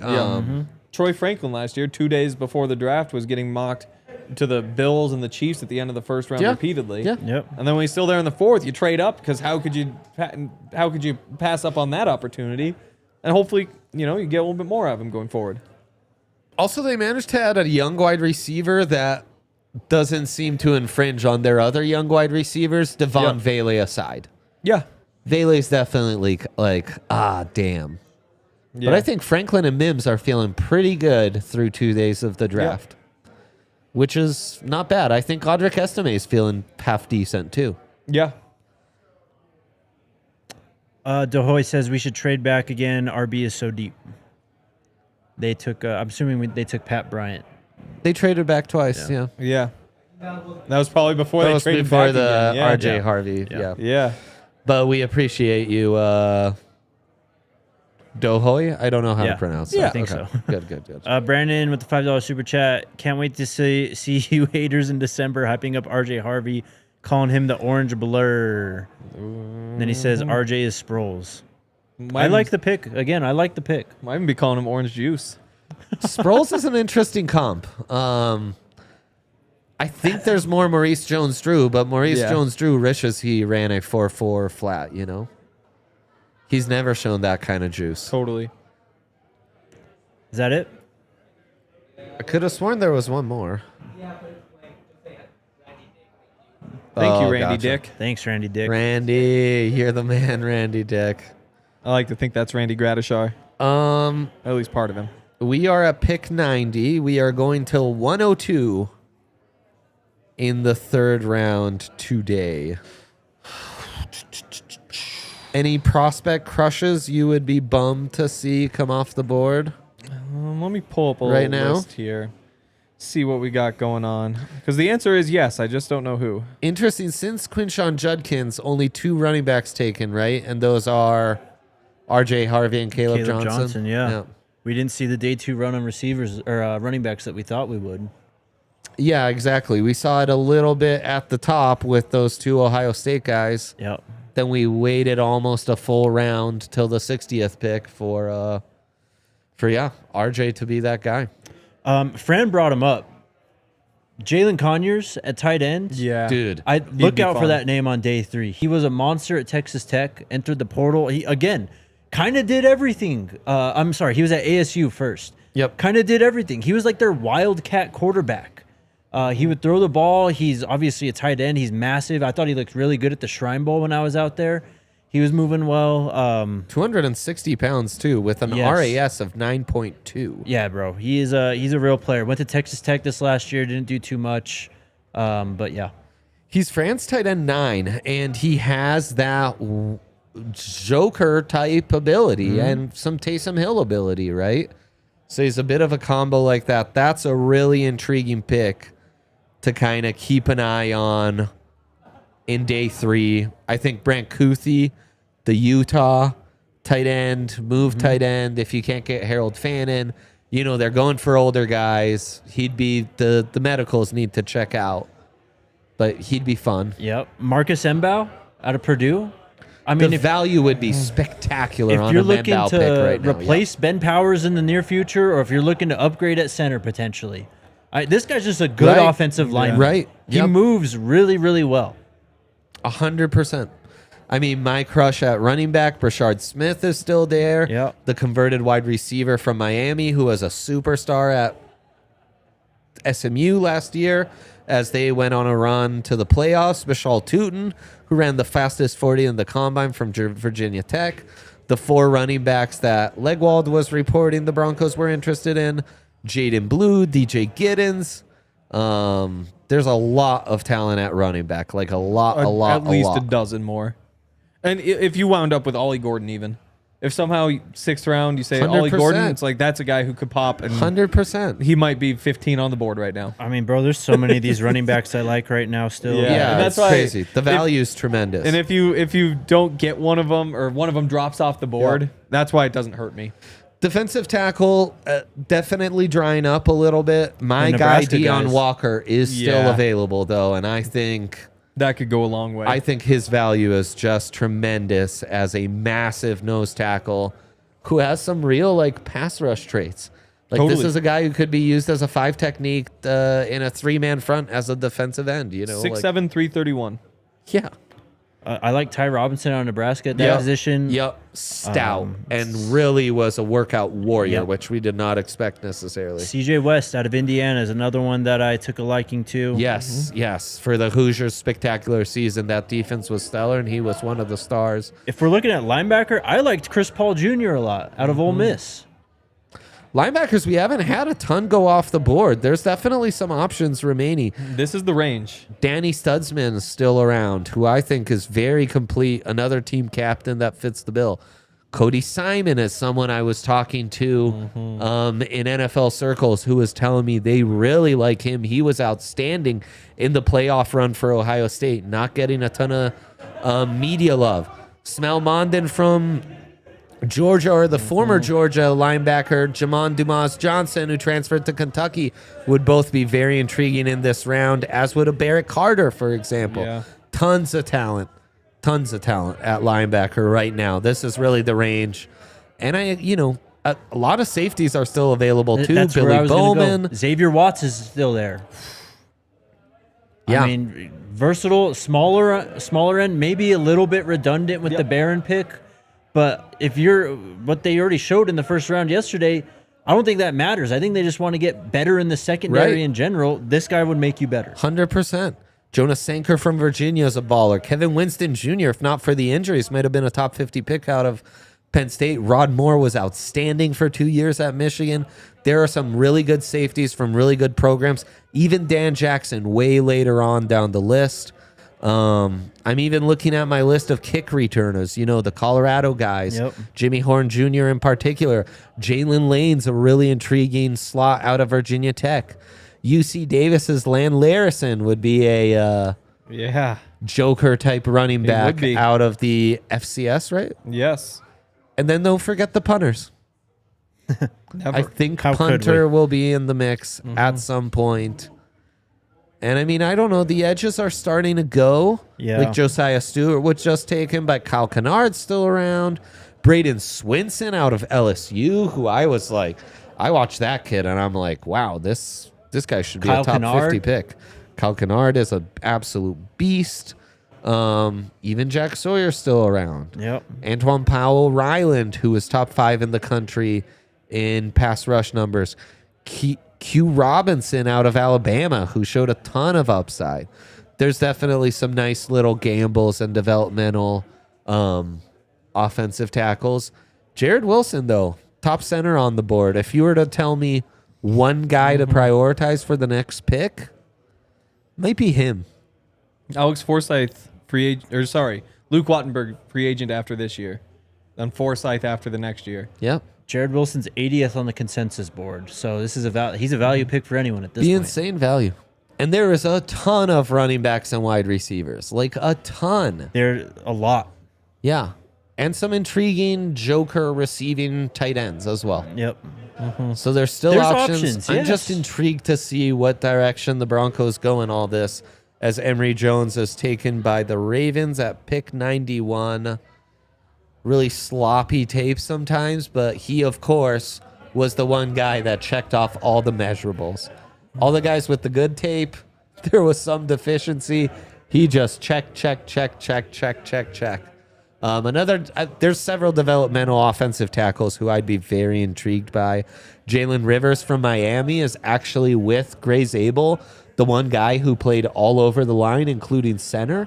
He was Cam Ward's blindside protector, has the measurements for you. Marcus Bryant, the left tackle. Jalen Milroe to the Seahawks. Milroe to the Seahawks. That's amazing. Marcus Bryant, former SMU, was the left tackle at Mizzou. Left tackle, so Mendow was relegated to right tackle. He's very intriguing. He would be a really nice developmental offensive tackle. He tested phenomenally, too, at his pro day. A quarterback in the draft just got drafted with a bullet point inconsistent passer over Shador Sanders. He is.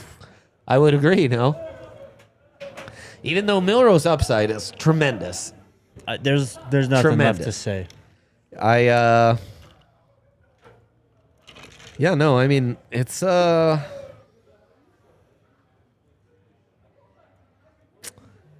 crazy that this has happened with Shador. It is really crazy. Was that pick 92? Okay, 92. Yes. We have the Saints coming up at 93. The Raiders pick twice at picks 98 and 99. Yeah, for sure. DeHoy says, Mbao, please, my guy. Yeah, Membel would be amazing. I'm shocked he's still available. Yeah, honestly. Randy Dick again. Travis Thies is Cam Scat, and we can sign him UFA. UDFA, does he mean?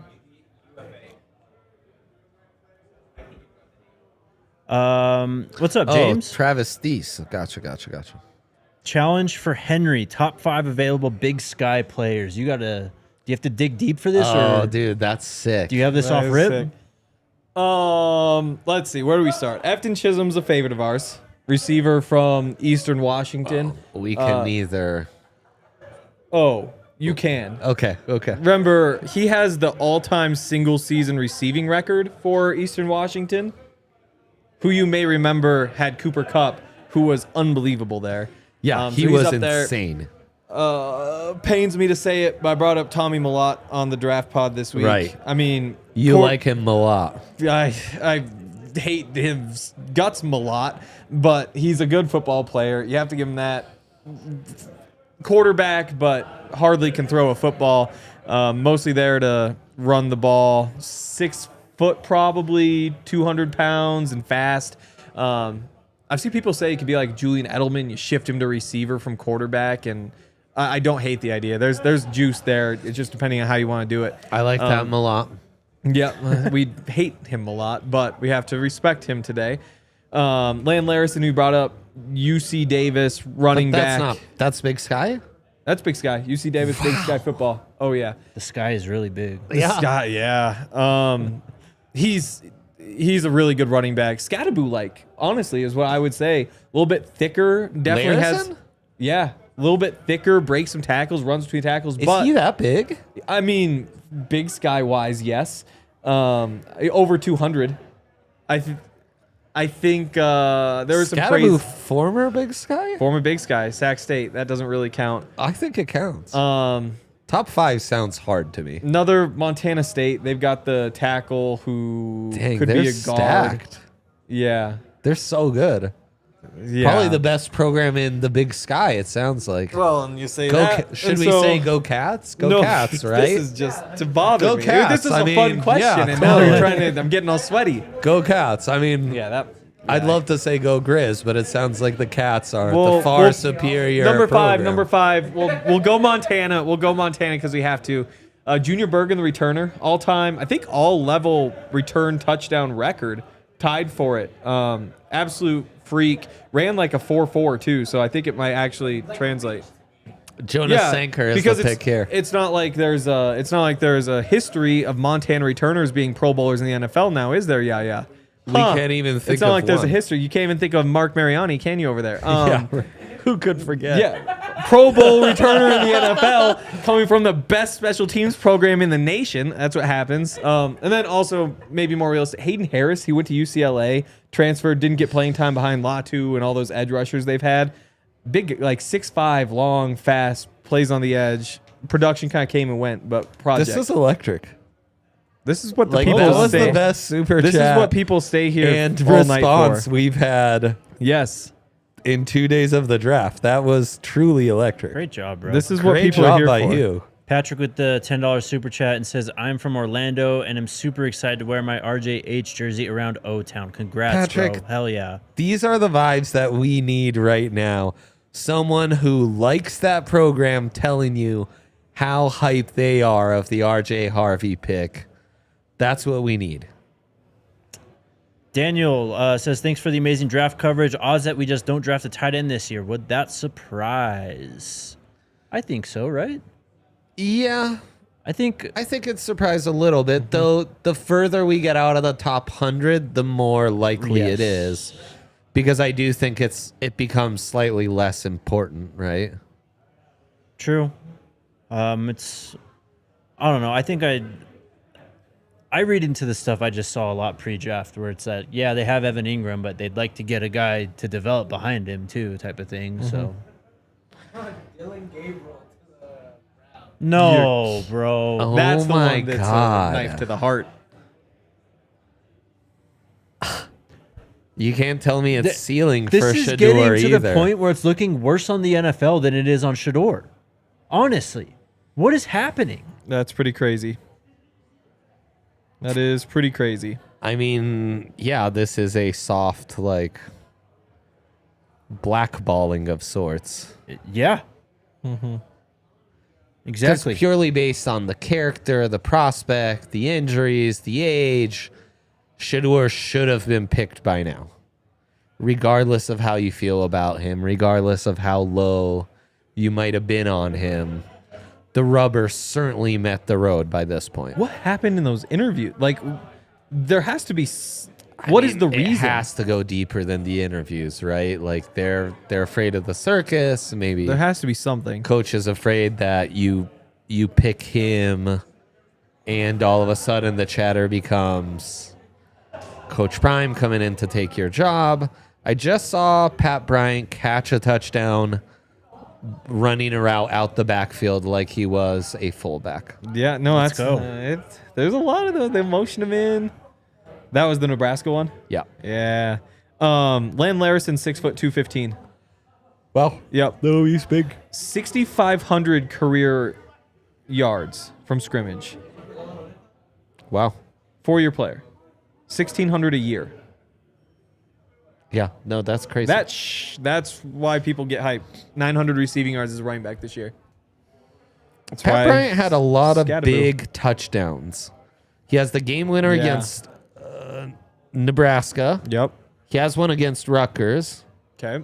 He has a big one against Northwestern and another big one against Michigan.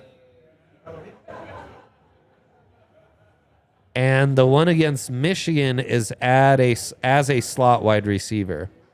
So he had a really good RAS. Is he pretty agile?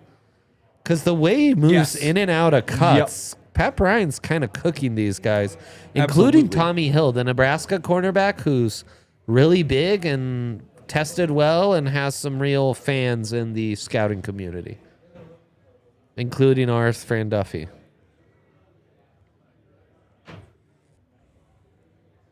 Okay, I don't have agility drills for Pat Bryant, but also, yeah, the 1.56 10-yard split is a pretty good number at 204. It is. And he's a big wide receiver. RJ Harvey, your scat back, bigger than him. So that's interesting. It is interesting, isn't it? Yeah, Huh. That'll make you think, won't it? well, Huh. I guess maybe do 2 seconds of research before you assume you know everything. Uh, The running backs really aren't going, folks. no. Might have been more quarterbacks taken on day 2 than there are running backs, which is Yeah. saying something. It is. The draft is the best. You have all these thoughts about what's going to happen. It's And then the best. Not only It's the so it best. changes for like 4 months coming into this too. It's like, oh, this guy's here, that guy's there, this guy, and then you show up and it's just chaos. Yeah, it's been It's like March Madness. it's been a fun one.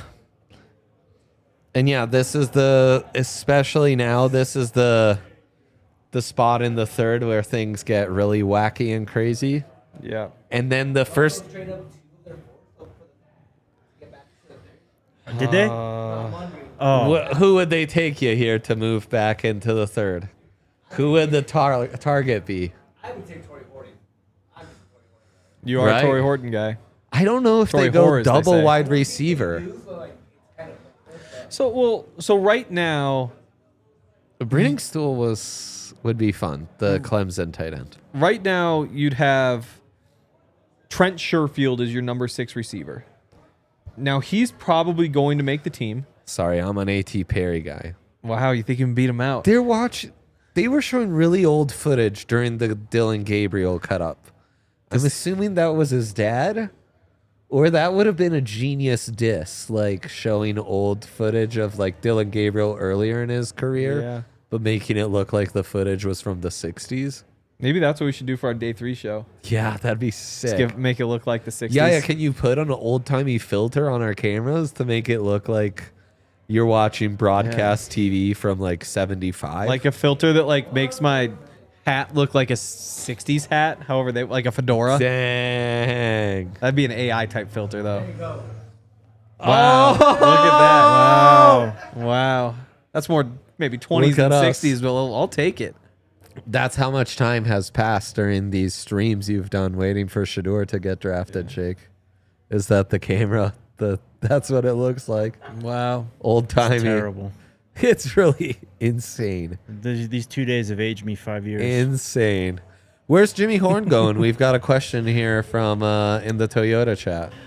I'd love him in Denver personally. I think while all 3 of them have their different flavors, Jared Wilson is gone. they all fit well in Denver, in my opinion. You mentioned the return game. Jimmy Horn would be great there. Yep. I look at Jimmy, and honestly, I looked at a team like the Texans. They just took, I think, both Iowa State wide receivers today. But Crazy. I looked at him, and I saw Tank Dell. He's slightly bigger than Tank Dell. You get the speed from because Tank Dell's not going to play this year. No. You get the speed from there, so I don't know. I'm terrified he'll go to the Kansas City Chiefs, so. He'd be a perfect fit there. Huh, Chris Sims had RJ Harvey as the number 3 back. Awesome. We all hate Chris Sims until he ranked one of the guys our team drafted highly, and then it's like, oh, interesting. I don't miss a show. I Chris Sims, that's in my say rotation. I'd Really? ever tuned in. It's good. I enjoy Chris Sims. This filter's pretty cool. It is. The Patriots get Jared Wilson. Interesting, nice little draft from them with Will Campbell, Travion Henderson, Kyle Williams, and now Jared Wilson. Yep. I wanted to take their All offense. I wanted to take linemen, 2 skill players. wanted to take the over on their win total Oh, this year. boy. Turns out it's 7.5 with the over heavily favored. I was like, well, maybe not. Jake, do you have something to share with the class? For the Buffs fans who care, Brandon Hood has entered the portal.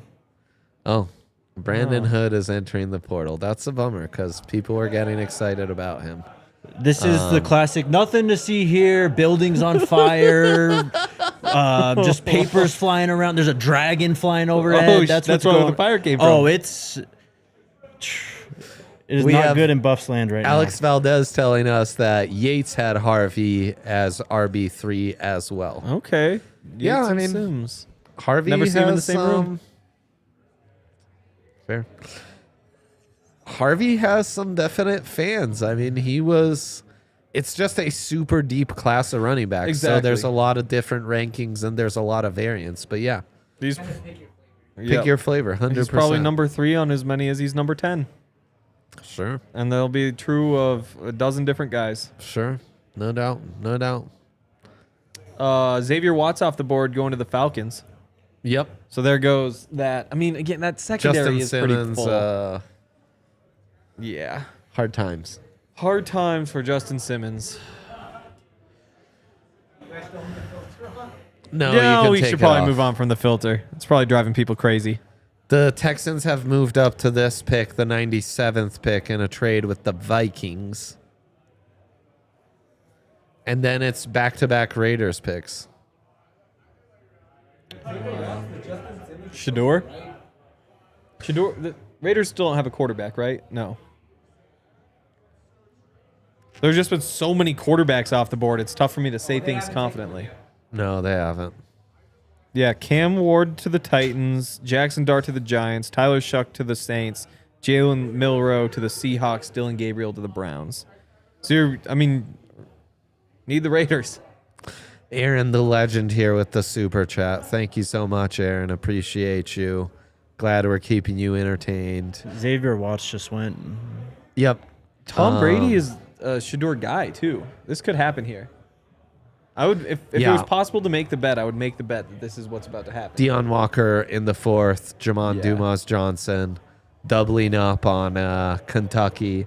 Go Cats. Yep. No doubt would be amazing. Go Tigers, go Cats. That's what we Yeah. always say. Yeah, Randy Dick, the legend. Randy Dick. I can't listen to you Glaze Landlers Heard and that after before. Travis Thies, South Dakota.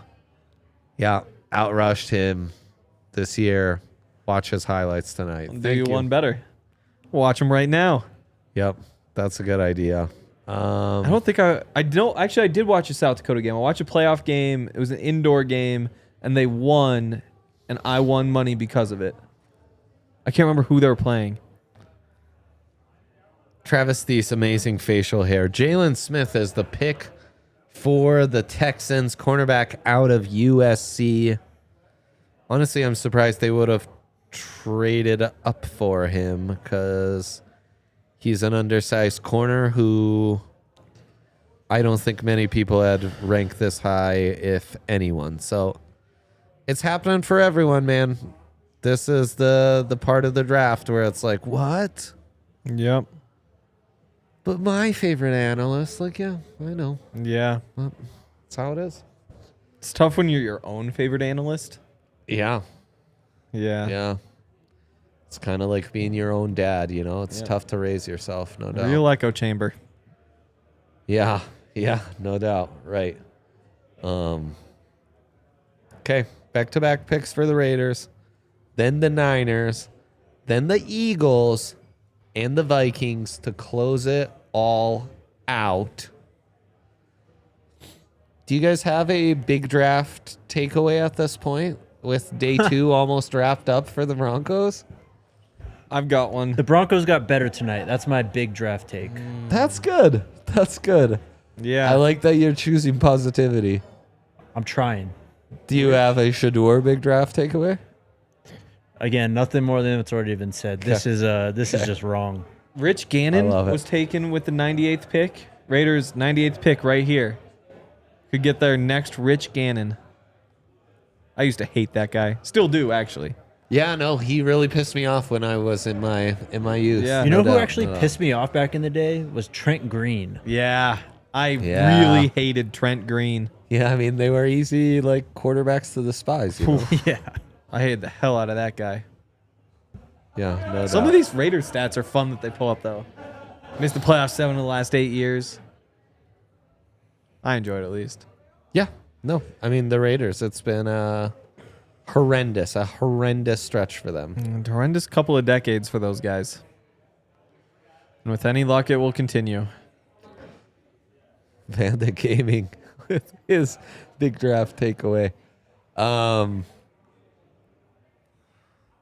I think my big draft takeaway is similar to other Sean Payton drafts. We've seen the Broncos go off the consensus, make their own picks, surprise us maybe a little bit, value character above the rest, value maybe less sexy traits in skill positions. And yeah, man, it's worked out so far though. So I'm excited to see what we can see from Pat Bryant. I'm honestly excited to really dig into Pat Bryant tape. Caleb Rogers out of Texas Tech. Caleb Rogers, the left tackle for Back to back. the Texas Tech Red Raiders, who has short arms and will have to move inside. So they have that going for him. He was impressive, though, when I watched him against the Buffs, no doubt. He's got some juice to him. But Know he's who I got thought was kind teeny of tiny impressive? arms. Teeny tiny arms. I thought Shador was kind of impressive.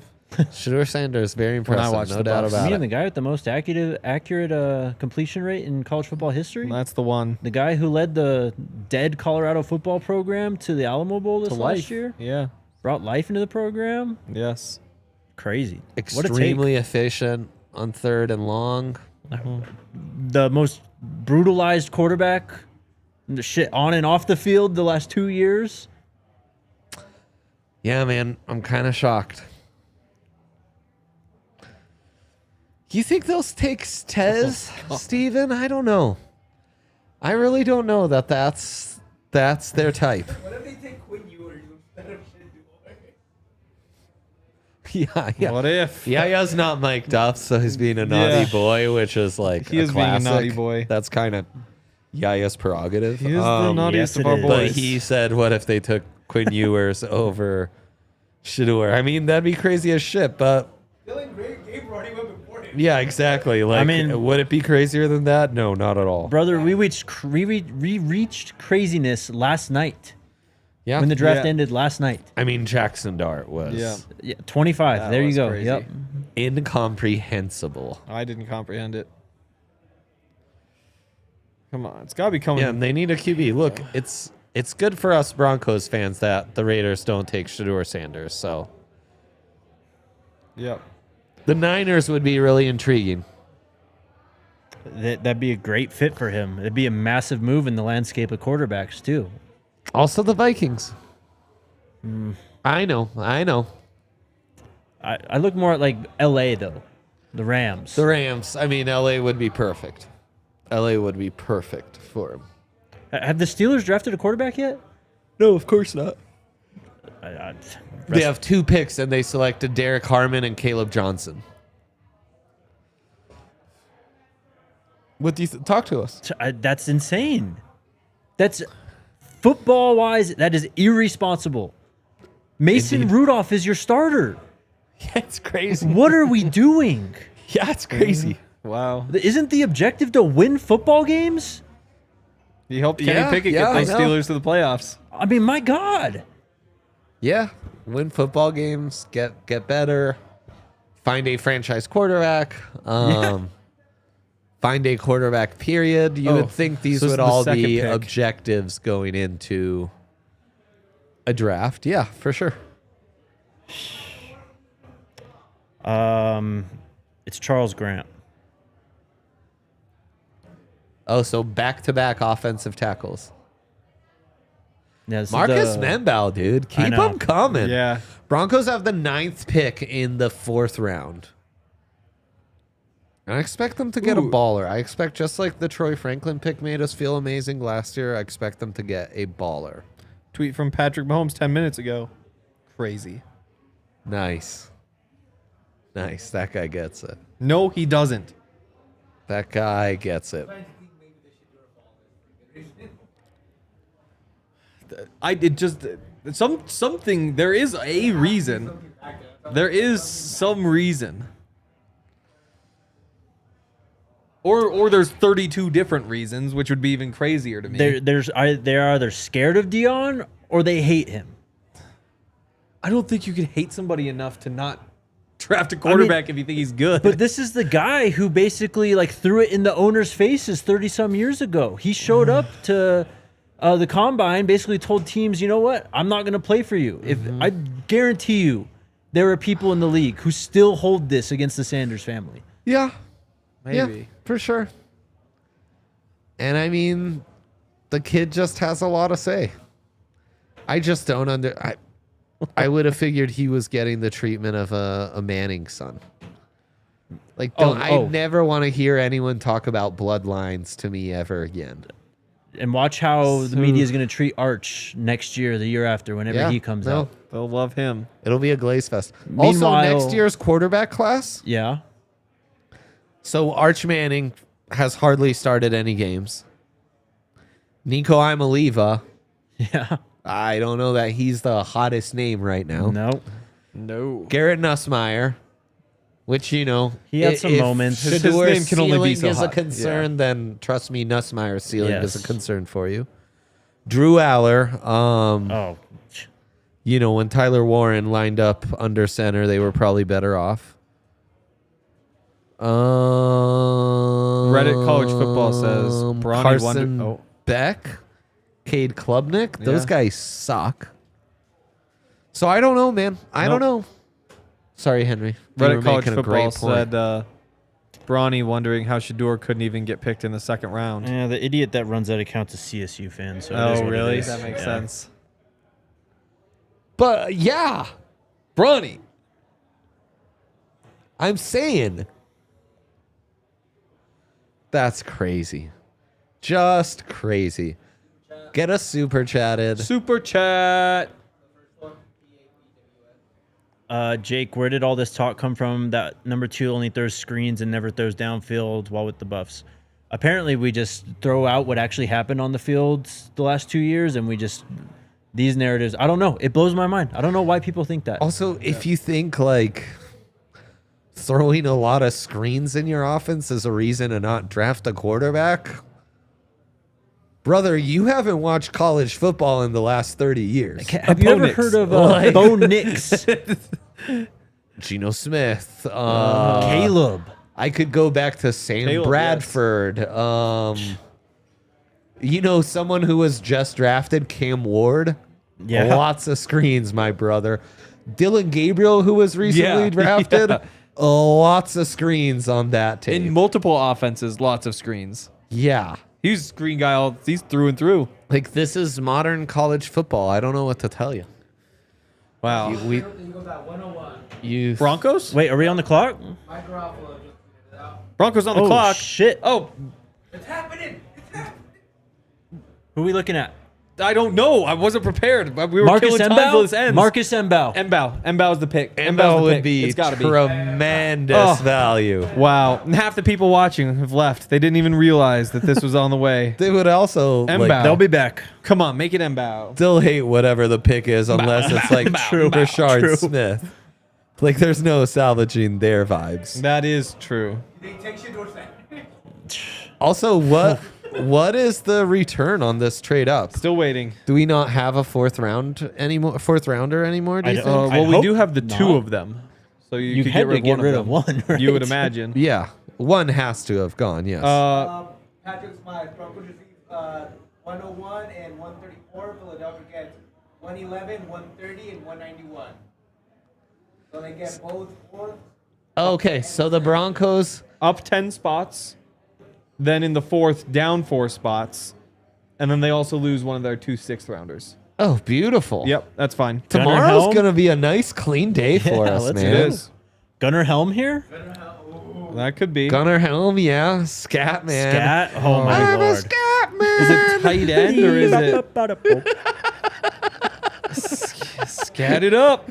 That's amazing. I have to listen to that in the car on the ride home. Okay, I'm starting kind of defensive line. I don't see it. Yeah, M'Bow would be just the value pick right It now. would be. No doubt. A chance he can play center? If you got a yes. Okay. I think he's one of the few who has that kind of versatility. I think another running back could be really intriguing. I think there's good value at edge rusher with a guy like Kyle Kennard at this point, for example. I personally love Rocket Sanders. I think you Jalen do. Royals would be an amazing pick. They take some Sai'vion Jones, but no confirmation. Okay, so Albright is saying Defensive they've end taken from LSU. Sai'vion Jones from Terrible LSU. misspelling from Albright. Saivion Is correct. He's kind of a bigger edge, so I feel like we've talked about bigger edges a decent amount. I'm seeing Kliz tweeting out that Yep. it's Sai'vion Jones as well. Also with a typo. So I think it's Sai'vion Jones, the LSU 280-pound edge, 6'5", over 33-inch arms, 10-inch hands. So he is big for an edge rusher. Honestly, I had Braden Swinson, the edge playing opposite him, rated a little higher. He had 40 tackles, 7.5 tackles for a loss, 4.5 sacks, 2 PBUs, and 2 forced fumbles last season, starting all 13 games. He also started all 13 games while LSU went on that run with Jade Daniels, had 33 tackles, 3.5 tackles for a loss, 2.5 sacks, 2 PBUs. So that's the better season for him. 2022, though, had 6 TFLs, 4.5 sacks as well. NFL.com did have him projected as a 3rd rounder. I know there were teams who were a bit higher on him. I'll fully admit he was on my list of guys I needed to watch, but didn't get around to, as I've been focused on a lot of Avs and Nuggets playoffs these last few evenings. Really And understandable. not doing the film grind I usually do in the last couple weeks leading up. ESPN has the 2 LSU edge rushers as the 2 top edge rushers available. Swinson ahead of Jones, but I mean, splitting hairs according to them. I mean, honestly, the appeal for him is he really looks like more Yeah. of a 3 technique in a lot lot the way he moves. There he is destroying Caleb Rogers, who was just drafted ahead. Oh my God. Yeah, no, I think there's a lot of appeal. We're seeing the Senior Bowl highlights, and that's what's got the boys laughing because he's broad-shouldered.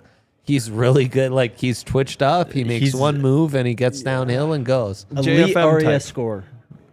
Give it to us. 9.19. Also has 33.5-inch arms. Yeah. Measured in at 6'5", 3/8", 280 pounds.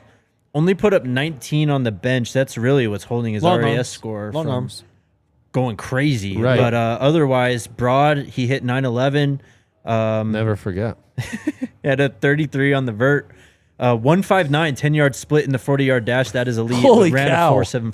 Wait, what was Holy that last one? cow. 159, 10-yard split in the 40-yard dash. 4.75 But ran a 4.75. at 280 pounds. That's we- crazy. we Which didn't is run like 40. We didn't even run Tevon 10. Walker levels of freaky. They clearly are really high on him. This is a guy who just put JFM on notice. Yep. Because he is that kind of defensive end down lineman. I've talked a decent amount this draft process about bigger edges and guys who fit that mold of like your John Franklin Myers. Maybe a guy who can be a little more depth on the Jonathan Cooper side as these idiots in purple do the skull clap. Morons. Yeah, really intriguing pick.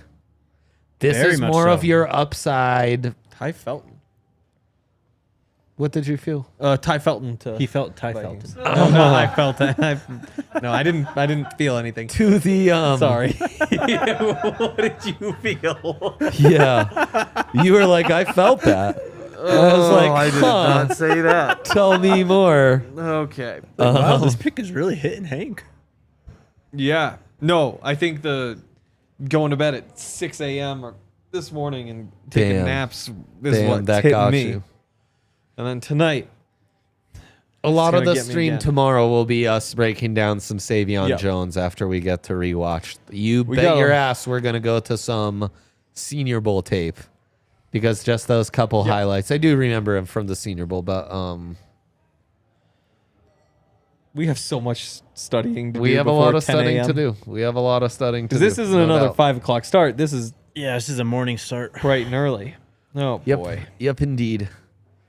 Will you prioritize RJ Harvey? Is Yep. that it? That's it. The That's draft it. is done. That's it. The draft is done from Green Bay. I like this pick. Nice pick at the end there. How we Yeah. feeling, Broncos country? Come on, man. Pick 100, ESPN's. I think they're 100th feeling about player. as good as you are, Jake. I think that we all needed that at the end of today. I need it. I don't know. I don't need more work. Yeah. No, there's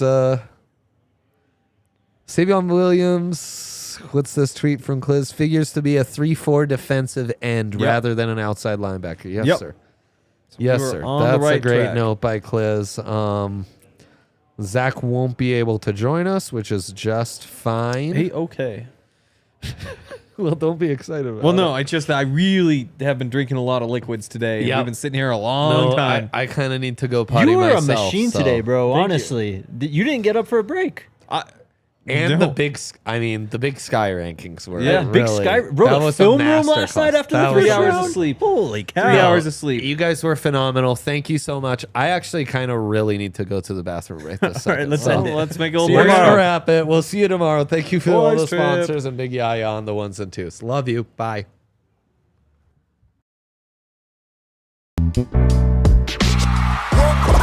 We all silly like the mayor.